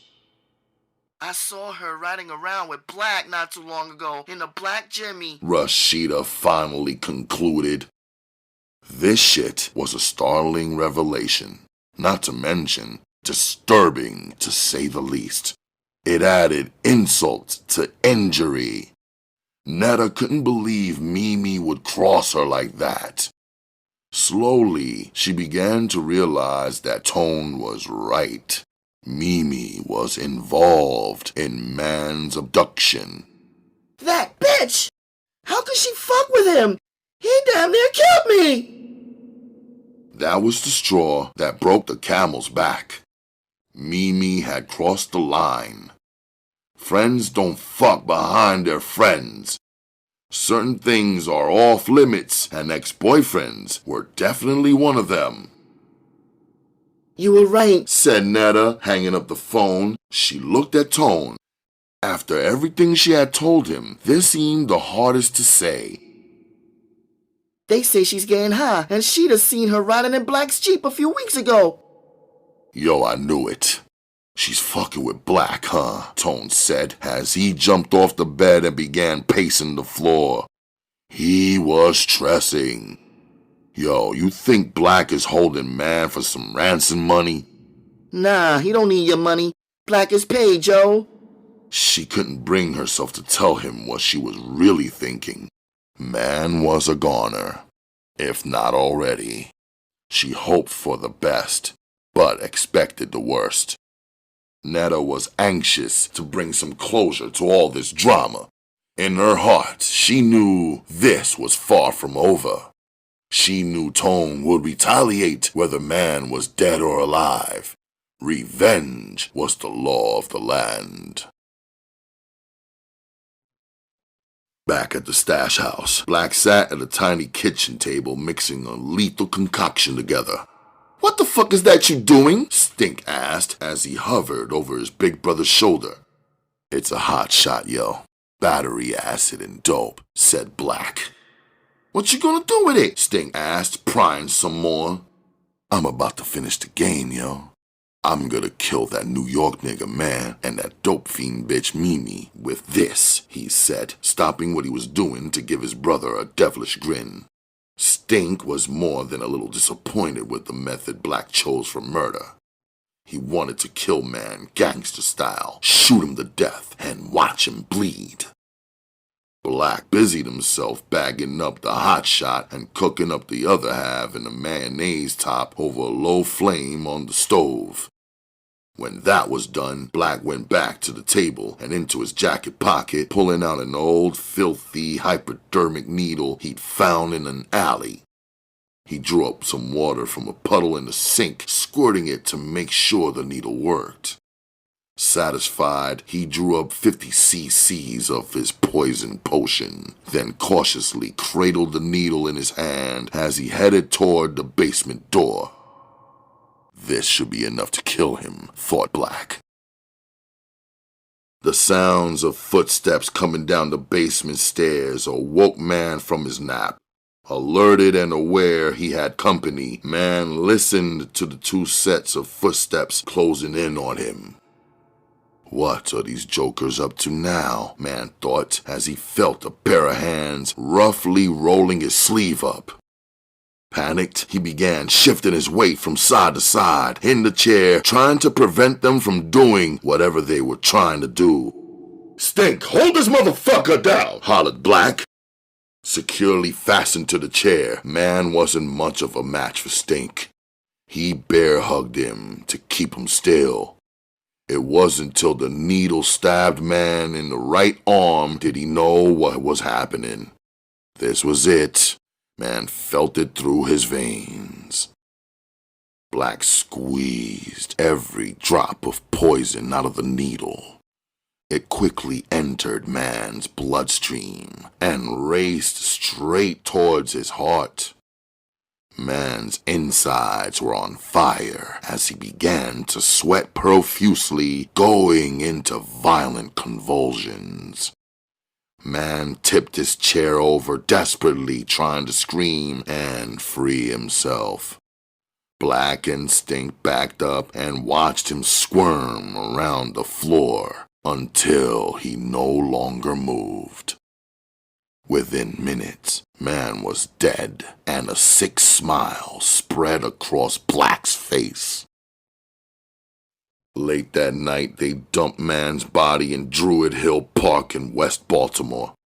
The next day, a morning jogger spotted Man's body in some bushes and notified the authorities. The Baltimore Sun newspaper carried a small article. The headline read, "New York Man found dead in Druid Hill." Tone happened to be reading the paper when he came across the article. "Yo, I'ma kill that nigga. Word to my mother. I don't care where I see that nigga or who he's with." Tone took the news hard. It began to affect his thought process, causing him to think reckless regardless of the consequences. "You know where that nigga lives at?" he demanded to know. Netta merely shook her head no. She helplessly watched him pace the bedroom floor endlessly. No words came to mind that could relieve his stress. "What about his mother? You know where that bitch lives?" Tone asked crazily. Again, Netta shook her head no. It hurt to see Tone go crazy right before her very eyes. Tone was bitter and mad at the world. He felt directly responsible for Man's death. In his mind, it was all his fault. If only he had left Man in New York, this wouldn't have happened. Tone swore on his life he would avenge his cousin's death. He knew the only way to deal with a beast like Black was with violence. Slay or be slain, the only thing power respects is power. Unable to face his family, Tone stayed down in Baltimore after sending Man's body back to the Bronx. He knew that they would blame him for what happened. Tone couldn't bear to face them till he took care of Black. At least his mind would be at ease knowing he had handled his business. Then and only then could he deal with whatever the family had to say.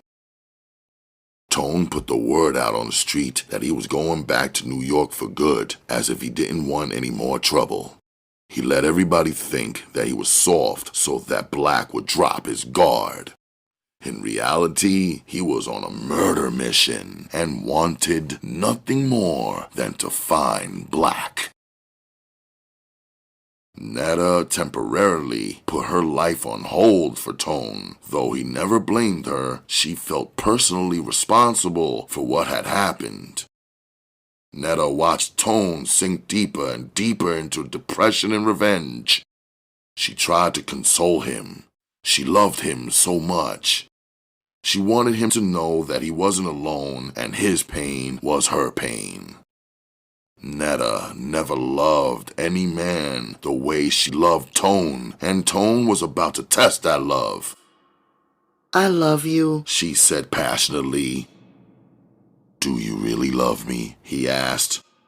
"No doubt, Tone. I died for you," she said, meaning every word. Damn, that's deep. "Would you kill for me?" he asked right back. Netta just stared at him. There was no need in wondering what he was talking about. He was going to let her know. "I need you to take care of something."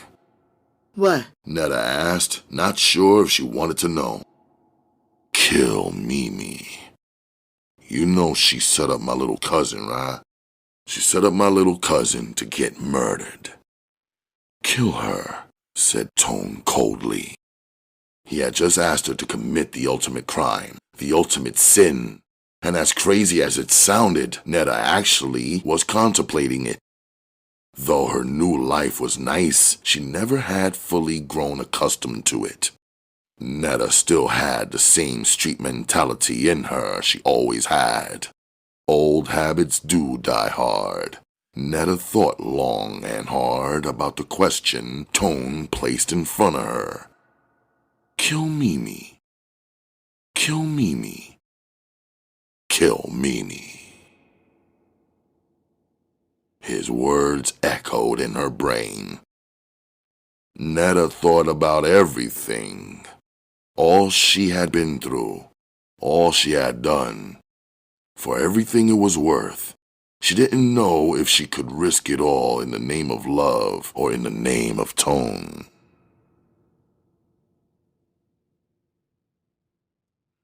Chapter 26. Sitting in the living room, in total darkness, Mimi was high as a kite flying next to clouds. Nodding, saliva was running out the corners of her mouth. She was drowning in her emotions, feeling helpless. Oh my God, what have I done? She asked, after finding out what happened to Man. It wasn't supposed to go down like that. They weren't supposed to kill him. She thought to herself. No, things had gone too far. Black's scheme had brought about consequences she never imagined. Death. Paranoid, Mimi was living on the edge of reality, not caring about anything but her next high. Going into seclusion, she avoided everybody. She feared for her life, so she stayed clear of Black. After all, he killed Ty, Man, and God knows who else. Mimi stayed confined in the same apartment she once shared with Man, only going out to cop her dope. She refused to answer the phone or the door. In her trance-like state, Mimi never heard the apartment door quietly open and shut. She never saw the perpetrator advance toward her in the darkness. Suddenly the lights clicked on. Mimi's heart skipped a beat, scared. She thought Black had finally tracked her down. She tried snapping out of her drug-induced stupor, but her droopy eyelids struggled to open as her pupils tried adjusting to the light. She squinted and blinked till she focused her vision. By this time, a dark, blurry figure dressed in all black was standing over top of her, clutching a snub-nosed .38. Mimi? Netta questioned as she stood above her, unsure of her target. She couldn't believe how bad Mimi looked. There were rings around her eyes like she hadn't slept in days. Her hair was unkempt and wild, and her nose was caked up and crusted with snot, boogers, and dope. Netta? Mimi slurred as she recognized the sound of a friend's voice. Ashamed, she never wanted Netta to see her like this. She continued. How you get here? Don't worry about how. Look at you. Why's you fucking with that shit? Asked Netta, still holding the house keys Tone had gotten from the coroner when he identified Man's body. I don't know. Mimi mumbled. Embarrassed, her chin was glued to her chest. To see her in this condition hurt Netta more than Mimi's betrayal. Her girl was hooked on dope. She took pity on Mimi and suddenly began to have second thoughts about killing her. Why did you set up Man, yo? What did he ever do to you? Sobbing, she answered, He slapped me. she said, sounding like a spoiled brat, sounding like her answer was justifiable. Black pumped me up to do it. He tricked me.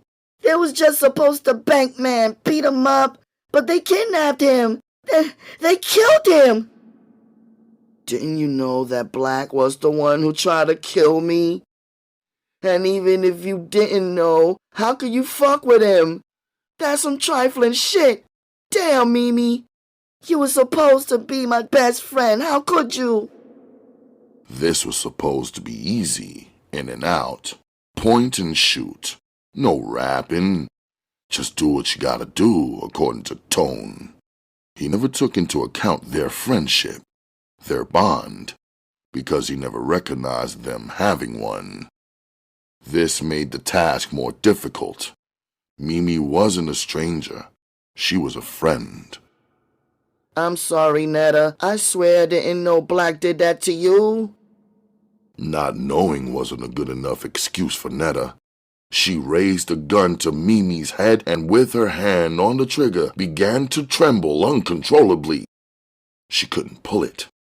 Netta's mind was playing tricks on her. Do it. Don't do it. Do it. Don't do it. She's your friend. Do it. The bitch is a snake. Do it for Tone. He loves you. Voices echoed in Netta's head, battling back and forth.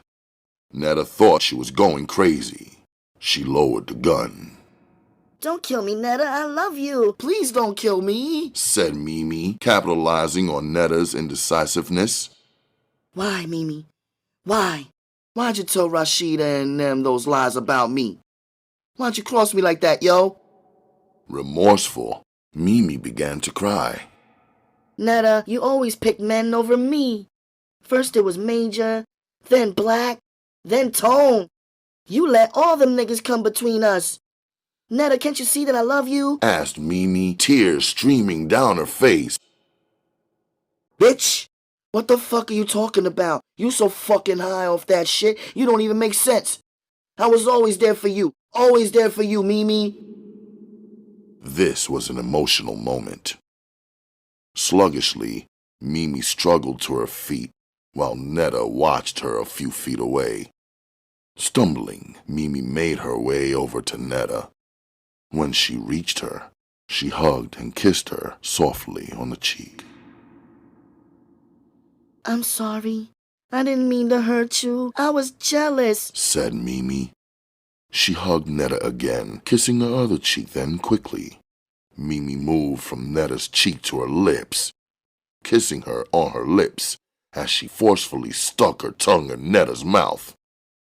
Stunned, Netta was caught off guard. She reacted by violently pushing Mimi off of her.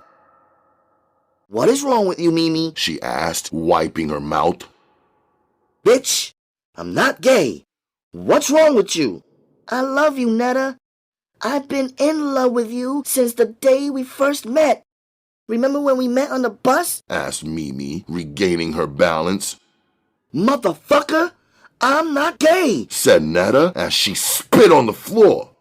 Damn, I can't believe you. Netta couldn't believe that Mimi came on to her. She remembered all the times they shared the room when they were growing up, all the times she got undressed, all the little moments they had shared. Netta leveled her gun, taking aim at Mimi's head.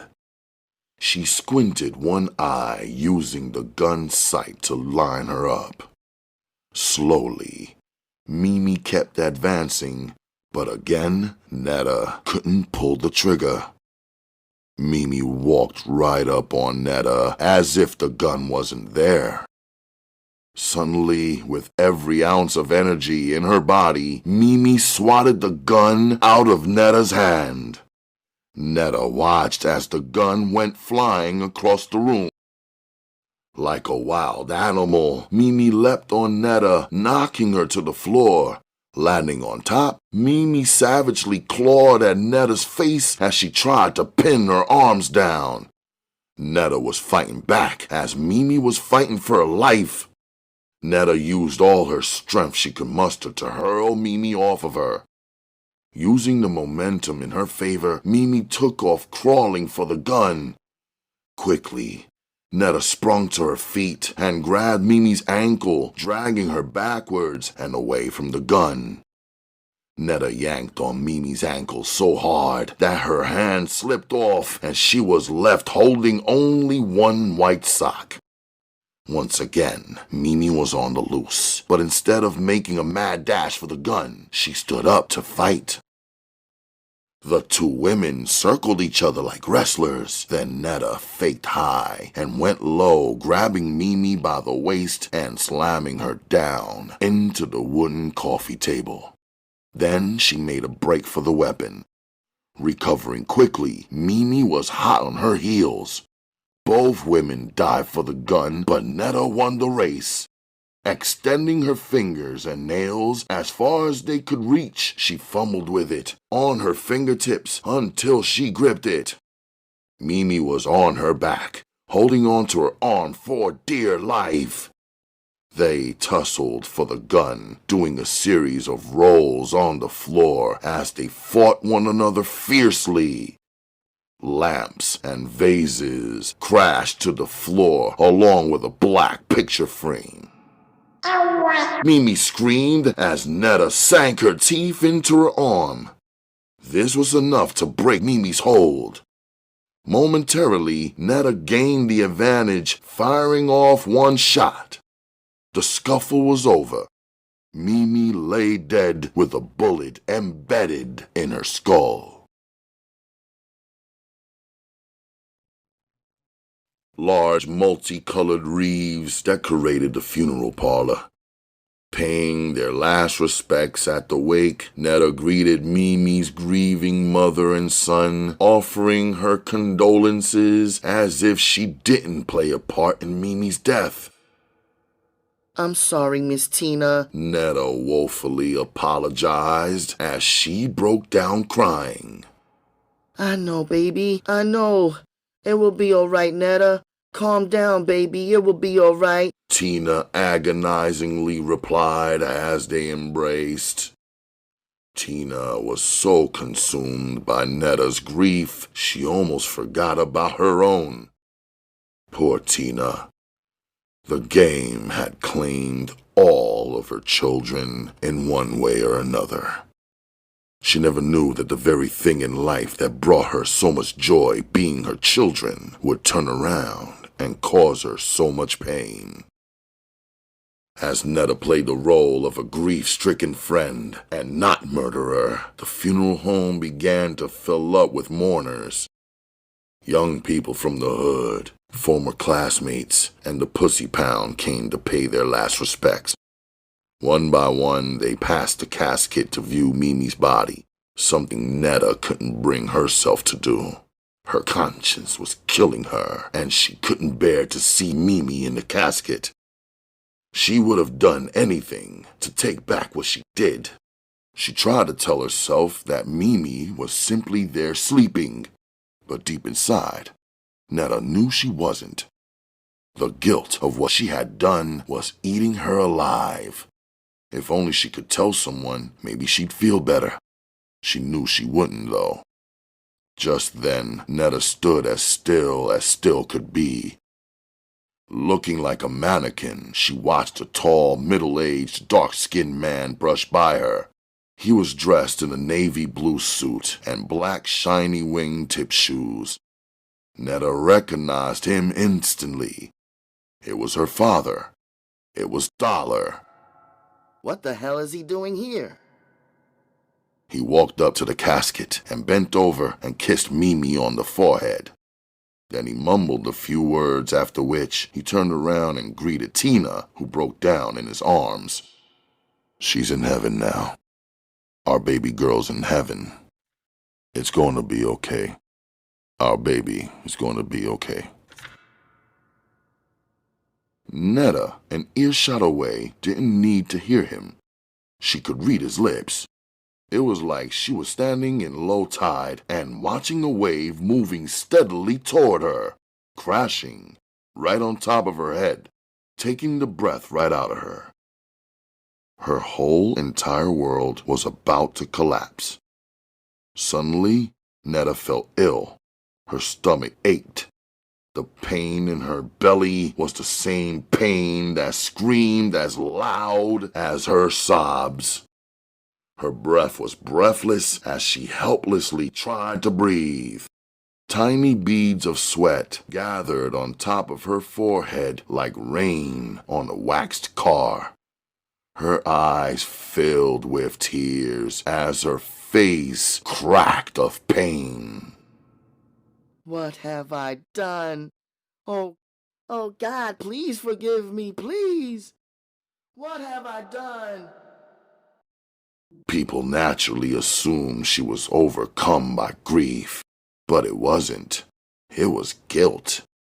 She killed her own sister. Just when Netta thought she'd played the hand that life had dealt her, fate shuffled the deck and dealt her another card. Mimi's father was her father. A sea of emotions swept her back to the day so long ago she walked into the crowded bar waiting to see her father, waiting to see the only man that never wanted to see her. Why, Mommy? Why? She cried out.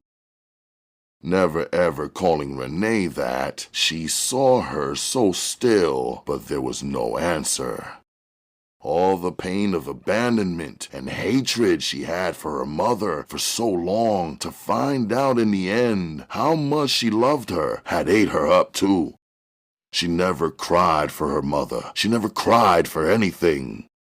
Even when she was in the hospital, after all that Black had done to her, she never cried. Even Nurse McNeil cried when she was leaving, but May, for her mother, for Major, for Man, and for Mimi, she cried for all of them. But more, she cried for herself. I'm sorry, Mimi. I'm so sorry. Please forgive me. I love you, Mimi. I love you. As days passed, Netta felt the guilt, not as a burden, but as a curse she would carry for the rest of her life.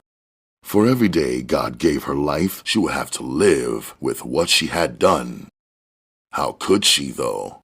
She killed her own sister. All the petty bickering over the years of what nigga did this and what nigga was gonna do that and who had this car and who had that piece of ice, who outdressed who, and all the little jealousies and evils brought them to this day. Netta was left standing alone. If it brings you anything, when you are finished destroying everyone around you, you will still have yourself left to deal with. This was Netta's rock bottom. When her father walked into that funeral parlor, Netta's invisible shield disintegrated. That shield protected her feelings and emotions all of her life. Without it, she was vulnerable and emotional, something she had never been. As days and weeks passed after the funeral, she contemplated suicide so much. She just didn't have the heart. Night after night, she sat on the toilet next to the bathroom sink and took a razor out the tiny box. She placed the razor in her hand, then sat it on top of the inside of her wrist. She looked at the map of veins under her skin. All she had to do was slice, then it could all be over. Her life could be over, and she wouldn't have to hurt anyone. No more pain. Please, God, let me have the heart to do it. Please, God, let me do it this time. But she didn't have the heart to do it. Or maybe that was just one prayer God wouldn't answer. She put the razor down, feeling more insecure and hating herself for being a coward. So she tried pills. She couldn't swallow them, though. Keeping it real with Tone had cost her dearly. She couldn't even confide the truth to him that Mimi was her sister. So she kept a dark secret to herself, and her sorrow for Mimi turned into rage. Long hours passed by as Netta thought to herself how to get back at Black for all he'd done. Yes, she knew she was guilty, but so was he, and he would pay. Again. Revenge would play its part. She wanted to kill Black with a passion more than she wanted to kill herself. Through the grapevine, Black learned of Mimi's death, and it was music to his ears. Good riddance, he thought. Someone had saved him the trouble. He wondered who. Word on the street was Tone and Netta packed up shop and headed north. New York, that is. Black was disappointed he didn't get a chance to kill them both. At the same time, he was feeling himself because he ran Tone out of Baltimore. Now, Black was busy concentrating on locking down East Baltimore. He wanted shit back like the old days. It's hard accepting the fact that things can never be the way they once used to be, but Black was determined to try. He became a permanent fixture on 21st and Barclay, his main money-making block. When word got back to Tone that Black was showing his face regularly, Tone devised a plan to murder him, and Netta was more than willing to be a participant. Fantasizing about killing him was what kept her alive. His death was her lifeline. Revenge was all she wrote. As nightfall spread across Baltimore City, Black Silver 8430 couldn't be missed parked down the block. He was profiling and supervising his drug operation, which was still in the infancy stages compared to the level Black was on before he went to prison. He had an all-night shop in an attempt to come up quickly. Wanting to upgrade to a S500 or maybe a 6, he figured his presence would ensure his ship to run smoothly, and it did. The block was pumping. Black's workers were busy catching an incredible rush of customers. In the alley, they were serving customers and running back and forth to the stash house, leaving Black alone at times. Down the block, 2 old dirty dope fiends pushed a shopping cart full of soda cans slowly up the street. Both were busy fanning out the different sides of the street, checking out the curbs for empty recyclables and refundable cans. Closer and closer they inched toward Black as he busied himself talking on his cell phone. Sitting on the hood of his hoopty, Black was deep into a silent train of thought until they were right in front of him. By the time he saw who it was too late. This was the moment Tone had been waiting for. Pushing aside his trench coat, he exposed a Mac 11 semi-automatic submachine gun strapped to his shoulder. At the same time, Netta produced a 9mm Taurus with an infrared scope. Black's eyes got as big as $50. He knew immediately who this Bonnie and Clyde team was. Netta and Tone. They had the drop on him, but Black refused to go out like a sucker. Staring down the barrels of the 2 guns, he looked death square in the eye and didn't blink. "Do what you gotta do, yo," he said, gritting his teeth and defying human nature. Those were the last words of a dead man. Tone squeezed the Mac 11's hairpin trigger, letting loose a barrage of bullets.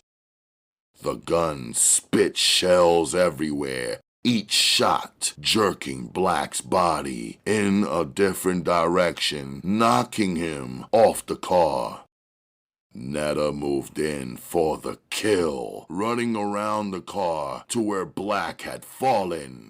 She pointed the pistol and put the red laser dot on his head. Then she pumped slug after slug after slug after slug into him until he was beheaded.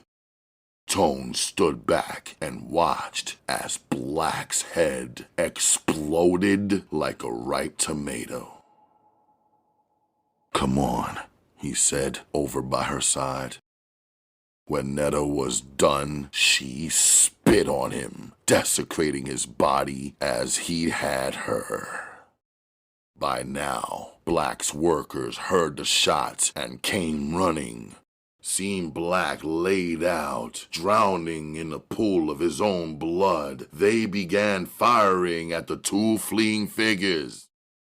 Tone turned and let off a hail of semi-automatic gunfire, causing them to duck for cover.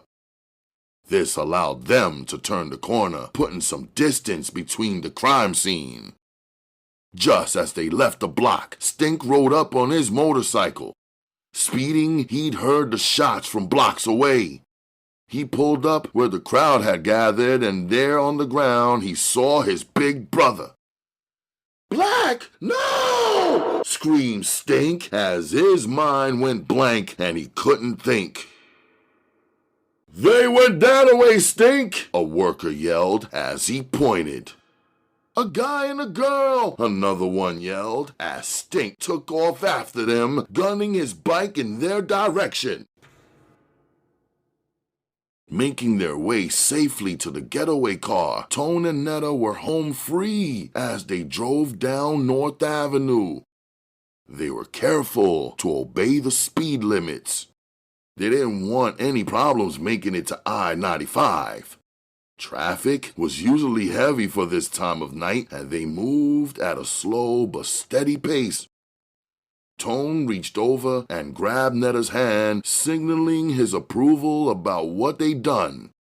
He had his reasons for his cousin and for Netta. They did what they had to do. He'd do Black and she'd do Mimi. That had been his plan for his cousin's revenge. Smiling, he reached over and kissed her.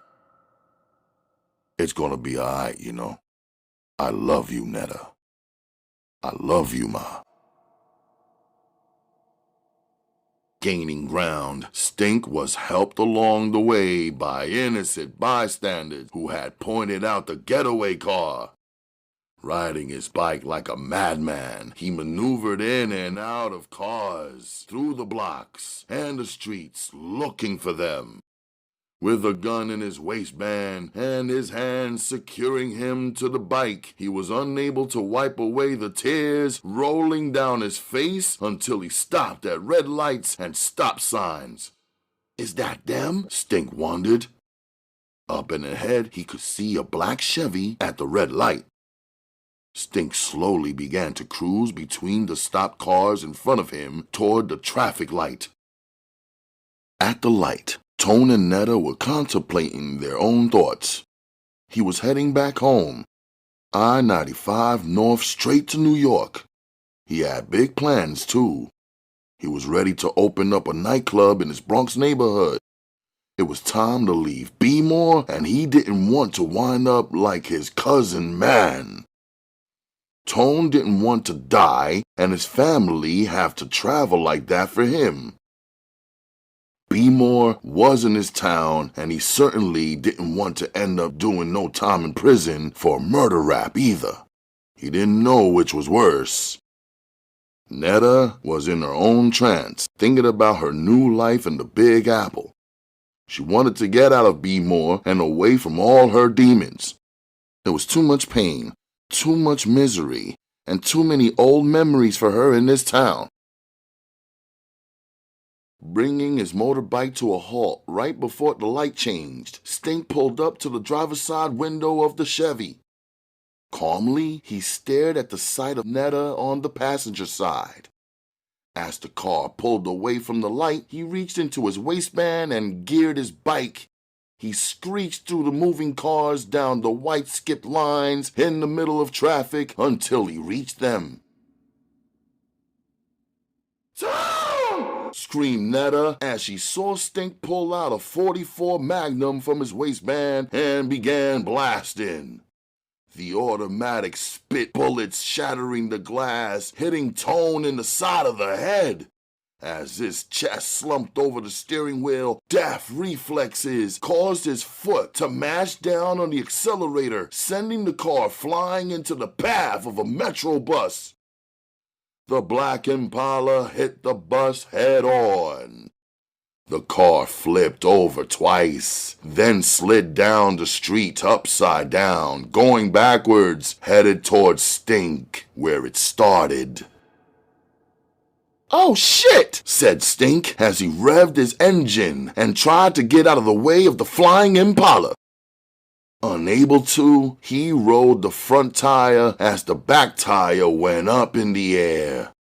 He spun around in a circle as he watched the car hurtle itself into a utility pole where it rested upside down. The jarring sound, screeching bus wheels, and the two vehicles colliding could be heard for blocks. All traffic came to a standstill, as did all the people walking down the sidewalks. There was no movement, as a great silence fell before a motorcycle could be heard traveling off in the distance. Somebody call for help! Somebody call 911! Screamed a woman who gotten the closest glimpse of the two figures trapped in the Impala. A total wreck. A sick piece of twisted metal, blood, and glass. Game over.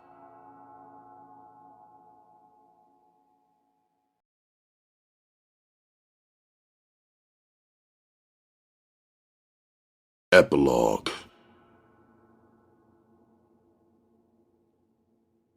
In the aftermath of Tone's death and car crash, the jaws of life were all Netta could remember of that night.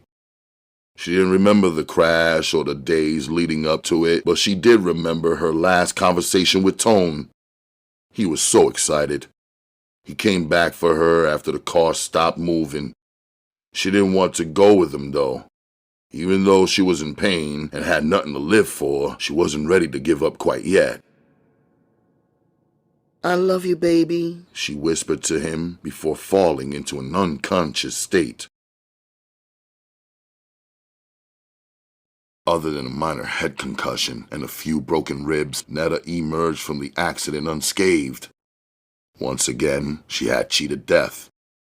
While in the hospital, after undergoing a series of examinations, it was discovered that Netta was 2 months pregnant. New York Tone would be a daddy. Her unborn child held her future and her past, causing her to reevaluate life. She wanted nothing more than to avenge Tone and seek out Stink. But she quickly abandoned any more thoughts of murder. Instead, she would put it in God's hands, as the old folks say, especially since he had now put a more important responsibility into hers. She broke the vicious cycle of revenge. She caught her losses and moved out of Baltimore, vowing never to return. Netta is currently residing in Atlanta, Georgia, and enrolled in Clark University. However, she had to take a short leave of absence from school to give birth. Netta had a healthy baby boy, who she named Anthony Thompson Jr., affectionately known as Little Tone, in honor of his father. She's raising him in an isolated environment where he is safe and can have the childhood she never had. However, as soon as he comes of age, Netta has every intention of telling him about the game. She doesn't want Little Tone to be delusional in any way. Netta is determined to school him about the street life without him ever having to experience it for himself. Financially secure, they are living quite comfortably down south. As of this writing, the other members of the Pussy Pound are still deep in the game. Rashida, Petey, and Fila are still playing Russian roulette with their lives, taking chances with AIDS and the men they deal with. To them, the whole situation, the fate that befell Mimi, Black, New York Tone, Man, Netta, and her mother Renee was just unfortunate fate. Nobody ever really thinks it could happen to them.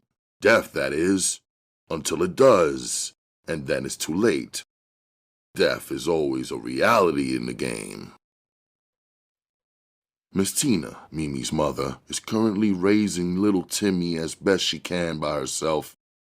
She has her hands full living in West Baltimore. She has big plans of moving down to the Maryland Eastern Shore near Ocean City before the streets get a hold of little Timmy. She doesn't want him to even get a teeny tiny taste of the street life. She's doing everything she can not to lose another one of her babies to the streets. Willie Johnson, aka Dollar, Mimi's dad, is still living in Baltimore and he's still doing his thing. He helps Tina out with his grandson from time to time.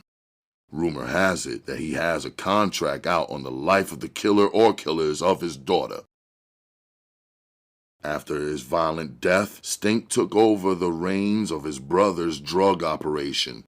Eager to establish his own reputation, he began putting his murder game down, systematically knocking off rival drug dealers and anybody from New York in his town trying to get money.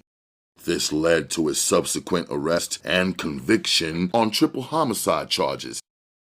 He is presently serving 3 natural life sentences running wild. While thugging it out in the penitentiary, Stink stabbed another inmate to death over a card game and has since been transferred to the Maryland Supermax. In an attempt to control him, he had been confined to his cell 23 hours a day. Nard copped out to 15 years with the state, but while serving his time in the Maryland House of Corrections, aka The Cut, he continued to mastermind an elaborate drug operation from jail.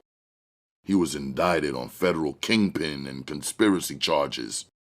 Nard ran one of the biggest drug rings inside and outside a joint that the Maryland authorities had ever seen. Several high-ranking correctional officers were also arrested as a result of the lengthy investigation. Nard had to be removed from the Maryland correctional system. He had too much power. He is currently serving his Maryland state sentence in Arizona, and after he's paroled or released, he will be transported to a federal penitentiary to begin serving his life bid. Nard will never see the light of day again, unless he escapes.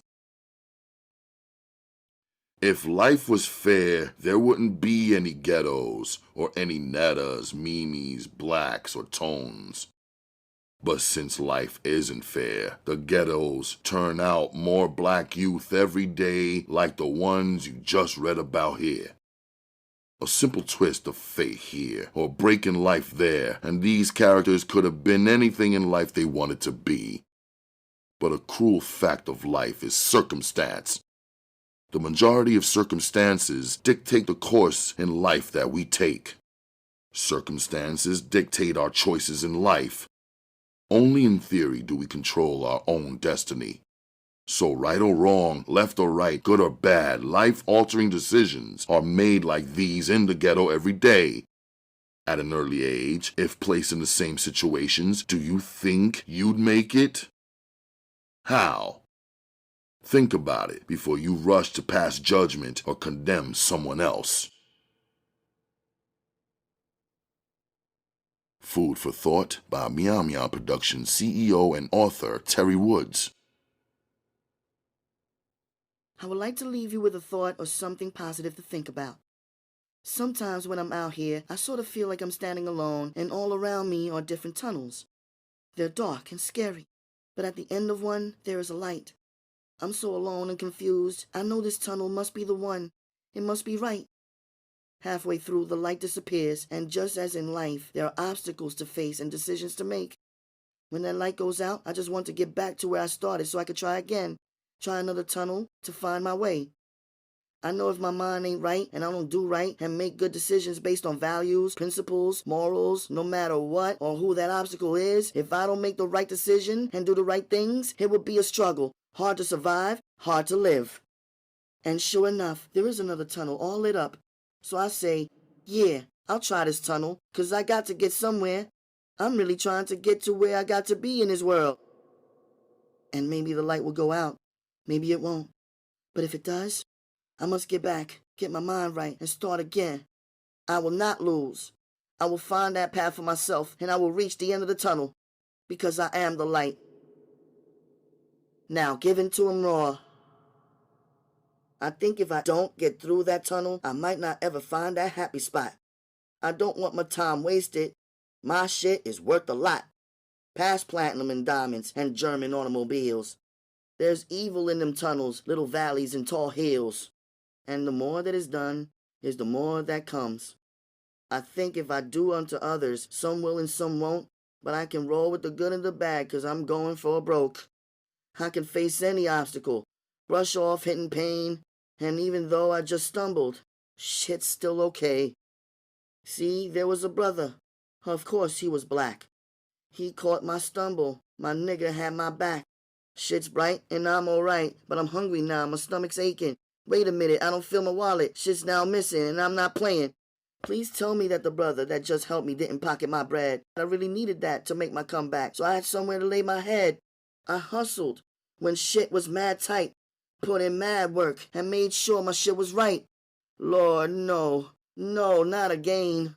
Shit's never sunny for long, always gotta rain. Can't never win. Raindrops keep falling on my head. I'm thinking Glock with an infrared. Nigga take 2 to the back of the head. Rob another. Not 'cause he's my brother, but because a nigga can. Fuck you. Fuck where you came from or where you gotta go. Nigga, ante up or you never see home. I knew you had it. Thank you very much. Motherfuckers still underestimate me till I'm down and fucked up. Now my pockets is right again. It's on for the night. Nigga, please, I've been through the tunnel and back again, motherfuckers. I am the light. Signed by Terry Woods.